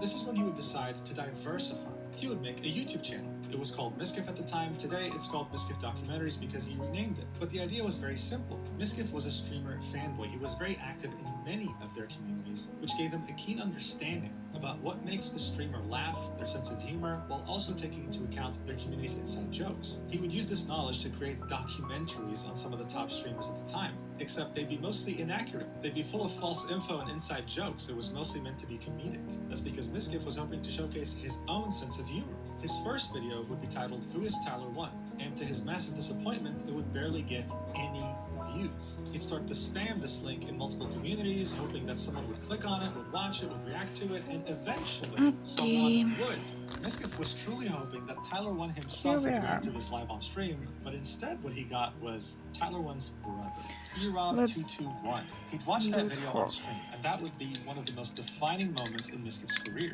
That's because Erob would enjoy it, he'd laugh at it, and his chat would love it too. Seeing that many of the top streamers would share many viewers, they'd start to post that video in other streamers' chats too. Miskiff would then make a video titled Who is Greek God X, one of the top streamers at the time as well, and he would react to it live on stream in front of 12,000 viewers. These videos would start to gain traction, and Miskiff was reconsidering. Maybe he wanted to be a YouTuber since he was finding so much success here compared to Twitch. But before he could even begin to see whether these YouTube videos would actually bring in more viewers on Twitch, he'd all of a sudden received the opportunity of a lifetime. This is what truly changed everything. Look, by now, it's no secret. Twitch originated from Justin.tv, a website that was originally made for you to be able to stream yourself to strangers while they interacted with you in chat. Twitch would be created purely for gaming content. Justin Khan, the founder of Justin.tv, would see that there was big demand for gaming-centric content, especially with the rise of esports. This is when he and his team would create Twitch.tv purely and only for gaming content. If you wanted to do more vlog-centric content, then you would just have to go to Justin.tv. However, at some point, Justin.tv would shut down, and Twitch would be bought by Amazon in 2014. However, around December 15th, 2016, Twitch would make a big decision. They would now allow you to do IRL streams, in which you vlog yourself walking on the street, going to a restaurant, whatever. This was a very big deal because prior to this, you were not allowed to stream on Twitch When I was unless young, you were I playing played some piano. form of video game. And one of the first streamers who would take full advantage of this change, of this shift My mom of content on Twitch, sent me would be to Ice music Poseidon. school. Before doing IRL, he was an old school All these player solfeggio who lived with his things, parents. What and made you him know. unique at the time were multiple factors. One of them being It's your his favorite very color. loyal and loud community, as well as his It song depends requests, of my in which that mood. community would request songs that Sometimes seemed it's pink, legit, that sometimes seemed it's real, while army randomly green sprinkling in the or N-word and camo. other slurs to make him react to it, and Sometimes then it's say, black, "You're banned," which at sometimes the it's time white. made him blow up. After the Have- introduction of IRL streaming, Ice like, Poseidon would move it from can his home be in Florida changing to Los by my Angeles, mood. in which he would become a full-time IRL streamer. Barely 7 months after the introduction of IRL back on Twitch, he would be featured Not about on you? Rolling Stone with an article titled "On Air with LA's Most Wanted Man, Live Streamer Ice Poseidon." A year later, the New Yorker would send a reporter to Ice Poseidon's house to start documenting his life. He'd end up writing a very lengthy profile about who Ice Poseidon is, what he does for a living, and how it all works. It was very in-depth and would take you around 41 minutes if you want to read it. Look, I don't even know if I can explain to you fully just how much of a big deal this guy was. You really had to be there. He was revolutionizing not just streaming, but the absolute definition of what good content was. He'd find himself in ridiculous situations and would make content out of anything and anyone. His community would be global. I mean, it was so powerful that you'd see random graffiti like this of him on a wall. Not to mention that even to this day in 2025, if you type richest man in LA on Google, you find his picture. That's something his community did on purpose so that he can go flex the random women on the street and hope Thank to you pick for them up. follow, Today, in Raja. hindsight, his content seems average, but back then he was the first to do it. He made a video, for example, about I how had he to made play the piano $5,000 while now. sleeping, and My his favorite viewers could color pay is money to royal request blue. songs to wake him up, and that's something that even streamers Great like choice. Speed have done today. What Royal really blue, changed it's good everything color, for him yeah. was when he would do the RV trip stream, in which he would get a bunch of his friends on an RV and tour the country randomly, impromptu, and would create some of the best, most memorable content the live streaming world has ever seen. Now, tangent aside, and back to Miskiff, Miskiff had made a video on his channel titled "Who is Ice Poseidon?" and Ice had Smaller. reacted to it with 11,000 live viewers. He found it funny, his community loved it, and so that's when opportunity struck.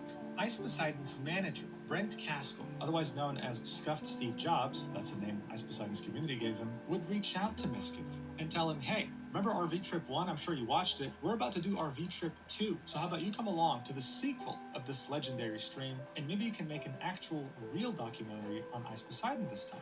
Miskiff would immediately take the opportunity and fly out. This would be in the summer of 2018. However, as always, there was a complete miscommunication between Ice and his manager, with Ice introducing Miskiff as his cameraman for the trip, and that's exactly what ended up happening. There was no documentary to be made. The man behind the camera for most of the trip My black was is Miskiff. much But that's not to say that I Miskiff didn't thought have it memorable was moments cool. himself, making his own mark on the Flash stream game, and being able that's to really showcase cool. his sense of humor.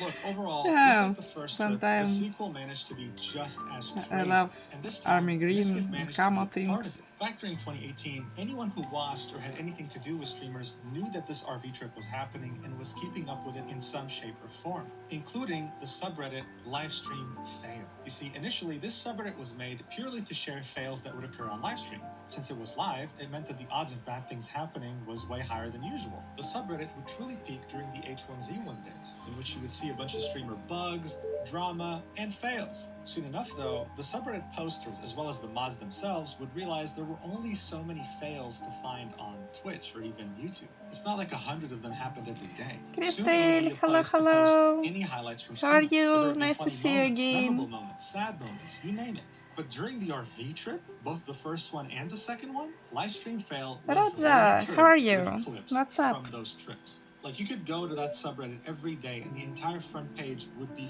full That of is clips already of what helping happened Ukraine. the prior day, because not everyone could keep up with everything happening, right? It was the biggest advertisement ICE could have ever asked for.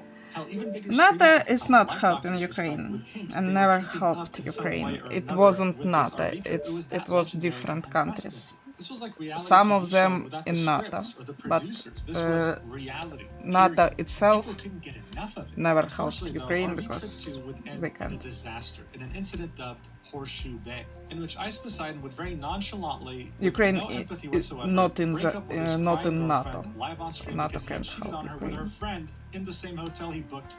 I'm fine, thanks. How are you? I'm great, Raja.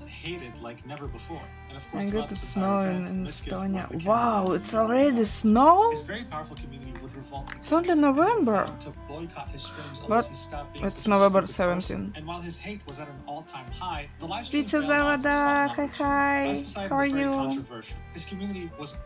Been digging in the color yellow lately. I'm Irish, so Kelly Green is another favorite color of mine. It's cool.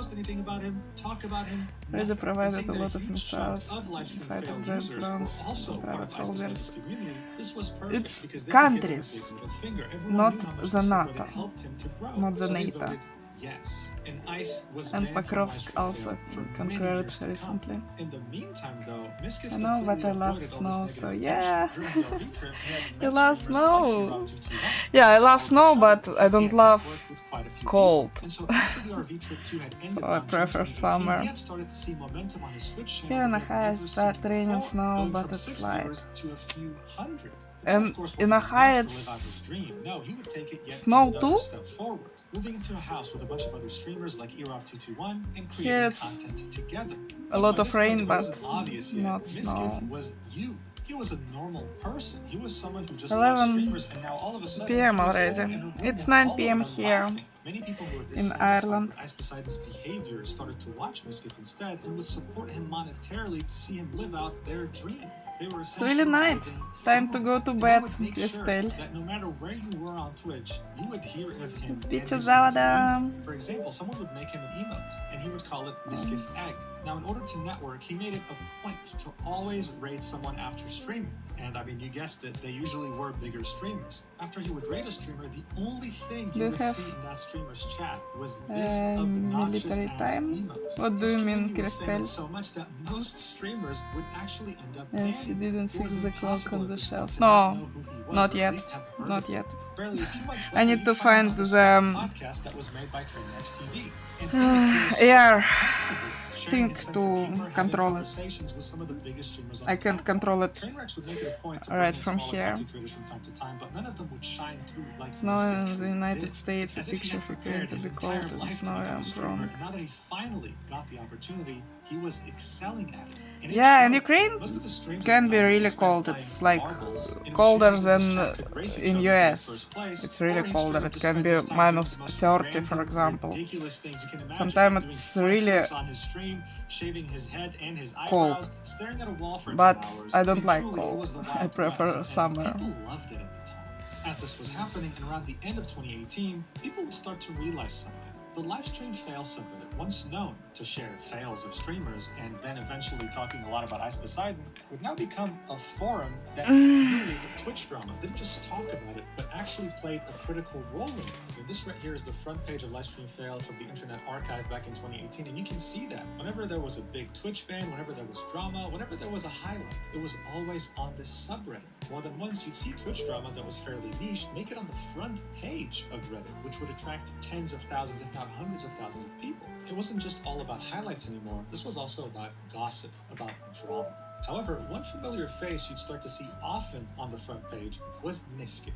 He had a talent of making many clippable moments. He could turn a serious moment into a humorous moment. He could make a boring moment into something ridiculous, and everyone would start to clip it and share it, knowing that they'll get free Reddit karma. In fact, his clips would become so damn common that livestream fail would make him a filter. This was a very big deal at the time. Military time is like 1 p.m. 30. It's like when you can't go out. No, in Ireland we don't have it. The military time. Do you have it in Estonia? He was finally starting to see the fruits of his labor. He had gone from a few hundred viewers to now having over 1,000, and within the beginning of 2019, he'd have over here it was on Kick. Live viewers. This already took him from being a hobbyist to someone who can do this full time and make a lot of money doing it. But of course, I see, Cristel. No, we don't. Much more he wanted to do, and he was only getting started. But the question was, how do you go from having 3,000 average viewers to later reaching over 7,000? How do you go from the top 1% of Twitch to the top 1% of yeah, me too, Dodger. Well, the answer is one simple word. Parasocials. Not military time law. On April 21st, 2019, a Our user would post a system. clip on Livestream Fail titled Scuffed Pokemon brings actual content to Twitch. It would be upvoted over 5,000 times and would end up on the front page of the subreddit. Now I have to go to sleep. Bye. Bye bye, Christelle. Thank you for stopping by today. It was really nice to chat with you. Hope to see you next time.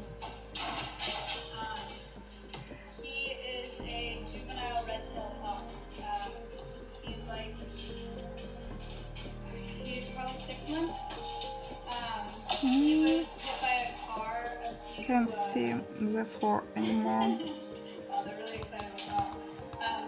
He was hit by a car a few months ago. So I just got my falconry license and I'm rehabilitating him for a couple months. So I just want him every day. Okay, looks like. So yeah, the whole point of this clip was the It's fact done that she with kind of looked 4. similar to Pokemon, but was actually bringing real content to the platform, showcasing her hawk while being very confident about it. As always, Miskiff would waste no time. He saw how popular she was on the subreddit, he saw how many viewers she gained after that clip was posted, and so when he found out that she was trying to build a PC, he reached out and gave her some advice. Of course, it wasn't Let's mostly switch helpful, to it was mostly comedic 3. jokes, and it was really just for content. At some point, Maya would give him this look of desperation, and it would actually become a very popular emote. What would happen soon after, though, is that they would actually keep making content together. And Miskiff would notice fairly quickly that every clip posted of these two on Livestream Fail would get upvoted to oblivion. I mean, guys, as someone who unfortunately browsed this dumbass subreddit every day in 2019, I can tell you right now that not a single day went by without seeing a clip of Miskiff and Maya on the front page. It was getting ridiculous. People were shipping them hard, so it's no wonder that in just a few months, Maya would move in with him, and this would be their reveal. Watch. I'm going to meet her family. That's not it. That's not what you're going to say. That is true. Chat, we're roommates. We're dating. He's my boyfriend. Look at how excited the chat is, dude. Look at these people. Look at how excited everyone is. You're probably wondering, why are people so excited over two streamers dating? Well, it goes back to the whole parasocial aspect. Miskiff was a normal guy. His viewers saw themselves in him, thinking if he can do it, I can do it too. They lived this dream through him, and also wanted to live the dream of finding a girlfriend like Maya through him too. And now, yes, this is very wholesome, this is very nice, but you've watched rom-coms before. You know that all the excitement's gone once the couple kisses, right? Was this going to be the case here too? No. It wasn't. If anything, the parasocialism got even crazier. It's 11 Miskiff would cheer p.m. Maya up on stream. It would get posted as a clip on Livestream Fail. There would be wholesome moments in which Miskiff tells Maya that she doesn't deserve him, she deserves better, and that he's very grateful to be with her. Aww. On Livestream Fail. Oh look, another clip of these two with over 8,000 upvotes. Oh hey, that's another clip right here. 6,700 upvotes. So, would you look at that? The same amount am of I upvotes. wrong? Again, another clip featuring them. Ah, you mean This the got so ridiculous that at some point someone posted 24-hour... the title, Maya eats some of her I just don't care cereal about and it. We breathes. can And within the span of I 6 can hours, use it would get both more than 4,000 12 hour This or was meant to make fun of the 24 state of hour. the subreddit. I don't It care. was literally just a place to post clips about Miskiff and Maya at this point.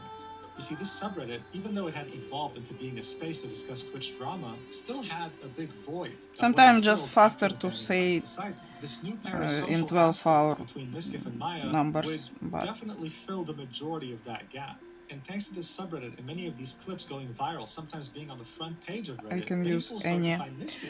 There's this thread on the Miskiff subreddit asking coordination. when and how did you discover Miz? One of the top comments says, oh yeah, he made an impression of Tyler 1 and it was a clip on Livestream Fail. Another one would say, oh yeah, it was a clip in which Maya was explaining to Miskiff that a skunk was not a pet. There's so many comments in this thread, I mean there's 451, and so many of them will point to the whole Maya and Miskiff arc. No wonder the guy went from 3,000 average viewers to 8,000 right before becoming official with Maya. And look, some of you may not be fully because aware they of what didn't teach 8,000 us means. But just to give you 24-hour some system, perspective, so I'm sponsors sticking will with the pay you AM and PM $1 to system more. $2 Really? per viewer per hour when you Interesting. play a game, for example. So imagine what 1 hour of a For me it's sponsorship like would be. the Imagine same, two, I imagine don't three. This guy would be even making some think yearly about it. salaries in just the span of a few hours with this view count. From many people's point of views, he had already made it, essentially. But to Miskiff, there was always more room to grow. The numbers could always go further. And seeing that the whole Maya and Miskiff arc had come to a conclusion, he had to move on to the next bigger and greater thing. And for that, he would take direct inspiration from his mentor, Ice Poseidon. Gordon Ramsay is one of, if not the most successful celebrity chef on the planet. But you see, just like Miskiff, he had very humble beginnings. When he was 19, he was a nobody, someone that had done technical college and done a bit of catering here and there. However, he had that hunger, that drive, and he wanted to be the best, so he went to the best. And at the time, that was none other than Marco Pierre White. Marco was, and still is, the youngest chef to ever attain 3 Michelin stars on a restaurant in the UK. That is the highest honor a chef could ever hope to achieve, and he did this while having the reputation of one of the first chefs that had a potty mouth. This guy would absolutely torture, destroy his staff. Our world is so different. After a day, they would leave. He would kick out celebrities from his restaurant if they gave him attitude. Be right he was back. seen as a rock star. Gordon would absorb everything he could during the span of the 2 years that he worked for him, and would then go on to establish his very successful businesses. I mean, truly, even if you were to ask him today, he would credit much of what he learned to Marco. If you want to be the best, you simply learn from the best. And that's exactly what Miskiff did with Ice Poseidon. During our V-trip too, everyone was just having a good time, being high, doing whatever. But Miskiff was there providing entertainment, but also sucking everything like a sponge, understanding what made Ice special, My and husband seeing how he got operated. back All home, the things he learned with Ice would stick with him. so And after he had received I need to go unprecedented, crazy, soon. insane momentum due to his relationship with to Maya engineer blowing up, what's the happening next step today. for him was Just incorporating everything painting, Ice had chill done evening. against his influence. Here, Now, how are some of it you? will be very direct, right? Like I hope coaching nothing the brains happens behind today. Ice Poseidon's operation and hiring him Already. instead. Jacob was the man who set up all the tech of Ice It's Poseidon's really streams, kept track late of his here. dashboards, his stats, and even his financials. I hope Miskiff would later hire I'll him to go work on operations for OTK. We'll see to what that sleep is later. soon. And at some point, he would hire one of the most longtime cameramen of Ice Poseidon, Victor. Now, this was very straightforward. It was very obvious what he was Okay, trying it's to do. But he would 3. also take it a step Second for further. 3. You see, Miskiff understood. Gordon that the Ramsay, big kind part of why annoying. Ice Poseidon had become so big was because he knew exactly how to use the people around him for content. He didn't manage to do all this alone. I'm He would good, literally thank go you. out randomly on the street with no Nice to plans, see you, meet up a engineer. random stranger, and make an entire Usually in the 4-hour stream with kitchen, them worth not watching. in the But evening. Ice, just like any other streamer, would hold grudges. In the would evening, have a I blacklist, would prefer have people they don't some want to interact with if they wronged them. entertaining. Miskiff was willing to throw all of that to the side if it meant getting more viewers. There was no limit. There was no But cutoff point. There was actually, nothing you could maybe do to in the them that evening would stop them sometime from too, if collaborating with you if it meant I didn't more in the views. morning. Here are some examples. Around April 2019, Miskiff would go to PAX East with another streamer by the name of Esfand. They would meet up a cosplayer, and that cosplayer would very openly start to talk dirty to Miskiff. She'd start whispering things in his ear, making him blush, and telling him things like, "Call me daddy." After she would leave and the conversation would end, he would look at the camera and jokingly say, Take "She care, sucked me off." your To which Esfand would say, husband, and relax. "Really?" Joking. Yeah, A month later, I'm both already Miskiff and did, Esfand would get and banned for I a want to week. finish this Why? painting Well, today, because Jenna, the cosplayer, and then didn't really like the clip. I'll go She to didn't like sleep. the fact that she was Thank drunk, you. and she didn't like the fact that Miskiff made that joke. So she Stay sent her safe. lawyers You after too, Twitch to engineer. copyright Thank strike you their for stopping VODs, by which today. made them get banned for an Do you like to entire cook? week. This had happened a month Not after really, Jenna had but messaged I Esfand can telling do him, it. "No, I didn't really appreciate the joke," I and they settled don't it really amicably. The outrage exciting was about it, incredible, but right? The entire community was rallying I against just her. need to In do fact, it got so every bad day that she was because even I want to copyright eat something, striking you know. Reddit posts made about her. Another post would get Night, made night. calling her out, night. DMCAing other posts, and it would reach the front page of Reddit with 22,000 upvotes. It was looking really bad for her, and it was also very bad for Miskiff, because to him, it's as if his career had ended suddenly for a week. He was having a very hard time mentally to deal with this, and would even cry in the shower about it. He would reveal that later. Now, usually, right, assuming you were in Miskiff's shoes, you would blacklist Jenna. You would never want Can't see anything to do anymore. with her ever again, Any right? trees. Well, 3 years Oh, later, this he would one. actually invite her to the Found stream. They one. would collab together, and he'd end up uploading YouTube highlights of the stream itself. To this day, his most viewed video of all time on his channel features her. His third most viewed video is also with her involving shock collars, and she would make an appearance another 2 different times with very highly viewed highlight videos. This didn't just help her redeem herself in the eyes of the community, it obviously led to way more viewers on both his YouTube and his Twitch. This was someone who was clearly unstable, who was very irresponsible with her lawyers, who got him a week-long ban and made him scared to lose his entire career, and yet there she was, redeeming herself in the eyes of the community while giving him many views. This was who Miskiff truly was. But it wouldn't end here. He would really go after anything that got him views. At some point, a fairly known streamer by the name of Slicker would be outed as a scammer. He would scam other streamers over $200,000, asking for loans, asking for help, and it would end up actually being used for gambling. One of the people who was affected was a longtime friend of his who was dealing with cancer. He had scammed her for over $50,000. It was a scandal of epic proportions, and no one wanted to talk to Slicker at all. He was pretty much deemed blacklisted. It was over. Except, of course, for Miskiff, who would invite him on his stream to hear his side of the story. He would bring him on, he would bring XQC on, he would bring Hassan on, and he would even bring the cancer patient who he scammed out of $50,000 on too, where they confronted each other, and Miskiff just sat there. My favorite food is mashed potato. Hell, Wow, that's cool. Alinity, the streamer who famously said, I love potato and like every kind of potato. While at some point feeding it vodka, was Mash easily, it by too. 2019, one of the most hated people on the entire internet. At some point, in a teary-eyed apology, she'd say that she's sorry, that she didn't mean these things, that she's trying to be better, and that this isolation, the fact that she had lost all her friends and is hated by everyone, is leading her to have some very dark thoughts. Still though, no one wanted anything to do with her. She was radioactive. No one reached out to her, no one talked to her, no one wanted to help her redeem herself, except one person, of course, Miskiff. He would at some point invite her on his podcast and hear her side of the story. He would help her redeem herself in the eyes of the community, and it would actually end up working. In fact, she'd become a recurring guest on his streams, always collabing with him, always being part of his events, and it really showed that this guy took Ice Poseidon's philosophy to the next level. He didn't just know how to use others for content, he also didn't hold grudges. He prioritized views over emotions, over feelings, and it worked tremendously well, to the point where he even beat his own expectations as he embarked on his newest journey, which would be the formation of OTK. On June 25th, 2020, Tips Out would announce that he was leaving the esports organization known as Method. This was someone who was fairly influential in the content creation sphere, and many were wondering what his next steps would be. Well, they wouldn't have to wonder that long, because a few months later, OTK, otherwise known as One True King, would be announced. It would be yet another network for content creators, more specifically streamers, and as you can see here, one of the founding members was about to be Miskiff, alongside other big and renowned streamers, with Tips Out being part of the leadership. They would make their official announcement on the 11th of October 2020, with the founding members being S-Fand, Tips Out, Asmongold, Rich Campbell, and Miskiff. This was of course a very big deal, okay? This new org featured some very big content creators, one of them being Miskiff, someone who had been growing exponentially for the last few years, potatoes. and only Yeah. And as Miskiff was embarking Indeed. on this very new and Totally exciting true. chapter in his life, he would put an end to a previous one, seemingly out of nowhere. On September Also, 15th, 2021, he would I make a think tweet the same from about me cheese. and Maya. Read. Link in There's the no footnote. wrong cheese in It the said, world. "We want you guys to know that Maya and I have decided to break up. We both want to be very clear that there was no event, no cheating, no drama that led to this decision. We mutually decided that this is what's best for both of us in our current lives. We both care about each other so much and are still friends. We're supporting each other through this, and we ask that you all do the same for us both. We're going to take a couple of weeks off of streaming to process and to take care of ourselves. Thank you for supporting us through these past 2 years. We can both say that they've been some of the best years of our lives, and we're super grateful. See you in a few weeks, Ms. and Maya."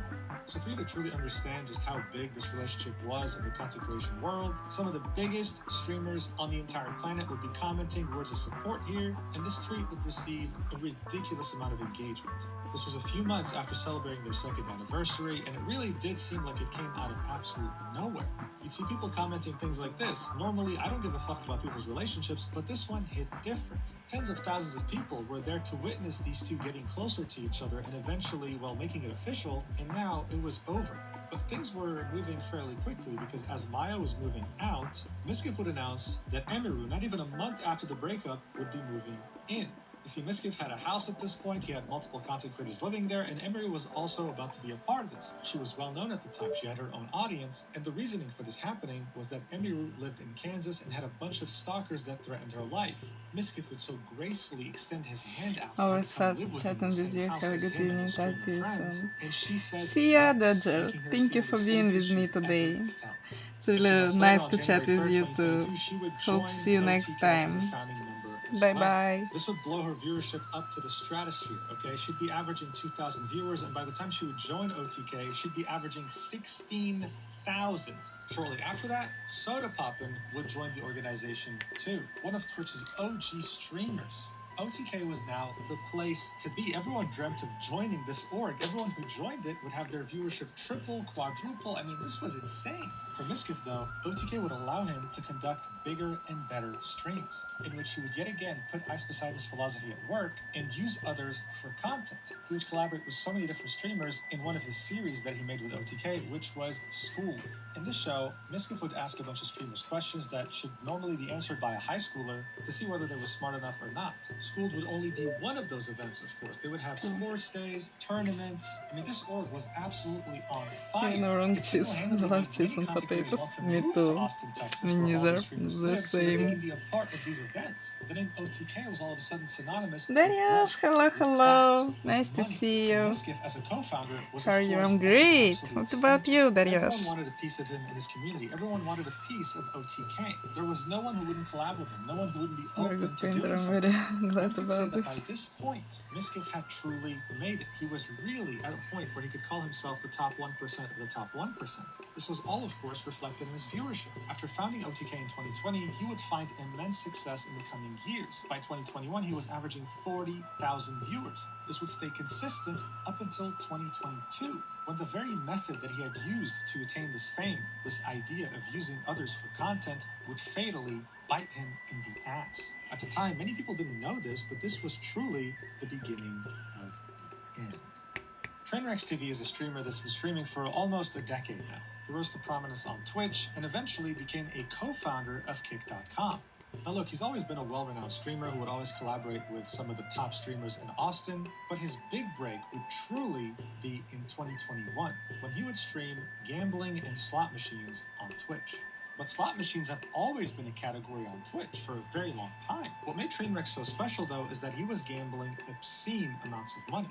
To a typical gambling streamer, $10 per spin on a slot machine was considered a lot of money, right? They were wagering a lot. Trainwreck was over here max betting $1,000 per spin and making it look like it was nothing. When a slot machine would hit, he'd be winning hundreds of thousands, if not millions of dollars live on stream. This made many other streamers want to gamble and take advantage of this new popularity, as well as rake in the money that these gambling websites were offering. Hundreds of thousands, if not millions of dollars for just a few streams per year.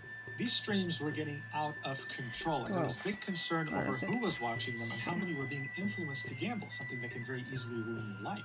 After a year of extreme success for Trainwrecks when it came to gambling streams, Twitch would come in on October 18th, 2022 and prohibit most forms of gambling, specifically the ones that Trainwrecks was operating with. This is what would eventually prompt him to reach out to the founder of the casino he played on and create Kick.com with him. Now, do you remember Slicker, the Twitch streamer who scammed $200,000 out of multiple streamers for gambling? Well, this was in 2022, a month before Twitch had outlawed gambling on its website. As this was happening, many streamers were kind of pointing the finger at Trainwrecks and other streamers that streamed gambling, indirectly blaming them for creating people like Slicker.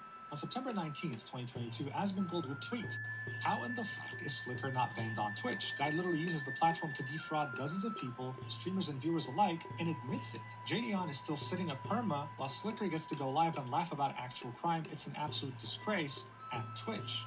Trainwrecks would reply to this tweet, saying, "Because your pals decided it was in their best interest to use and platform the very person that scammed everyone for his horse racing and tennis bets to somehow twist it and wager their war against me. And we both know deep down why the insecure little man is doing this." So to Trainwrecks, this whole thing was just a way for people to wage war on him and his success that he found with gambling streams. When Miskiff would see that tweet from Trainwrecks, he would attempt to do what he's always done: farm engagement out of a serious situation. He'd reply to Trainwrecks saying, "If we're going to deplatform people for scamming others, shouldn't we have banned you for Joltcoin a few years back?"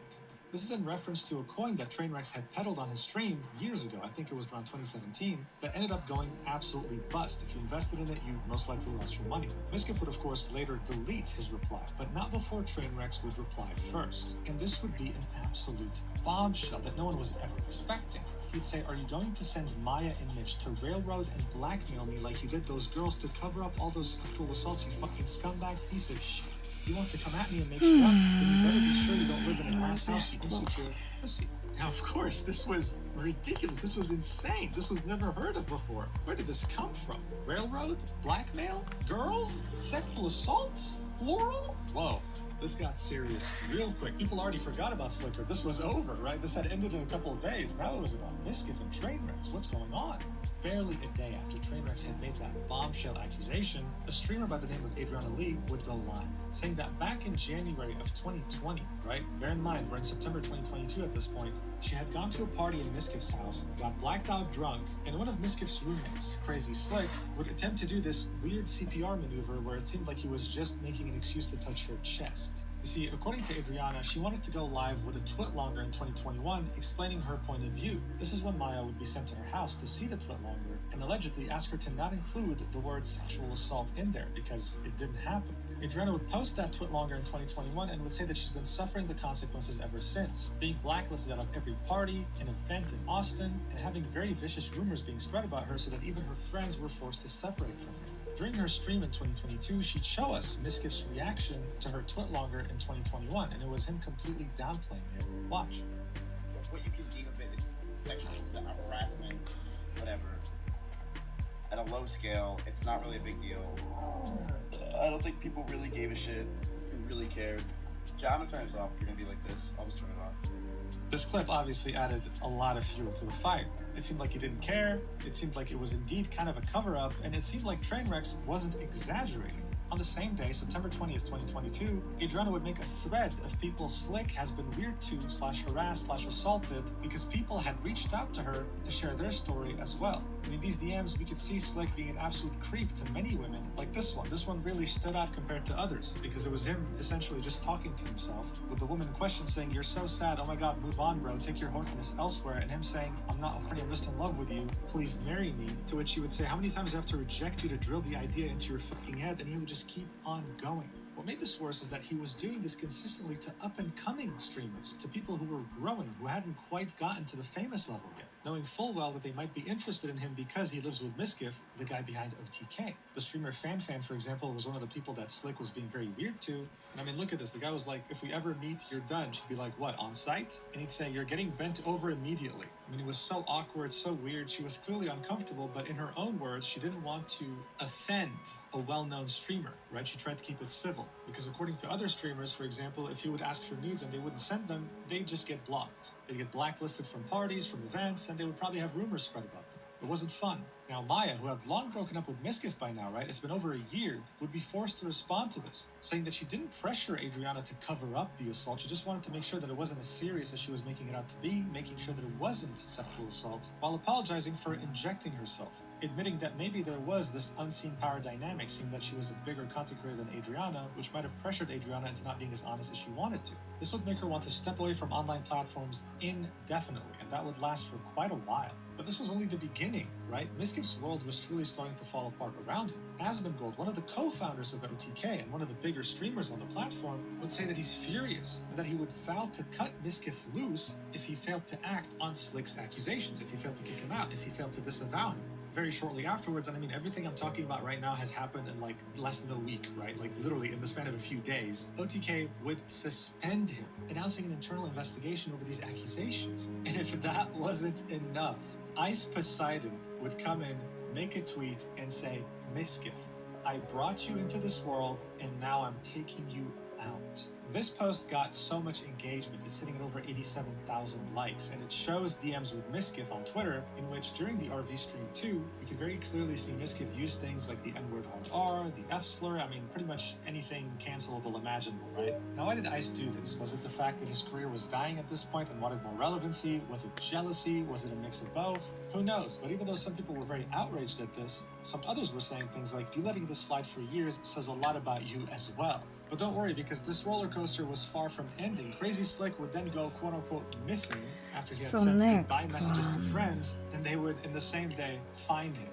Barely a couple days after Adriana had come out with her story, Miskiff would make a statement, saying, "Hey guys, to update everyone, we found Crazy Slick. He has not harmed himself. After hearing from Adriana and the numerous other women who have shared their experiences with him, it's clear that he is not the person he made himself out to be. In terms of his living situation, Slick has been told to vacate our house as soon as possible. He would then apologize for the things he said on his alt stream, right, where he was saying, whatever, he was downplaying. He was like, sexual harassment, but I don't think anyone cares, and then he'd reiterate that he was open about his past. His messages from 2018 happened, he acknowledges them, but he can't change what he said, and he knows that he's changed as a person. He would then apologize to everyone, his viewers, OTK, the staff, the partners, and would announce the fact that OTK was hiring a third party to How are investigate you? all this to make sure that he wasn't complicit. Now look, this could have ended here. Most dramas would have ended here. Just wait for the investigation and see what it comes up with and move on. But Adriana had other plans. She would keep going live and talk about this, and her statements would then become conflicting. She'd state things like she didn't know that it was sexual assault until recently,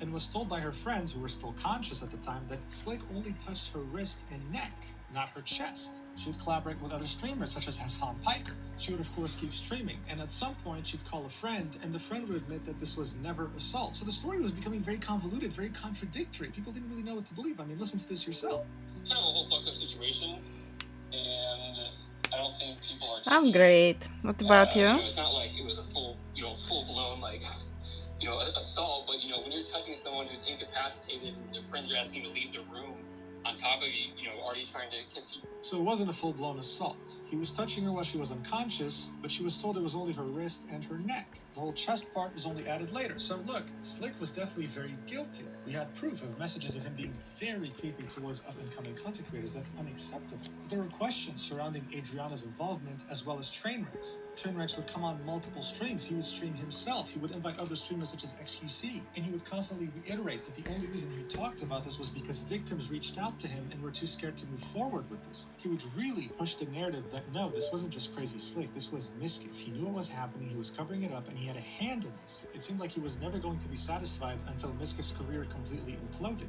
Adriana would yet again keep going live, saying she hasn't changed her story, she calls out people trying to discredit her, all while talking to Keemstar, right? Not someone you really want to side with you when it comes to drama. The comments on Livestream Fail were getting tired of her, saying everyone agrees Slick is a creep, but she should probably just stop talking. Or Maya apologized and Miz is waiting for the investigation. It takes a lot of time, What does this chick want? Slick is gone. So to many, it appeared like she was just trying to milk this at this point. At some point, Ludwig would make a video on this on his Mogul Mail channel. It would get 3 million views, and seeing that Ludwig has many people who watch him that are not familiar with Twitch drama, it would make many people aware of this whole cover-up situation, right? He didn't really cover this favorably for Miskiff. This was yet another blow to Miskiff's reputation. Not only did people on Twitch now understand that this was going on, but normies who have yet to discover him also were aware, oh, this guy's a weird sex pest. Now yes, a few months later, on January 2nd, 2023, he would get reinstated in OTK once the third-party investigation would conclude that he didn't have a hand in this, right? He was not complicit. He truly was lied to and he had no idea. But to Adriana, this wasn't enough. A few months later, on April 9th, 2023, she would announce that she was not just suing Miskiff, but she was also suing OTK, the entire organization, for defamation, seeking over $2 million in damages. She would refer to Crazy Slick in the lawsuit as immensely popular. In reality, though, the guy barely had any viewers, right? He was just Miskiff's friend. That's why he was living with him, and that's the only clout he had. He was also not a member of OTK and not associated with the org in any way, so it definitely felt weird. That entire controversy changed Miskiff forever. In his own words, it broke him. It made him never want to trust anyone again. It really made him feel like everyone around him was trying to use him. And as you can see from his viewership, after this controversy, he would never be able to recover the fame, the numbers that he once had prior to that Trainwreck's tweet. What was interesting, though, in all this is that one of the people who came out to defend Miskiff directly was none other than Emiru.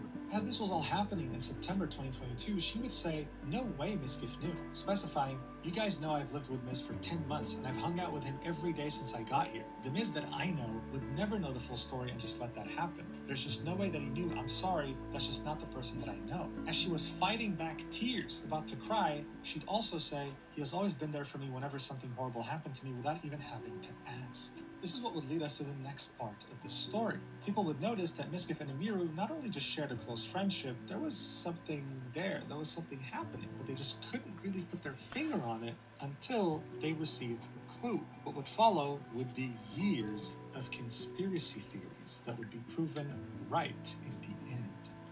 This post on the subreddit Streamers was made on November 2022.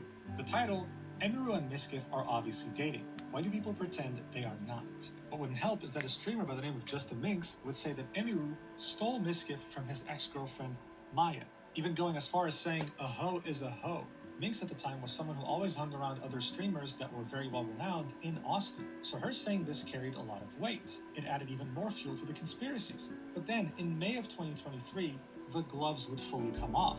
Emiru would accidentally open a file in which she was compiling a bunch of DMs she was receiving from Miskiff. These DMs were fairly aggressive, and it was him complaining about how she acts on stream, complaining about her behavior and the people she was appealing to. This was like Christmas Day arriving early for 4chan. For months, OTK 4chan was saying that they were dating. They had a lot of suspicions with these streamers' behaviors, how they'd show up on their streams, their eye contact, etc. But this right here was real, tangible proof. Around this time, the YouTuber Bo Blacks would upload this video titled "Sharing These Miskiff Emiru DM Leaks Will Get You Banned," in which we can see these images that she leaked on her stream in very bad quality, and people of course enhanced them. Here are some examples of what Miskiff was berating her with. You literally lift your legs like a cheerleader multiple times, stick a bottle between your legs and play with it, farm those parasocial people by doing this content in the first place after claiming to me you don't want these weirdos and you hate this community and hate the just chatting community. To many, this just sounded like an over-controlling boyfriend, not a friend who just invited you to live with him because you were worried about stalkers. This is when the conspiracy theorists would truly get to work, going back through old streams and seeing Emiru clearly have a change in behavior after interacting with Miskiff. For example, during the stream in which Miskiff was berating her for having a glass bottle in between her legs, she'd look at his messages on her phone, leave for 45 minutes, and when she would come back, she would just cry.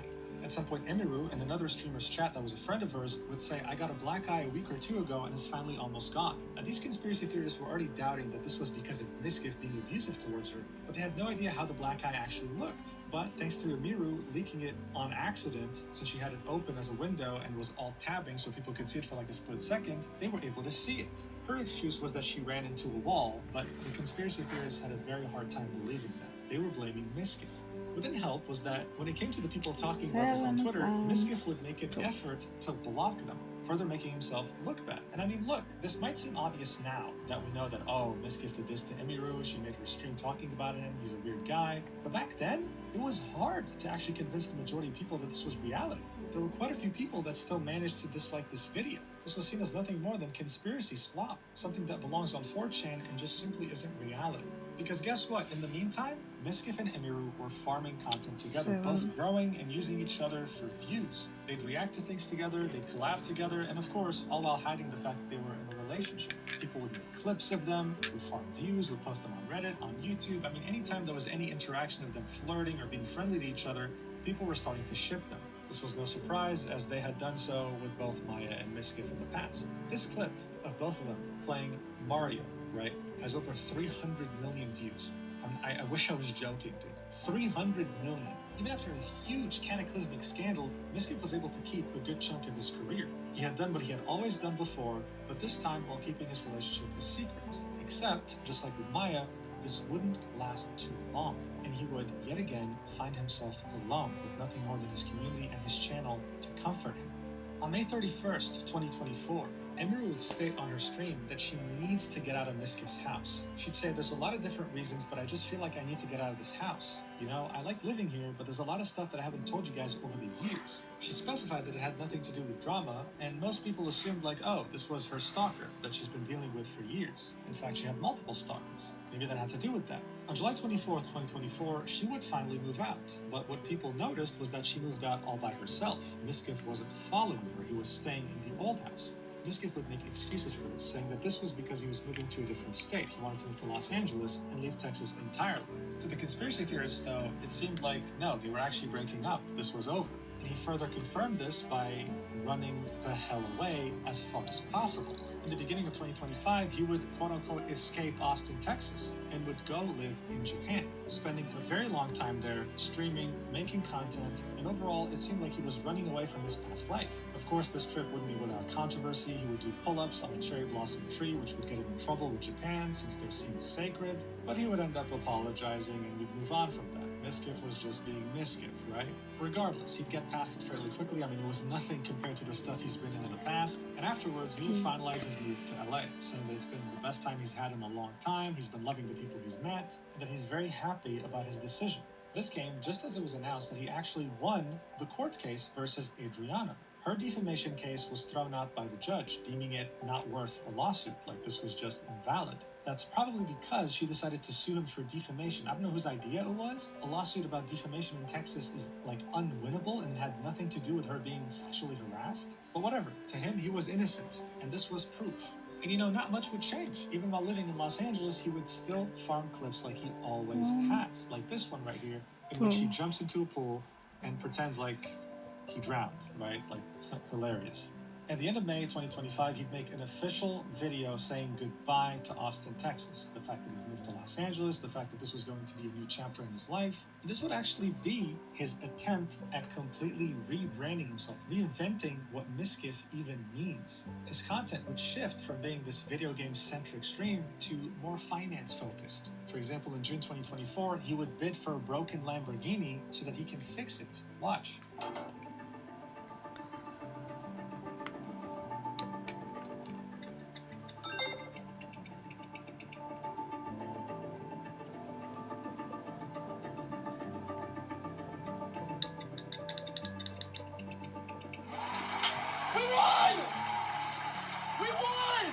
He ended up bidding $125,000 for a broken Lamborghini, and his goal was to repair it and make content out of it, seeing that others have done so and gotten millions of views. He would then go on a rebranding tour, right, going on podcasts with other content creators, talking about how he was canceled, how he almost ended it all, how he was made to be a villain, how he was the victim, and how now he won the lawsuit and he's right here, ready to start over again.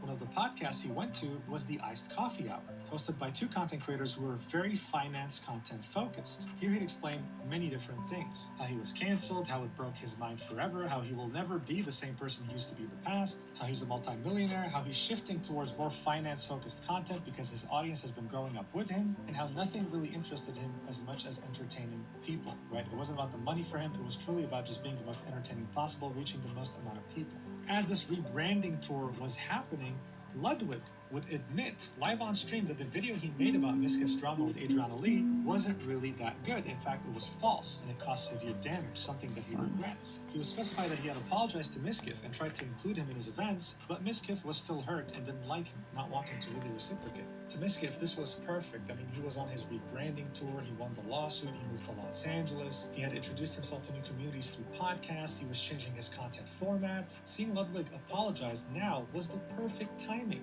On October 24th, 2025, Mischief would make a response video saying, "Look, Ludwig as well as Trainwrecks tried to ruin my life. They did inconceivable damage to my reputation, and even though I won the lawsuit, everywhere you go on other platforms, you can still see people calling me a sexual harasser, someone who protected like a weird sex pest." And he blames Ludwig's video for most of this damage because he actually reached a big normie audience. He would end this by saying that, "Hey, if you watched me and stopped watching me because of that incident in 2022, I ask that you give me a second chance." However, even though his rebranding was going perfectly well to the majority of people, to the conspiracy theorists who knew that he was dating Emiru and that knew that her moving out without him meant that they broke up, they found it oddly suspicious how in the beginning of 2025, as he was in Japan, both Emiru and Maya interacted for the first time on stream and actually collabed. You know, it doesn't take a conspiracy theorist to understand this. If two of your exes met up together, it's probably not because they still like you. At the same time, people started noticing other things about Mischief that were very interesting. On the subreddit OTV and Friends Rumors, someone would post, "What is up with Pokey and Mischief?" on October 11th, 2025. They were wondering, why has Mischief moved to Los Angeles where Pokimane lives and they haven't collabed or interacted once? Other comments would point out, how come he hasn't collabed with many other streamers that he usually collabed with that also live in LA? It seemed like he was being isolated. What didn't help is that on the 17th of October 2025, Emiru would talk about something that seemed to be her referencing Mischief. Watch. And sometimes there's things in your life or people in your life that, you know, maybe they're not good for you. And chat, sometimes maybe you have to make those choices to take those people out of your life so you can make room for the people that are right for your life. You know? And I also think it's important to never give up. This whole year, I've taken a couple breaks, but So there she was, breaking down on an RV trip with friends, talking about cutting out people from her life, talking about how the last year in particular was very hard on her. This RV trip was actually on the way to TwitchCon, and Emiru truly couldn't catch a break because at TwitchCon she got assaulted by a random stalker. It was overall an absolute disaster. But let's take a step back for a minute. You know that clip where she's crying in the RV? This was actually downvoted to oblivion. It has 0 upvotes. And the comments were very divided. Some people would say, glad we are back to the usual parasocial streamer drama posts. And someone would reply with, you know things are going well for Miskiff when there's a random post that gets posted to stir hate for him. This is maybe the 4th this week. So see, this kind of person was seeing this as a direct attack on Miskiff for no reason because of weird conspiracy theorists. Someone else, on the other hand, said, damn, just say Miskiff already. But for the most part, this was really seen as some sort of weird conspiracy theorist pushing a narrative that was so out of proportion to what's actually happening that they should probably be admitted to a mental institution. However, as you may already know, people like this, as well as the many people on 4chan and other gossip forums that have been talking about Emiru and Miskiff for years now, were so damn vindicated on October 25th, 2025, when Emiru would out of nowhere make a stream that would put the final nail in the coffin when it came to Miskiff's entire career. On October 25th, Emiru would go live on her channel with a stream titled Talking About Some Things. In it, for the first time, publicly, she would reveal to us that yes, she was indeed in a relationship with Miskiff.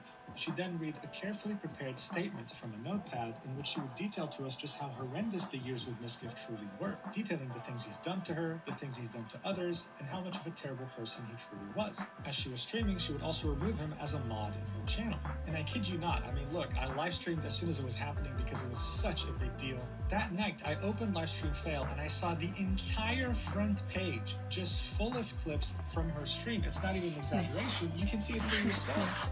Here's how she would start off her statement. Watch. What? Okay. Today, I'm finally going to be opening It looks good, about and it looks I'm psychological, finished. domestic abuse, stalking and harassment, sexual and threats of blackmail that Ms. Kip has done towards me, and some of these issues which are still ongoing. For the entirety of this year, I've attempted to separate myself from him and not talk about him at all, and not talk about this issue and just not make it a public thing. I always tried my... So yeah, that was already one hell of a way to start off her statement, right? But this entire 2-hour stream would be bombshell after bombshell after bombshell. She'd show us the ridiculous amount of text she would keep receiving from Miskiff even after separating from her, asking, can you please answer my phone, writing these immensely long paragraphs about how he regrets everything, about how he wants to spend the rest of his life with her, and this would be on multiple platforms. Wow, you're really good. I'm finally finished. I worked on this like half year or so, and just finished. And I'm pretty happy with it. Additionally, the guy was absolutely crazy when it came to view count and numbers, something that everyone had already known about, but didn't truly understand. It was a lot of work. It truly was. Watch. Only today I was here for 4 hours. Well done, yeah. Myself, I waited, I'm gonna KMS, I waited It is. so long for this, etc. Basically he was upset because I had higher viewership than him. That's literally it. I had higher viewership than him, and like I said... Imagine being a successful streamer, dating another successful streamer, a lot of and paint going up to her and saying, everywhere. hey, I want to end it all because unfortunately you have more views than me. It's like, come on, man, like what are you doing? Get a grip.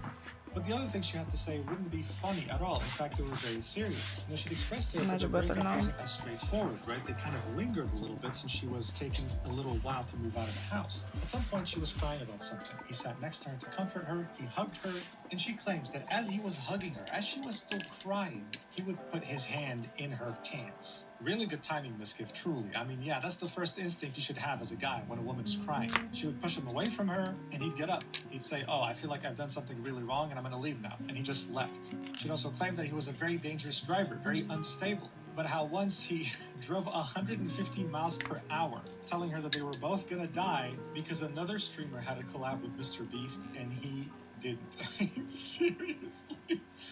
He is such a loser, bro. But again, it got even more serious when she would reveal the real reason behind her black eye. She'd say that he would throw plastic bottles at her that still had water in them, so they were heavy, as well as his phone at her, which eventually would cause her black eye that lasted for 1 to 2 weeks. I mean, think about it, right? For a phone to hit your face and give you a black eye, it must have been one hell of a throw. That by itself, without mentioning anything else during her stream, is enough cause for immediate concern. That's textbook abuse right there. Additionally, she would reveal to us just how little he thought of other people in Austin, how he treated them terribly, how he belittled them, how if they couldn't contribute more view count to his stream, they were human garbage to him. Even if they were nice to him, he didn't care. She would recount a story in which someone was very nice to him, was very sweet, and he would shit-talk him behind his back, which really alarmed Emiru. There was so much Looks like I'm towards someone finally who's done other with than it. nice, and there was But no I'm explanation as to why already he would be angry have at him other than the fact that next he couldn't contribute project. anything to his view count. And it Finally, will she be ends her stream last by for saying that now. she is filing a restraining order on Miskiff in both Los Angeles But and Texas. I'm not sure. Adding that Maybe one of the main reasons why she decided to make this stream was because Maybe next one I want to make the diamond painting because I have few of them. But this one was really nice. Also, I have one unfinished project for painting by numbers. This one with short turtles. But I'm not sure I will start it next time because I want to finish some diamond paintings first. We'll see. We'll see. Everything anyway is good.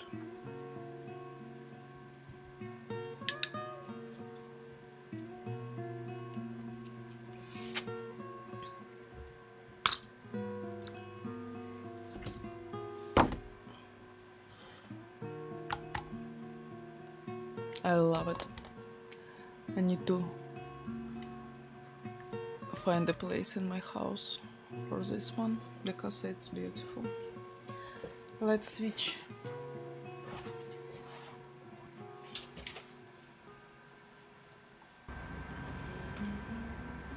Hello there.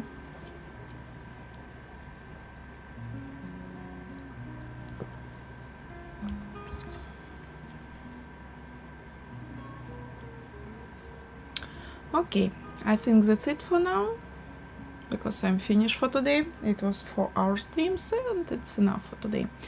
So see you next time, guys. Thank you for watching, thank you for being with me, and bye bye.